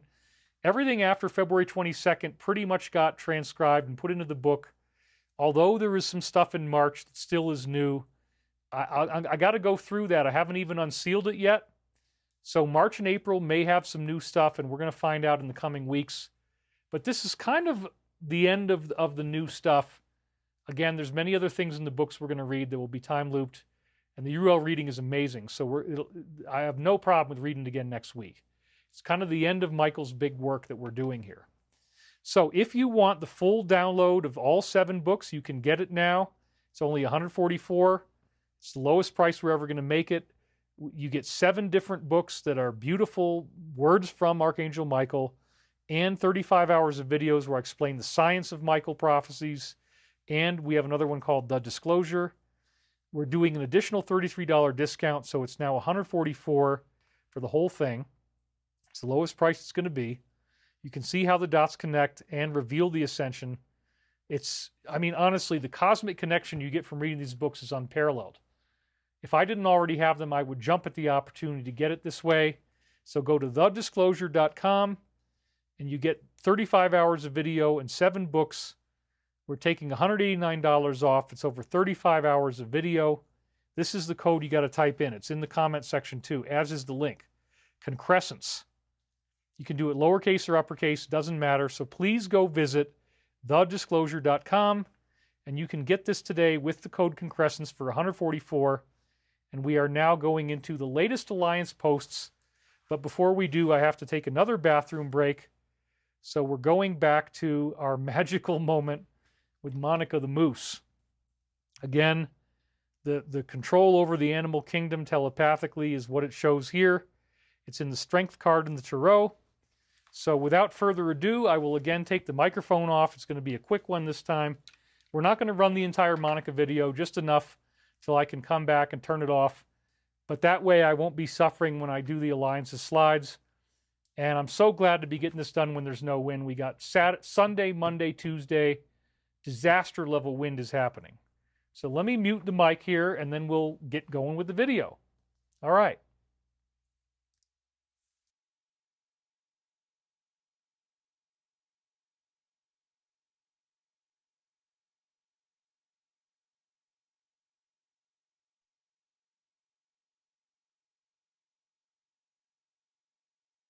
Okay, the microphone is in position. Let's bring out Monica once again. And you can all get to enjoy this along with me. Here we go. You're always safe here.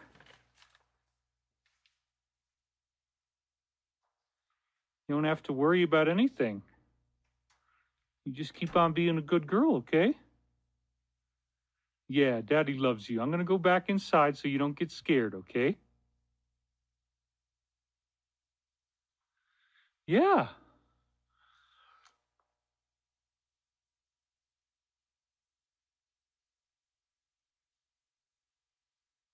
You're my baby. You know that? You're Daddy's baby. You have such sweet little eyes. And you're a good girl. And I decided today that I really loved you. And you're not even afraid of me. Yeah, you can eat that crap. I don't want that crap. You can have as much as you want, Monica. You can crunch on it and bite on it. And she's looking me right in the eye. It's so cute. That's a good girl. Yeah, that's Daddy's good girl. I think you're a great friend to have around.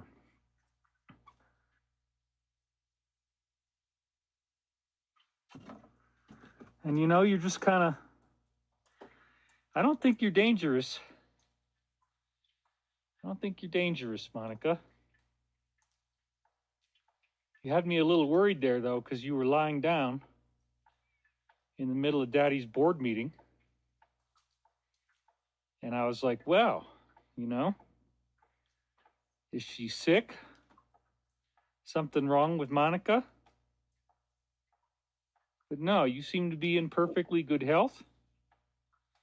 Yeah, actually, you're helping me out if you clean that crap up, because I don't like it. It doesn't really do me any good. So you just hang out.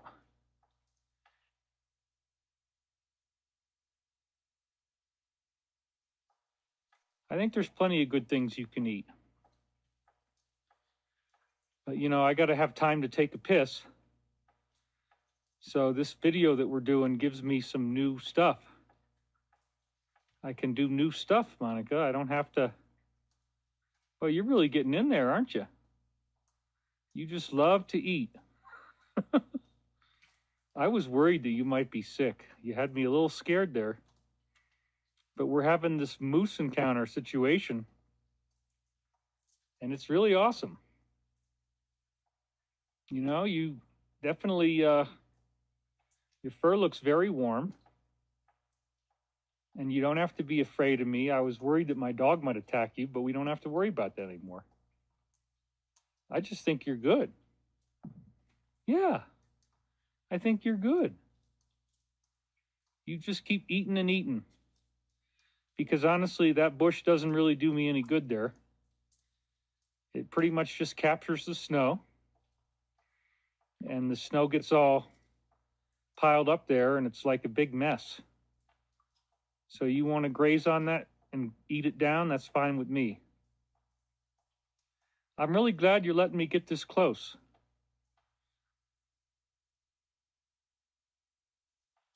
You know, I would just consider that bush to be junk. I mean, I don't need it. So yeah, you just crunch away on that stuff.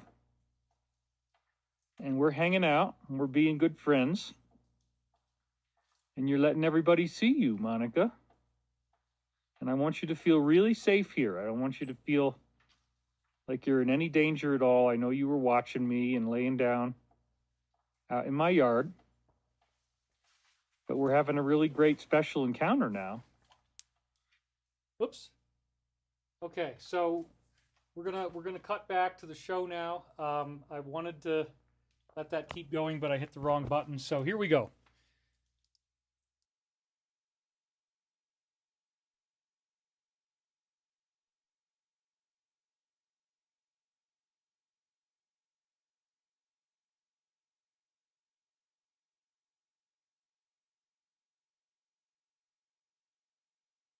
Boom. So we're back. Thank you and I should have let it go until she blinked at me, but you got to watch that the last time. Put eye drops in because my eyes get a little bloodshot from doing this for what's probably going to be 6 hours. Depends on how long it takes to get through these posts. Anyway, let's get right into it. No need to delay. Here we go, you guys. The latest posts are exciting. So first of all, the case of Jay-Z got mysteriously dismissed. Most of this stuff, as you imagine, I can't read. But the case was dismissed with prejudice. So he's declaring victory. That obviously means they threatened somebody. But believe me, he's going to get justice. I wouldn't even worry about it. It's very likely that she was given an offer she can't refuse. They're just letting you know that. Then we have the whole love child thing we talked about last week, which is clearly an attempt to try to stop the dogs from getting out. We talked about that one already. Now, the horrifying ring about trafficking, in this case, human eggs, and this was done by Chinese gangsters, lured by a deceptive job offer on Facebook, promising a well-paid surrogacy role for couples from Georgia. Unfortunately, this is very sad. They were injected with hormones and subjected to monthly extractions. Ugh. Believed to be sold and trafficked for in vitro fertilization. They're just letting you know that really bad stuff like this does happen. So this brings us to post number 202, which is one that they hadn't done before, and it says bad bread not updated. So, you can speculate as to what this means. They actually use this one more than once. I think that this is talking about the idea of the bread is like a code that they use on that 4chan network that they're doing. Anyway, then we have Z, who was frustrated earlier in the week that he was not being invited to these talks.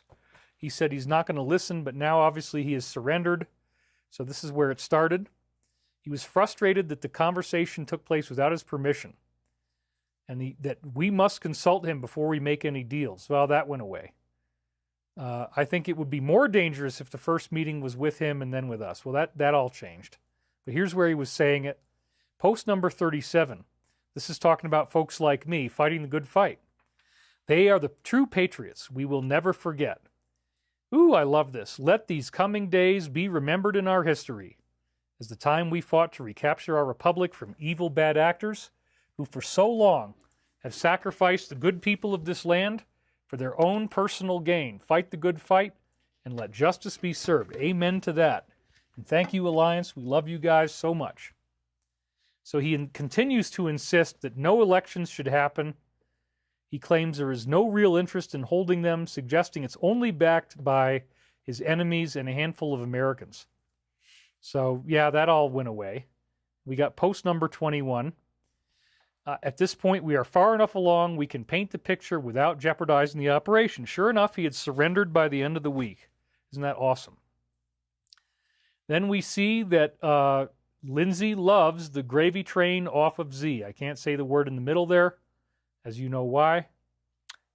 He has applauded Z, calls it a powerful force for good, transforming our taxpayer dollars into a global impact. Right. He credits the agency with making a significant difference worldwide and says it's a vital part of the team. He serves as the director at the International Republican Institute, or IRI, which just so happens to have gotten $130.7 million. I can't read the last one. Post number 38 is talking about the 4 aircraft carriers and escorts in the Pacific to prevent other state actors from attempting to harm us. This is talking about the mass arrest scenario. Think logically about the timing of everything happening and prepare messages of reassurance based on what was dropped here to spread on different platforms. They're telling us this now. It is getting ready to happen, folks. You've been waiting a long time, but it is going to happen. The calm before the storm. I really liked Jennifer Garner in some of her movies, so this made me very sad. Her secret party. Who would dare to even talk about this right now? But she did. She uploaded a video of herself recently reading a book titled Secret Party at this Save the Children event, which is an NGO that is now under investigation. The book encourages children to keep secrets, and the FBI has confirmed the code. What in the hell? I mean, like, don't you guys know that we know what this is? Wow. So anyway, post number 19 is all talking about the enslavement of the black population, controlling them, keeping them poor and in need, projecting racism against the other side. This is still happening all the time. Talking the crazy talk, covering the historical facts of the Confederacy. What happens if they lose their slave grip on this population? Well, that is starting to happen. And remember, it was in the context of this secret party they were just talking about. This is all through the, rap music, as we were talking about. And they're doing this through funding to prop up and install various media assets. And they had historical advantages peddling the narrative with famous people. The network that controls this false narrative, keeping them all under control, is being dismantled. And these people will be exposed as shills. Follow the money. Andre Costa says, yeah, mate, big hug, David. The time looper. Seth speaks. Tell Wilson to grow up. One kiss to Casey. Thank you very much. Celebrating your first super chat. Car X says, when you take the pants off an excellent woman from Mars, but she's got a bigger than you're now the one receiving. Okay. Little bit weird, but what the heck? You guys get to say whatever you want. I just choose whether I'm going to read it or not. This is going to take very long. I think we're going to get through this pretty quick. But we already did lose some people. We're down about 300. That's okay. Thank you guys for being here. So good old Javier backed a bogus scam. Unfortunately, that can happen. He's now facing impeachment threats. He backed a crypto scam meme coin that wiped out billions of dollars in hours. It's called a pump and dump. Market insiders wasted no time. Within minutes of its launch, major holders dumped millions. So this was clearly intended to sabotage him. Within 5 hours, its market cap completely collapsed.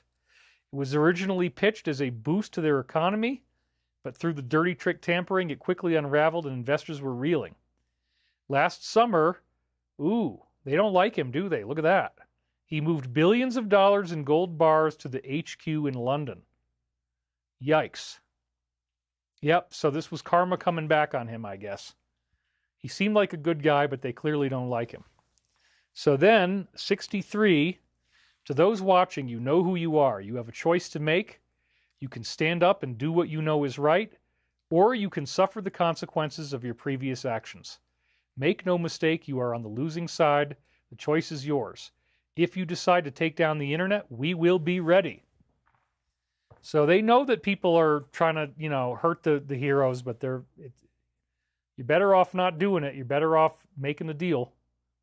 This was really funny. It almost made me cut a new turkey video together if I hadn't had the moose thing. 3 turkeys happen to be circling this gravestone with that particular curious name on it. Clearly some type of synchronistic omen. It's so funny. You've got to watch the video. They just go round and round and round. Cemetery worker in North Dakota stopped in his tracks to film this bizarre sight. 3 turkeys moving in a steady circle around a gravestone with this particular name on it. What do you think that means?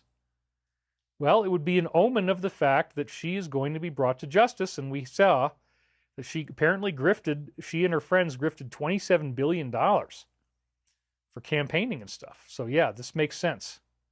And then we got post number 14, which is one we've seen so many times, but it's got a lot of good stuff in it. He knows where the bodies are buried. He has the goods on most actors. He was asked to run for president, and they prevented it from being stopped. The military is playing a vital role. He's surrounded by highly respected generals. And he has authority over the Marines, and he was asked to run with assurances made to prevent tampering. The military is keeping him 5 steps ahead. Then we see that Z is in a full panic, and obviously by the end of the week they're saying he surrendered. The possibility that U.S. could be pulled out of NATO, it would allow Europe to be conquered. He insists after seizing smaller nations, his enemy would inevitably set his sights on major countries. Well, that's not what's going to happen. That's totally not what it is. Post number 49 is another one we've seen a bunch of times, but the real key here is Secret sessions have been underway, and that's what led to him resigning. Then we have Elon's dad saying the body count is actually around 100 with said individuals. And, oh my God, there it is. Post number 34. Hooray! That's the mass arrest post. So clearly the Clintons are going to be very involved in this. My fellow Americans, over the next several days, finally, I think this might actually be only several days away, you will undoubtedly realize we are taking back our great country, the land of the free, from, you guessed it, those evil people wishing to do us harm. And we have initiated fail-safes to safeguard the public that will occur 11.3 with arrest announcements. Ooh. You can see it's going to lead right up to the people they were just talking about with the 100 body count. Confirmation will then be occurring and revealed, but not everybody's going to want to accept it. Because again, these people are not going to want to be arrested. Public riots are being organized in secret in serious numbers to prevent this from happening. On his order, a state of temporary military control will be action. We're going to need that. It'll only be a few days, maybe 10 at the most. So have your food and water stored. Special operations will be carried out. They are making various false leaks and disclosures in order to keep people from escaping and keep them in the U.S. Rest assured, every man, woman, and child is being kept safe, and we're going to keep them in their safety and well-being. But the atmosphere will be divided because so many people fell for this corrupt, evil narrative. Look at this. Boom. There it is, folks. We will initiate the emergency broadcast system, EMS, during this time. I've been hearing this since 2009. I've been telling you ever since 2009 this would happen, in an effort to provide a direct message and circumvent fake news for everyone. Anyone in an organization or an individual wishing to do us harm during this time will be met with swift fury. I love it. Certain laws are being pre-lifted to provide us the necessary authority to handle and conduct these operations at home and abroad. Woo! Does that not reinvigorate put the wind in your sails? I mean, hello, what do you guys think? Do you think this time they're really going to do it? I do. You would be a great dad to your own children someday. What will happen to Canada is the next question. I don't know. David, please try to remember, some of us don't have all the money you have. I lost my money. I now live very simply. It hurt my feelings so bad that you take people's money and spend it on lamps. It's only like $100. I mean, come on. That's ridiculous. Michael wanted me to buy good things for this set. This is a beautiful piece. So I'm sorry if you feel that way, but you know what? This is what Archangel Michael wanted. I had 3 dreams specifically congratulating me about buying this. Winnie Hellabust says, I just came on and I love your haircut. We have 3777 viewers right now, almost 4,000. 11.3, we talked about that one before. Laura Rex says, I bought the lamps for him at Kathleen. Yeah, I mean, this lamp, first of all, everything was 40% off. I don't think the lamp originally even listed for more than $120. So I think I got it for like $60 or $70, something like that. So come on. I mean, it was just the fact that, I want to have a beautiful set. I think it looks really cool. I like the way it looks. People are saying the lighting is a must. Rita Penashish says he can buy what he wants. Nicole Dominic, lighting is a must. It's your money, David. Spend it how you need, says Marina Anderson. Thank you very much. Kaleidoscope Eye said the same thing. I was just looking at Turkish lamps after loving yours, says Palace Athena. Kudos to your stylist. Great art.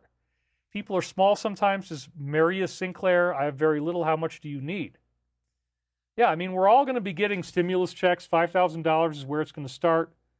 And, let him deserve his life. He lives to be happy. Thank you. I mean, this hatred of wealth is not going to help you attract wealth. I had to stop worrying about money so it would come to me to get some attention. That's a good old Southern saying. You don't worry about money so the money comes to get attention. Anyway, wow, sometimes you go into the comments and it's like somebody just blows you down. I was like, what do you guys think about Post 34 finally being real? And instead I'm getting dissed for buying a $70 beautiful lamp that makes my set look great. But hey, you know what? The hair cost a hell of a lot more than the lamp. Did you not want me to get a haircut too? And this is crazy. So whatever. Anyway, let's keep going. Thank you for whatever you think you're contributing by saying stuff like that. But no, I am going to spend my money how I want. And it was only because I bought the lamp and then I checked my balance the next day that I discovered $4,000 was missing. If I hadn't caught it that morning, it would have been stolen. I would have not gotten it back. So even though I only spent $70 on this, what I got in return was an enormous benefit because I saved all but $1,200 of the money that he was going to steal. And we know who it is. Everybody knows who it is. Anyway, this is dazzling. Emergency messaging system is going to happen. They will definitely be doing this, and it said over the next several days. I think this time it may finally be the real thing, so I'm so excited, you guys. I cannot believe this. It's finally happening. Then we see that the conspiracy theory was shut down. He said he does not agree even a little bit. He claimed that he had intelligence that 150,000 troops were going to invade. Not even a little bit true. Post number 11 is military intelligence takeovers. That is what they're just talking about in 34. Military intelligence versus these various agencies. So there you go. They lost their important power. The one area of the government, which is the military, not corrupt, directly serving the president. It is going to happen. You can see it's all being set up. If you can't see it now, I don't know what else I can do. But you're just going to have to wait for the truth. So then we have good old Ron supporting the audit. We talked about this before. They're exploring the idea of doing the audit of the gold reserves. He repeatedly warned about our secrecy and said that it may have been sold off to foreign governments. Well, that would include Dracos, actually. They're the ones that took a lot of it.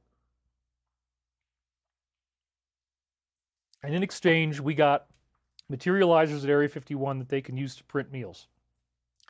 No one has been granted access to the vault in over decades. We're talking about since 74, so it's like 50 years. He claimed the gold was stolen from the people by the U.S. government in the 1930s. That is true. And he also says, if you watch the actual video, he says that it might be nothing in there now but gold-plated tungsten. I could not believe it when I saw that. They didn't mention in the write-up, but that's exactly what Pete Peterson had told me. So it was awesome to hear him say that. So post 192 is a new one, actually. We don't get very many of those. Why are China and Russia communist countries and closed off? Can you find an owl or a Y there? The Y appears to be like the goat head, the horns, basically the devil. What did they close it off to prevent evil from entering their country? Well, yeah, there you go. They didn't want the DS to be involved. Did they do this to protect their children and people? Obviously, yes. And then this individual was shamed when he traveled to China, SA, and other locations. Whereas how POTUS was hosted. Compare and think, we're living in a fantasy land. So clearly China and Russia know what's going on, and they are fighting against it, and that's a very good thing. Then we have Glenn Beck saying a mysterious buyer has been grabbing up gold in large quantities, acquiring massive amounts and causing shortages in London. We showed you that with them flying it out. 8,000 gold bars have already been flown to New York. They're trying to quickly restock so it doesn't look like anything's missing. He suggests the individual has deep pockets and may be preparing for a full-scale audit. So we caught that one. That has 1.7 million views. Whoop, we got a bunch of donations coming in. Melissa Wesniak says, I love your hair. It has never looked better. And Car X D-Life Sassy donated and 7 likes. And again, regarding this thing about like I shouldn't buy the lamp, which people are still talking about that here, I'm reinvesting you guys' money in making the set more beautiful. I think this looks really, really cool. So if I just hoarded all of your money and all I want to do is buy things like food and just survive, I'm not adding beauty to the space, but I wanted to add beauty to the space. And again, it's only because I bought that lamp that I found out that my money was going to be stolen, which saved, what, $2,800. So $70 lamp saved me $2,800. It was totally worth it. That Nino kind of guy says, give from abundance. Your cup runneth over, fill to the brim, spilling over. The more you give, the more it will come back. Please don't justify yourself, David. Thank you. Yeah. The gold suddenly arrives only right before the first audit in 50 years. Your lamp is lovely. Stop defending yourself if people are jerks, says Aurora. I totally agree. Thank you, Aurora. You buy what you want. Come on, you all. Let him be. Dude, you acted like you've barely been surviving. I'm not acting. I really was barely surviving. I've had such a struggle to hold on to money. When I take out a business loan, I'm going to invest in some cool stuff for the set, which I think this is a great example of it. You know, I love the way that looks, man. I look in this frame, I'm like, dang, that's good. So, you know, if you don't want it to be beautiful, that's fine, but I'm still going to do it anyway. It is my money. There, matter has been settled. And you say I look 10 years younger because I got a great haircut. Post 95, again, we're talking about the gold audit.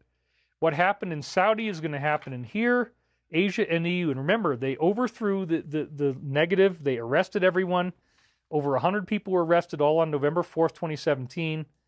So they're, again, telegraphing post 34 is about to come true. Emergency message system will be broadcast. Keep digging and keep organizing this info. That's what I'm doing. They say this is critical. So thank you, guys. I will keep doing it every week as long as I can. Even if I'm on the road, I'll try to make sure I get this show done somehow. And that, again, we did it on Saturday, so I'm not disrupted by the wind. God bless you. Now, if you actually watch this video, here he is lampooning us, but nobody in the audience laughs. It goes over totally dead. They're not laughing where they're supposed to be. He's acting like a country hick redneck, and then he doesn't want to shake the hand of a black man, and nobody frickin' laughed when they were supposed to. So that's the part they didn't really point out, is that it bombed really badly. People do not want to see this stuff anymore. They were not happy. They want to unify, not divide. He mocked supporters on this show, wearing the hat and playing a stereotypical ignorant conservative, and in the skit he refused to shake this man's hand. Is anyone surprised? No, I wasn't, but the point is nobody thought it was funny, and we're up to post number 30, which is, again, one we've seen many times. You'll read it and give me a chance to eat this one little thing here, because I am starving. We're almost at the 5-hour mark.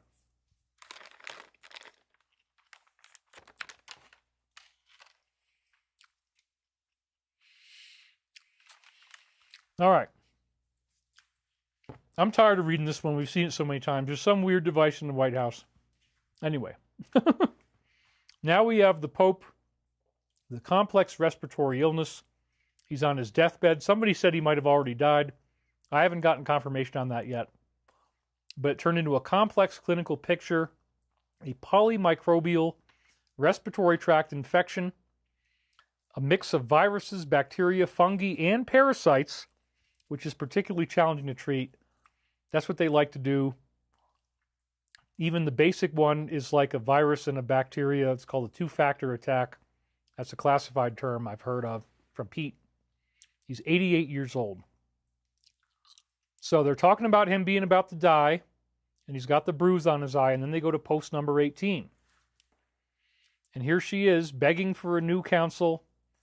Why is her memory going to protect against prosecution? So that's what they're talking about. All these people are about to be arrested, and they're all going to have their excuses. Then we have this issue in Dallas where a person was threatening death at a church.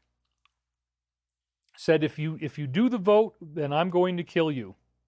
And then she asked the audience if they believe in sacrifice. Well, there could be Satanism behind that. These people are sick. I totally agree. So, okay, in light of the sacrifice discussion, we go to post, and look at what's behind her. It all looks like blood. Or, you know, this individual, let's say this person. Post number 54. I know the plans I have for you, plans to prosper you and not to harm you, plans to give you hope in a future. Now we see that she is undergoing a criminal investigation, probably long overdue. Thanks to Tom, he confirmed that she has been referred for that investigation to the DOJ. They have to decide whether members of Congress can, in fact, make this advice on how to evade law enforcement. She instructed people on what to do, and now she's going to pay the price for it. Post number 60, boom! The ongoing reinforcement of our 60 time loop. This is the first of 4 they did in a row. Thank you guys so much. And again, it says you can count the people who have the full picture on 2 hands. Only 3 of them are non-military. This is the first of 4. I was totally blown away. Thank you, Alliance. It's a staggering endorsement. And again, if you can't see, whoops, oh my God. You got to swap the screen with the slides. You guys, I can't do this forever. I mean, it's like so long. Anyway, where are we? Let's go back a few slides because I blew it. I don't know how long I've been doing that. So let's go.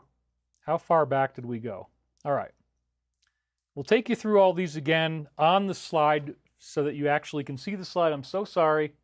Yeah, it's because it's 5 hours, man. It's like, it's so hard to do so much of a show and not make a mistake. Anyway, here we go. I think this is where it happened. Does that look right? Did I go far enough back? We have the mysterious buyer buying up the gold. We have post-95. What happened in Saudi will happen here. Asia and EU, keep digging and organizing. You can pause that one. We had Tom Hanks, and he got no laughs, as we were saying. Stereotypical ignorant conservative refuses to shake. Post number 30. And this is the one about the device being put in the White House. You can't possibly imagine the steps that were taken prior to him losing power to ensure future safety and control. I love the lamp, love your hair. Who cares what they say, somebody says. F the trolls. Let him have a new lamp for joy for himself. So you can read that one. Then we have the complex respiratory sickness.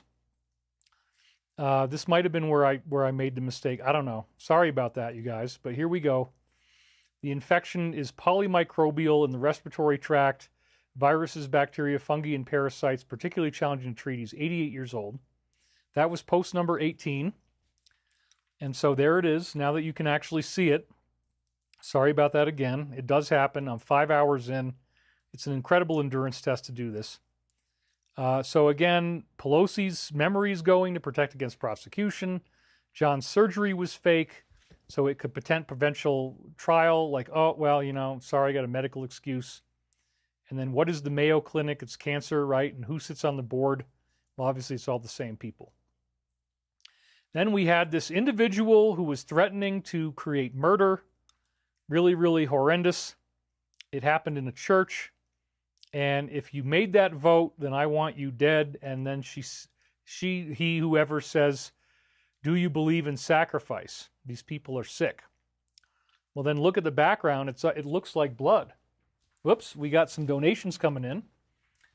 Speed dealers on, he's on a mission. Stavati trippin'. Says Car XD Life Sassy. Thank you very much. Phil Kasubris, this will be a year long remembered. It has seen the end of B's legacy. It will soon see the end of the DS. Thank you for guiding us through it, David. Exactly. You're meant to have the lamp, says Jennifer. David, you cut your antenna hair. At least you have more to make up for it. Yeah, I still have the antenna on top. I still got 5 inches there. So, Tammy Lilly, take a breath, Center. Don't listen to your haters. Thanks for your service and all you do. You're human. We all make mistakes and get tired. Yeah. It's incredible that I'm able to go for 5 hours. I told the guy at the lamp store he couldn't believe that I was able to do 5 hours at once. Judith Ribikoff says, your hair looks okay. It's fantastic. It's worth everything. We had strong winds in Melbourne, Australia yesterday. 39 kilometers an hour is 25 miles steady. Yep, that's what we're about to go into. That would have been what we had tomorrow. Lamps produce light, says Shara Wilson. You look 10 years younger, says Anna Nishida. Your set is awesome. The lamp is great. Thank you very much. Stop it. David looks great. Does this mean bald people don't get the antenna effect? You'll still get it in other ways. David, I dig your glasses, says Jackie Baby. Papaya seed powder is also good for clearing parasites. Great. Okay, well, I think I got all the slides that we missed. But anyway, let's keep on going with that. And I won't make that mistake again. I'm definitely going to remember now. So we had this very creepy situation where the death threat is being made by this person. And then we're up to post 54. Know the plan. I know the plans I have for you, which is exactly what we're getting through Michael Prophecies. Plans to prosper you and not to harm you. Plans to give you hope and a future. Amen to that. Then we see the criminal investigation of this individual. Now you know who it is because I didn't say it out loud before. This individual, Tom, has confirmed that she has been referred to the DOJ for criminal investigation. It's now up to them to decide whether a member of Congress could do legally the advising of people on how to evade the law. Probably not. She's instructed them on how to hide and to not open their doors. Uh-huh. And then we have post number 60. I think this is where we were before. An ongoing alliance reinforcement of the loop, where it says you can count the people who have the full picture on 2 hands, and of those less than 10, only 3 of them are non-military.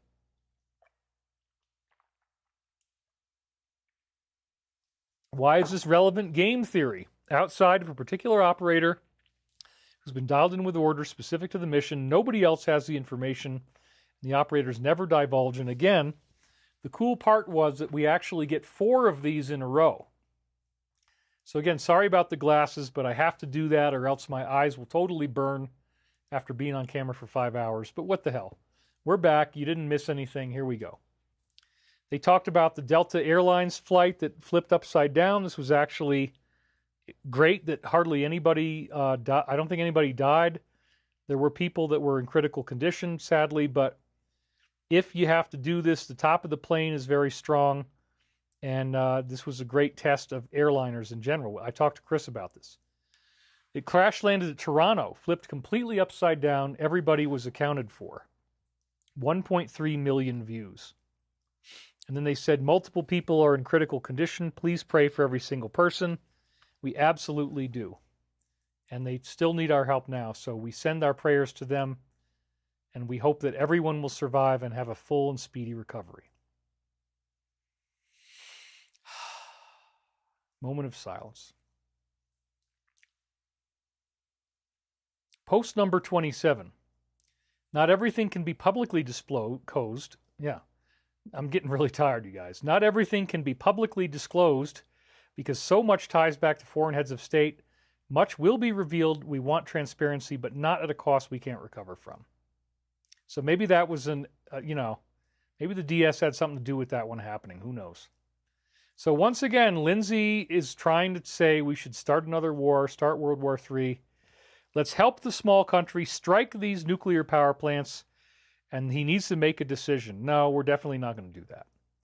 He makes his position clear. He favors bombing over any form of negotiation. Does anyone agree with him? No. Cocky Man donated $20. Thank you very much. We're back up to 4,000 people. I regained everybody I lost on my breaks there.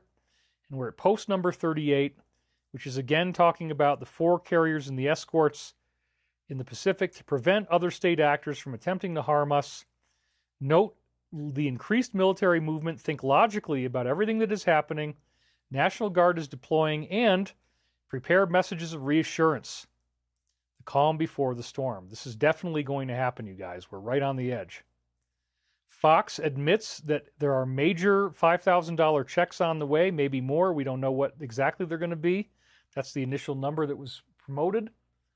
1.8 million views. The next step is for major refunds of American taxpayers as they uncover massive fraud and waste. Money that was sent where it never should have gone. They admit it's time to return every single penny. Give it back to the people and watch the economy explode. Absolutely. 1.8 million views. Post number 37 is again lauding people like myself who are doing the work for the Alliance in the public eye, taking all of these shots. We got the death threats. We got the inch-thick subpoena. We got my money being stolen. You got to catch it or else, you lose your money. It says, they are the true patriots. We will never forget. Let these coming days, remember, they're about to declassify the list. Those are the final slides. As the time we fought to recapture the Republic from evil, bad actors. Fight the good fight. Let justice be served. So now they're trying to tell you, you got to take this treatment because there's this new thing going on. Right. Measles spreading across the U.S., an outbreak in Texas reaching the largest scale in 30 years, cases emerging in nearby states. They blame this surge on declining rates. Sure. Reporting that mommy and daddy are evil. If you haven't learned that, then you might not be able to stay alive. Reporting that all confirmed cases involve either certain individuals or those with an unknown status. Public health experts warn that this could trigger a far larger problem, especially among those who refused. No way. No way. Do not believe them. Post number 82, things need to be solved to understand what is about to happen. Once again, They're telling you something is about to happen. Saudi was the bloody wonderland, and she was Alice in Wonderland. So they had all the money, and that was being used on a wide scale, but then they got overthrown. Same thing's going to happen in Asia, Europe, and the U.S., and it's all about to happen. Then we see Piers is now joining our awakening. This is really, really encouraging. He now claims a top cancer expert warned him that there has become a whirlwind. So we're at post number 31, which is a really good one. World stalemate. We have all the goods on everyone else. That's part of the reasons that some things that tying back to foreign heads of state will have to remain classified. Otherwise, there'd be no governments. We're in one of the most critical times of our country. He and the Alliance are working to balance everything we're doing and purify our government to remove any bad actors. There's so much string pulling and blackmail, we had to cut it off to regain the power that was granted to us by patriots and hardworking people.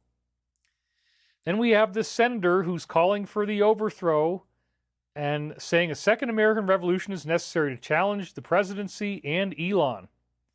His goal is to overthrow both of them. Will the media call this an insurrection? Obviously not. Post number 67 brings us to this. Where is John? Where is Tony? Did one or both escape the country? Well, that's something we're probably about to see. The people are going to be trying to do this. So commercial and private security clearance for departure. Yeah, they're going to be trying to fly out in private jets. This is about to happen. They're trying to stop these things from going on with post 9/11 protocols. Only one plane was authorized during a mandatory forced grounding. He has a military escort, and he's being forced down. This will be leaked. Watch the news. Have faith. What fake anchor will not be on the air tonight? Why is that relevant? $18 billion could be used by various people, and they are tracking these funds. We're seeing that now. And now they're again talking about Saudi. The biggest donations originate from there. They are a safe harbor, port of transfer. And the Council of Wizards and Warlocks cannot be defeated. Then we see that the woman who played the Wicked Witch is now going to play Jesus. How ironic, right? Her name is Cynthia. She's going to play Jesus in the Superstar show at the Hollywood Bowl. She's also known for playing the Wicked Witch. Well, that's exactly how they see Jesus. They think he's evil, and they think that they're good. It's all backwards land for them. So then we have new propaganda coming in. Oh my God, if it's not measles, it's going to be this other thing with birds. Conditional approval to treat the chickens. Well, I hope they don't treat the ones I'm eating. Oh my God, this is horrible. But it's not going to go anywhere. The Alliance is on top of it. It's already affecting mammals, and humans can contract it through close contact with infected animals. Simultaneous infections could create a hybrid strain. Is anyone trusting this? No. Nobody's listening, thank God. And then we have post number 148.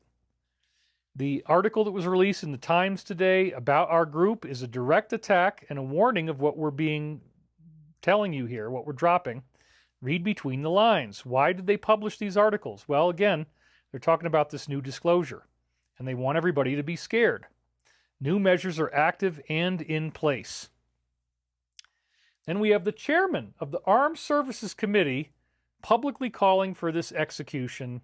That is not going to happen either. His name is Roger, and he says this man should be executed. He is a war criminal who cannot be trusted in any peace deal, saying that he violated every tenet of the law and should be either imprisoned for life or face execution. So you can see he's not going to make it. He's going to be brought into the same trials. He's shilling for them. Post number 79 says the graphic is right.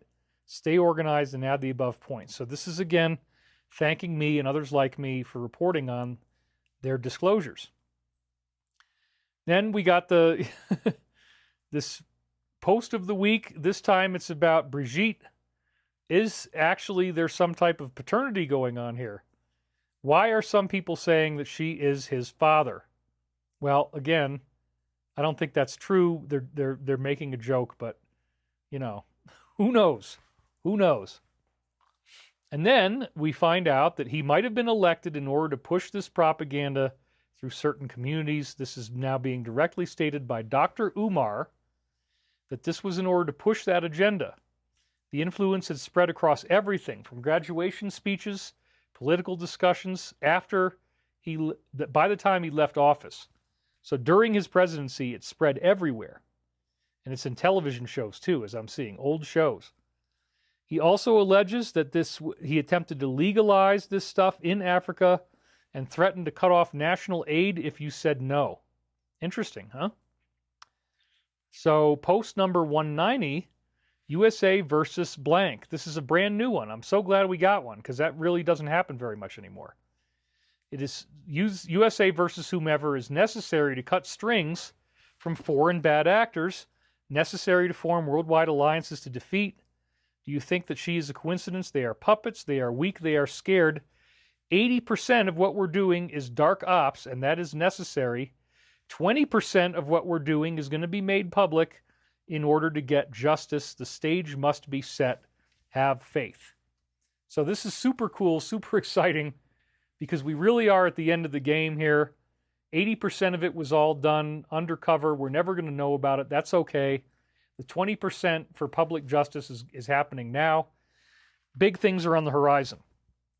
Then we see they are rehearsing for his funeral, and they are saying he may not survive from the pneumonia. The Swiss Guard is under curfew, preparing for his potential loss.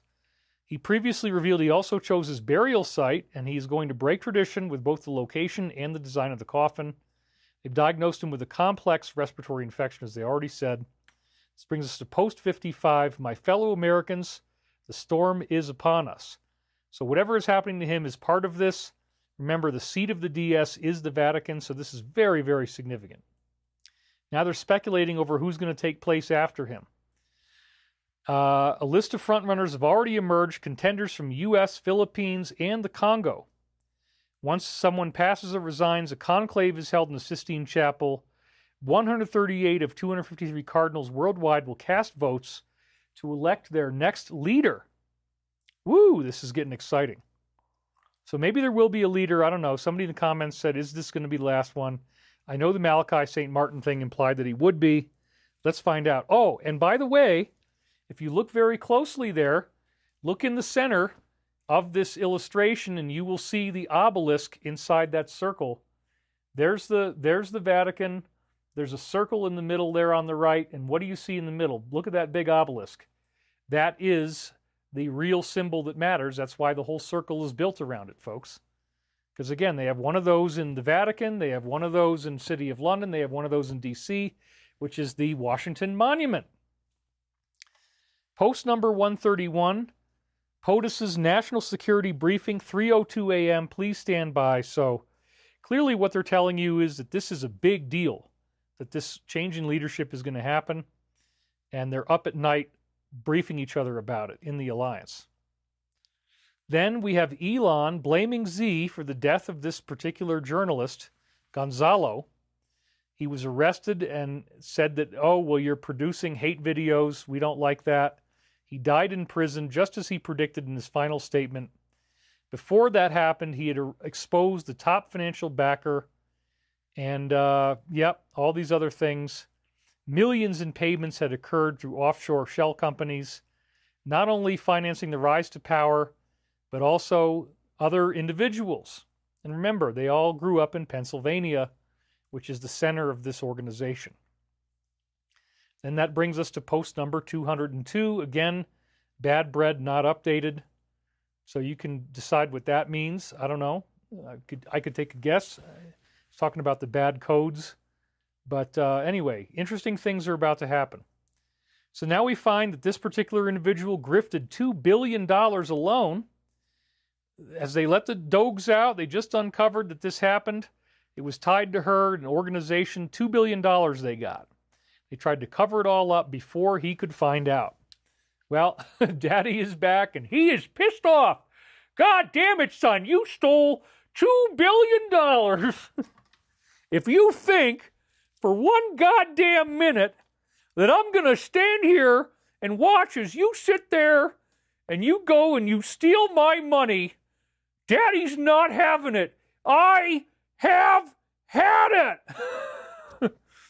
I have had it. Oh my God, I burned myself. I have had it up to here. All you ever do is make excuses for your behavior. Son, you just need to shape up or ship out because it's my roof and it's my goddamn rules. Woo! All right. Got to get a little spicy to keep things going, keep you guys watching. We're at the 5-hour and 5-minute mark now. We're doing well. It's not going to take too much longer. We're almost done. So hang in there, everybody. So, $2 billion of grift, and then they tried to cover it up. EPA awarded this massive grant to power forward communities in April 24, directly linked to her. She was a fierce advocate for this lame green energy agenda. Well, why not actually finance an airliner that's going to be 33% less expensive to run? That's a really green technology. You guys like it? We got all these people competing over it. It's going to happen. She actively campaigned for the opposition. $2 billion grift. So, once again, post number 60, this was the second reinforcement of the time loop we talked about before regarding the number 60. Less than 10 people know what's really going on. Then he reveals the true scope of the grift is horrible. A major revelation about where our money has really been going is about to occur. People will find it horrible and embarrassing. The truth will soon be exposed for all to see. You'll be seeing about it and you'll be reading about it. So everything we've heard up until now is not even the beginning. That's so exciting. I can't even tell you. Post number 41. What a coincidence that the mountain that housed this nuclear weapons testing collapsed. What unbelievable timing. Obviously, the Alliance was behind it. They went in underground and they blew it up. I wonder, he says, ironically, if critically important materials as well as scientists, aka these makers, were inside when it happened. So this is what they were saying. 80% of the stuff they're doing is not public. They're not telling you everything that's really going on. 20% will come out for justice. So stuff like this, these underground facilities that you've never even heard of, where they're doing all this dark and evil stuff that you've never even found out about, they're just going to go in there and take care of it, and you'll never hear about it. That's an example of what they're saying. And again, right before then, they were talking about horrible, embarrassing findings. The truth will soon be exposed. You will be reading about it. So this could very well lead to things like deep underground military bases, off-planet bases, who knows? But this is so exciting. Again, they're going into the underground bases and taking them out, and you're never going to end up hearing about it, for the most part.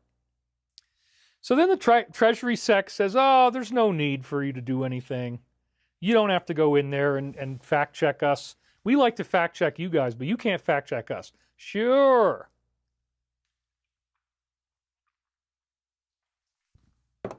He insists, with his hands all red, right? All the gold is there, dismissing any need to visit it or to revalue our reserves in any type of sovereign fund. He assures us that audits are conducted every year and says any member can look at them for themselves. But these two individuals wouldn't be shining this much spotlight on the situation unless they were already aware of something. Boom. It's over. The grift is over. Vacapalo, let's take that one. What the heck? How do I buy Stavati stock? Please direct me to where specifically on the webpage. You have to go to stavati.com. You have to write us an email and indicate your interest. And then, if we pick on you as a potential person, then you will get more information by the mail. But yeah, we do need a few more. We got 18 slots left. So thank you. And the gold is gone, says G. Bell. Woof, woof, blessings, tuning in from St. Francisco. That's funny. We don't trust Congress, says Lori Macaluso. I've been cut out of your video twice so far. The browser gives me an error. They are watching, says Ann Townsio. All right, hold on. We're still getting trolled, so I just had to fix one. It's obviously Steven again. He never stops. He will work for the whole 5 hours, and so we just nailed another one. I did it myself. Anyway, I was very fast on it. I just happened to see it. So, the grift never stops. And this guy's been stealing my money. It's just disgusting. So anyway, 0 Day discusses an alternate timeline. There's a new show that's coming out apparently on Netflix. An elderly ex-president with dementia who inexplicably decides not to run for re-election, paving the way for a black female candidate to win the presidency. It had been in development since November 22. And it was done by our friend and his production company who are partnered with them. So this was them believing they had it under control. They were going to grab it for themselves no matter what, and then they were going to take a victory lap with this show. And now it's totally obsolete and pointless, but they're probably going to release it anyway. This is our third instance of post number 60. Thank you, Alliance. Thank you for giving me that wonderful endorsement. Again, only less than 10 people involved in planning this whole thing, and only 3 of them are not members of the military. This was so exciting, you guys. This gets us up to February the 20th. He was confirmed as the director. I could not believe it. On day 1, he's expected to release these files. It's going to probably be early this coming week, and that could be what triggers the arrest. So get ready. I may not even be doing a show next Sunday. We might be in the 10 days by then. So bring it on. You know what? Otherwise, we're going to get the Ruel reading, which is beautiful. He plans to expose those who collaborated to build this network, revealing the names of celebrities, politicians, and high-profile philanthropists. He will work to permanently dismantle all of the criminality that is going on. I cannot wait. I'm so happy this happened. And then this was the 4th instance of 60 seconds and our time loop. So thank you, Alliance. They're really going out of the way to let you know, unlike what this one hater we have says, no, they are totally behind me, 1,000%. Thank you, guys. Now and so at this point, this is the last slide that I did. And then after we hit this slide, I got into a thing where it's like, okay, I don't have time to actually put the time loop, to put the posts in, because I only did it this morning, and I had just enough time to squeeze some stuff into the show. So we're almost done. We'll be done by 5.5 hours, maybe even sooner. Maybe even 5 hours and 20 minutes. That'd be great, because there's still some sunlight out. I could take a walk, go say hello to Monica. Not going to feed her. Thank you, Stephen, for educating me about the fact that it's illegal to feed the moose. You don't have to call the police, so he's probably going to anyway. He's so crazy. I can't wait for justice. You know, I'm not even going to go into it. Stealing my money was the final straw. So anyway, he demands answers on the stolen money from all of us. I cannot wait to see where this is going.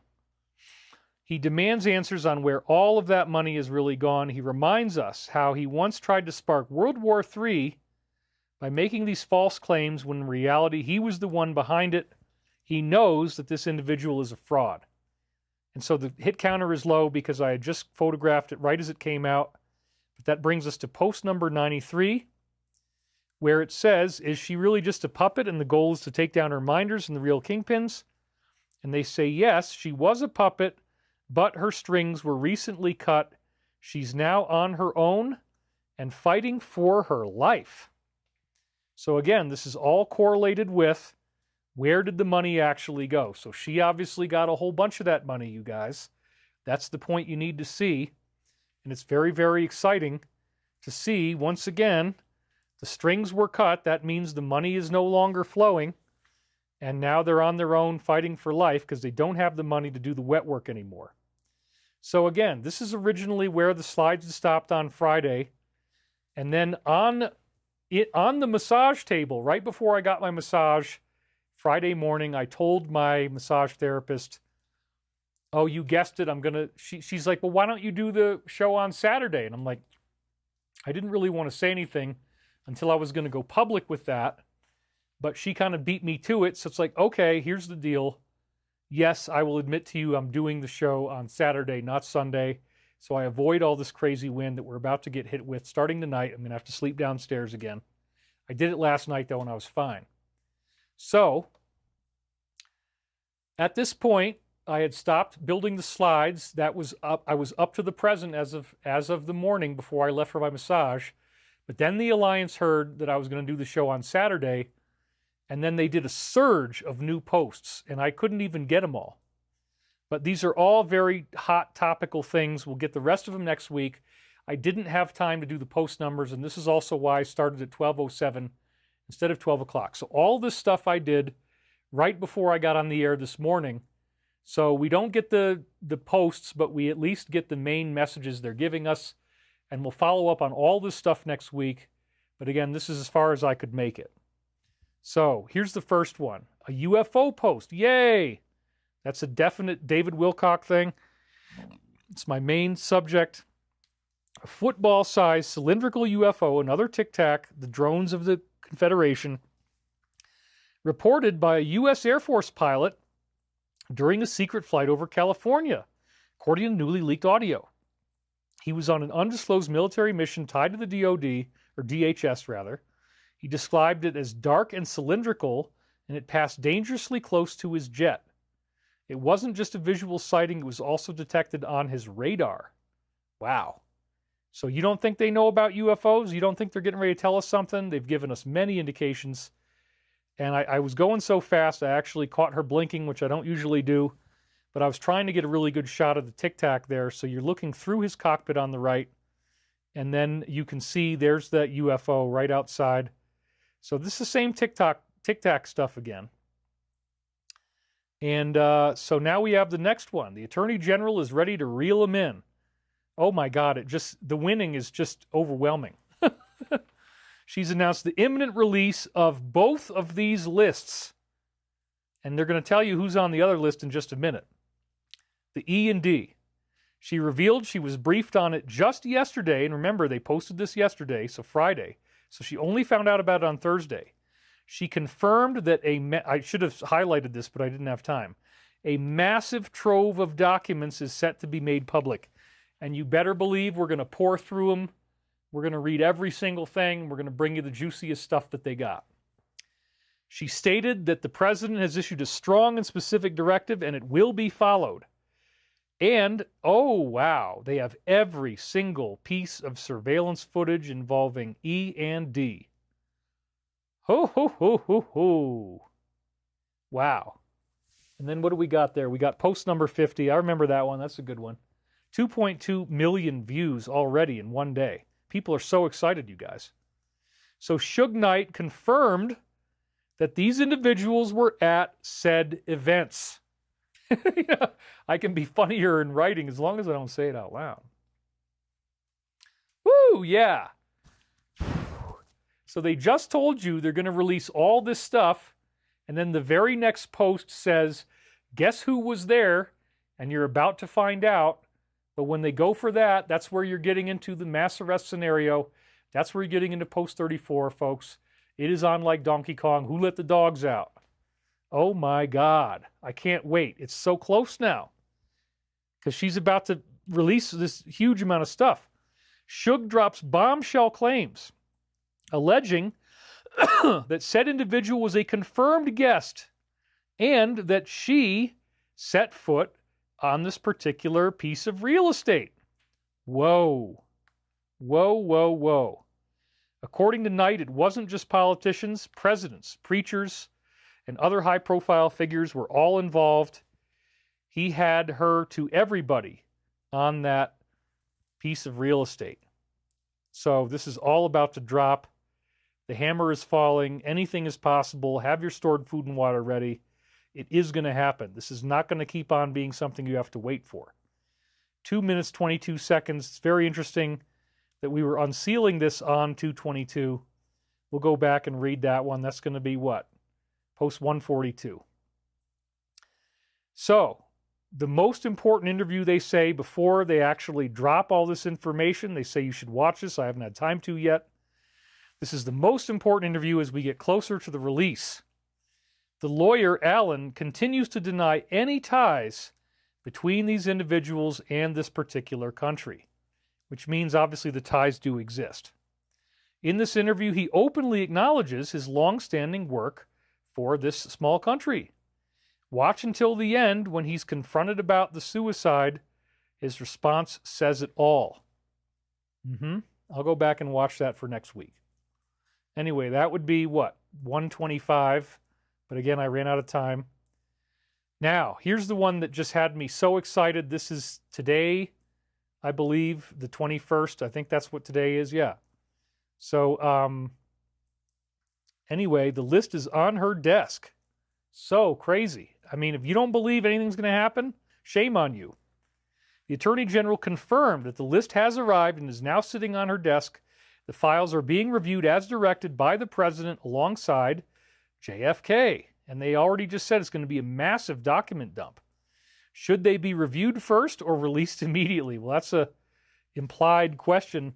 Clearly, they want us to see all this stuff. So their vote is for it to be released immediately. Isn't this so great? We're over 4,000 views now. Thank you guys for being here. Sorry I had to do this on a Saturday. But we're about to get tortured for 3 days of win. So it's not exciting.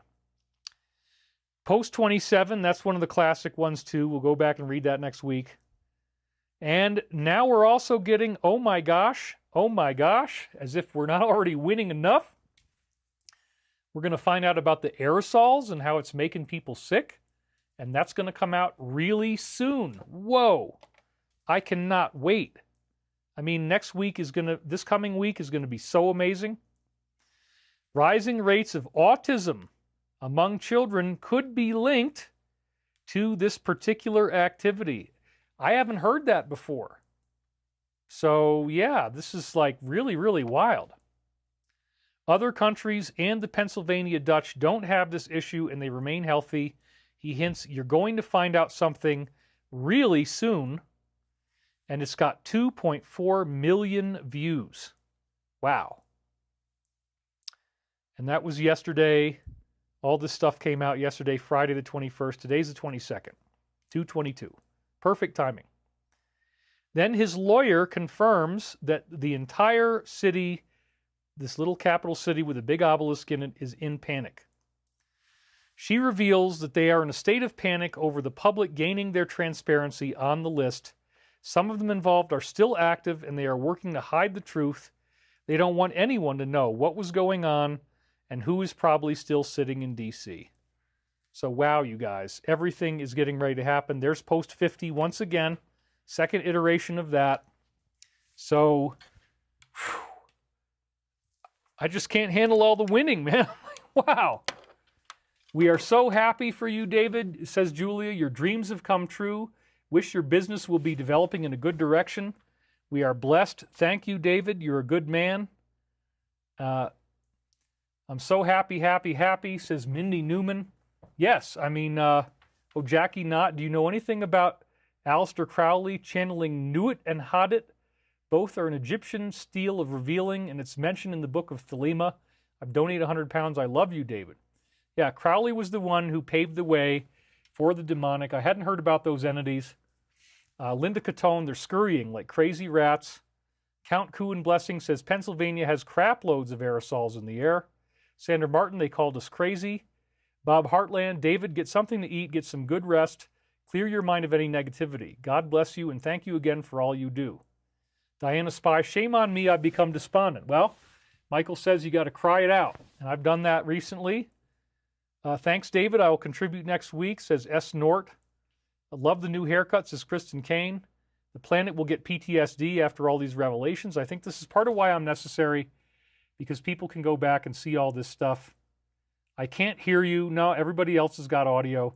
Sorry about that. It's probably something on your side.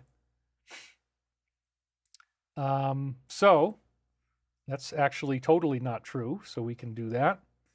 New Jersey is wildly being attacked with spraying. Anyway, we got lots of interesting things going on here. My car was stolen yesterday, says Winnie Hellebus. Sorry about that. That's a tragic, horrible thing. But this is the times we live in. My next car will be a hover car. All right. Radine Donnelly, all of this is what we've been waiting for so long. So wonderful. Love to you all. Been waiting for justice ever since Vietnam, says Ivory Bow. Darren, the secular spiritualist, says, you are my therapy. Kiss, kiss. I don't know if I'm going to kiss somebody named Darren, but thank you. David Wilcock, FLA Patriot, says, buy yourself a good pair of noise-canceling wireless headphones. Actually, I did that before. I used to use noise cancellation, and I got something called hyperacusia, which was a really, really terrible problem. I ended up having so much noise sensitivity to background noise that it actually made the wind much worse. So I've learned, basically, you listen to it as much as possible. You don't try to tune it out. You know what? I got sassy hair. There's all these little funny, sexy curls in here. And we got all this fun stuff going on. It's a good time to do a meditation. We'll keep it to exactly 5 hours and 30 minutes. So here we go. This is our global peace meditation coming up at you in real time, folks. Because again, this is a technology. We have 4,100 people here right now. That's more than enough to get the job done. So let us get in there. And hopefully we're going to see some really big stuff coming this week. So without further ado, I'd like you to close your eyes, put both feet flat on the floor. Let's just let all this excitement, nervous energy subside, going into a nice ocean of peace.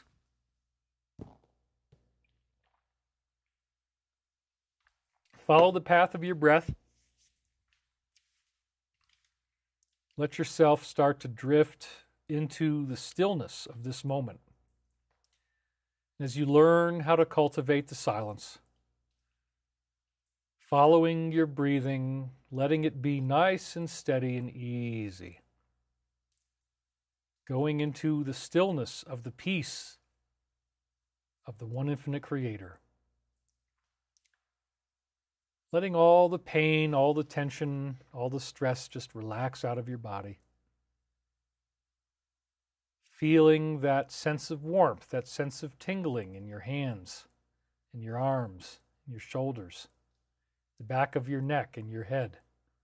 All through your face, relaxing every single muscle, going down through the chest, down through the stomach, down through the groin area, into the legs, down to your knees, down through your calves, relaxing all those muscles, feeling so good, so calm and peaceful. Down into your feet, your ankle, your heel, your toes. Feeling yourself fully bathing in this infinite relaxation. Such a warm, wonderful sensation.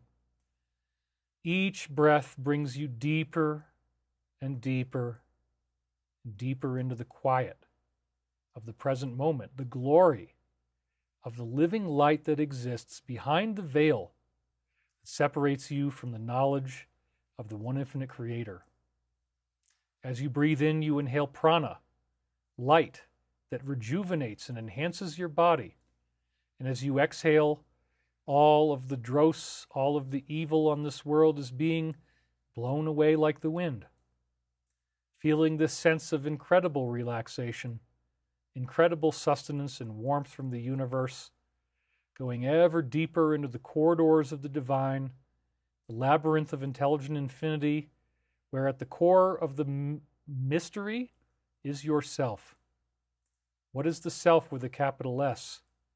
The infinite awareness that made the universe beyond space and beyond time, functioning as a coherent whole, integrating with your reality in so many beautiful ways, bringing in love, bringing in peace, and breathing out that peace to all those in need of prayer and healing. The wars are ending, the bad guys are being brought to justice, the good people are being put in positions, the lists are about to be dropped, and major, major epic transformation is upon us. As you breathe in, you are breathing in healing of the planet, the peace of the Christ consciousness. And as you exhale, you're breathing out all the toxicity, letting go of anything that does not serve the highest and best good for all those involved. For indeed, you are the light. You are the love. You are the one infinite creator, and your breath determines the outcome. So we are breathing in peace, breathing in healing, the success of the alliance, the prayers for all the safety of those operators doing these things, and the successful completion of the mission of Archangel Michael and the Christ consciousness logoic form of infinity itself, in that form of Jesus, and the reflection of all of the creation in the Christed mind. And so it is.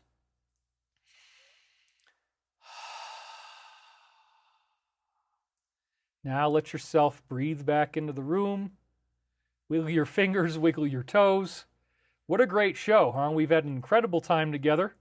It's 5 hours and 29 minutes, so with that said, I will see you guys on the flip side. Thank you for watching. We will be in touch very soon. David is my spirit animal. Thank you guys. Lots of love. Very nice. We will see you soon. Thanks for watching. Be safe and get ready for the fireworks, folks, because it is on like the proverbial Donkey Kong. David, can I build you a dome home? Well, thank you for the offer. That's really cool. Thank you, David. Thanks for letting us meet Monica the Moose, says Serena Bella 111.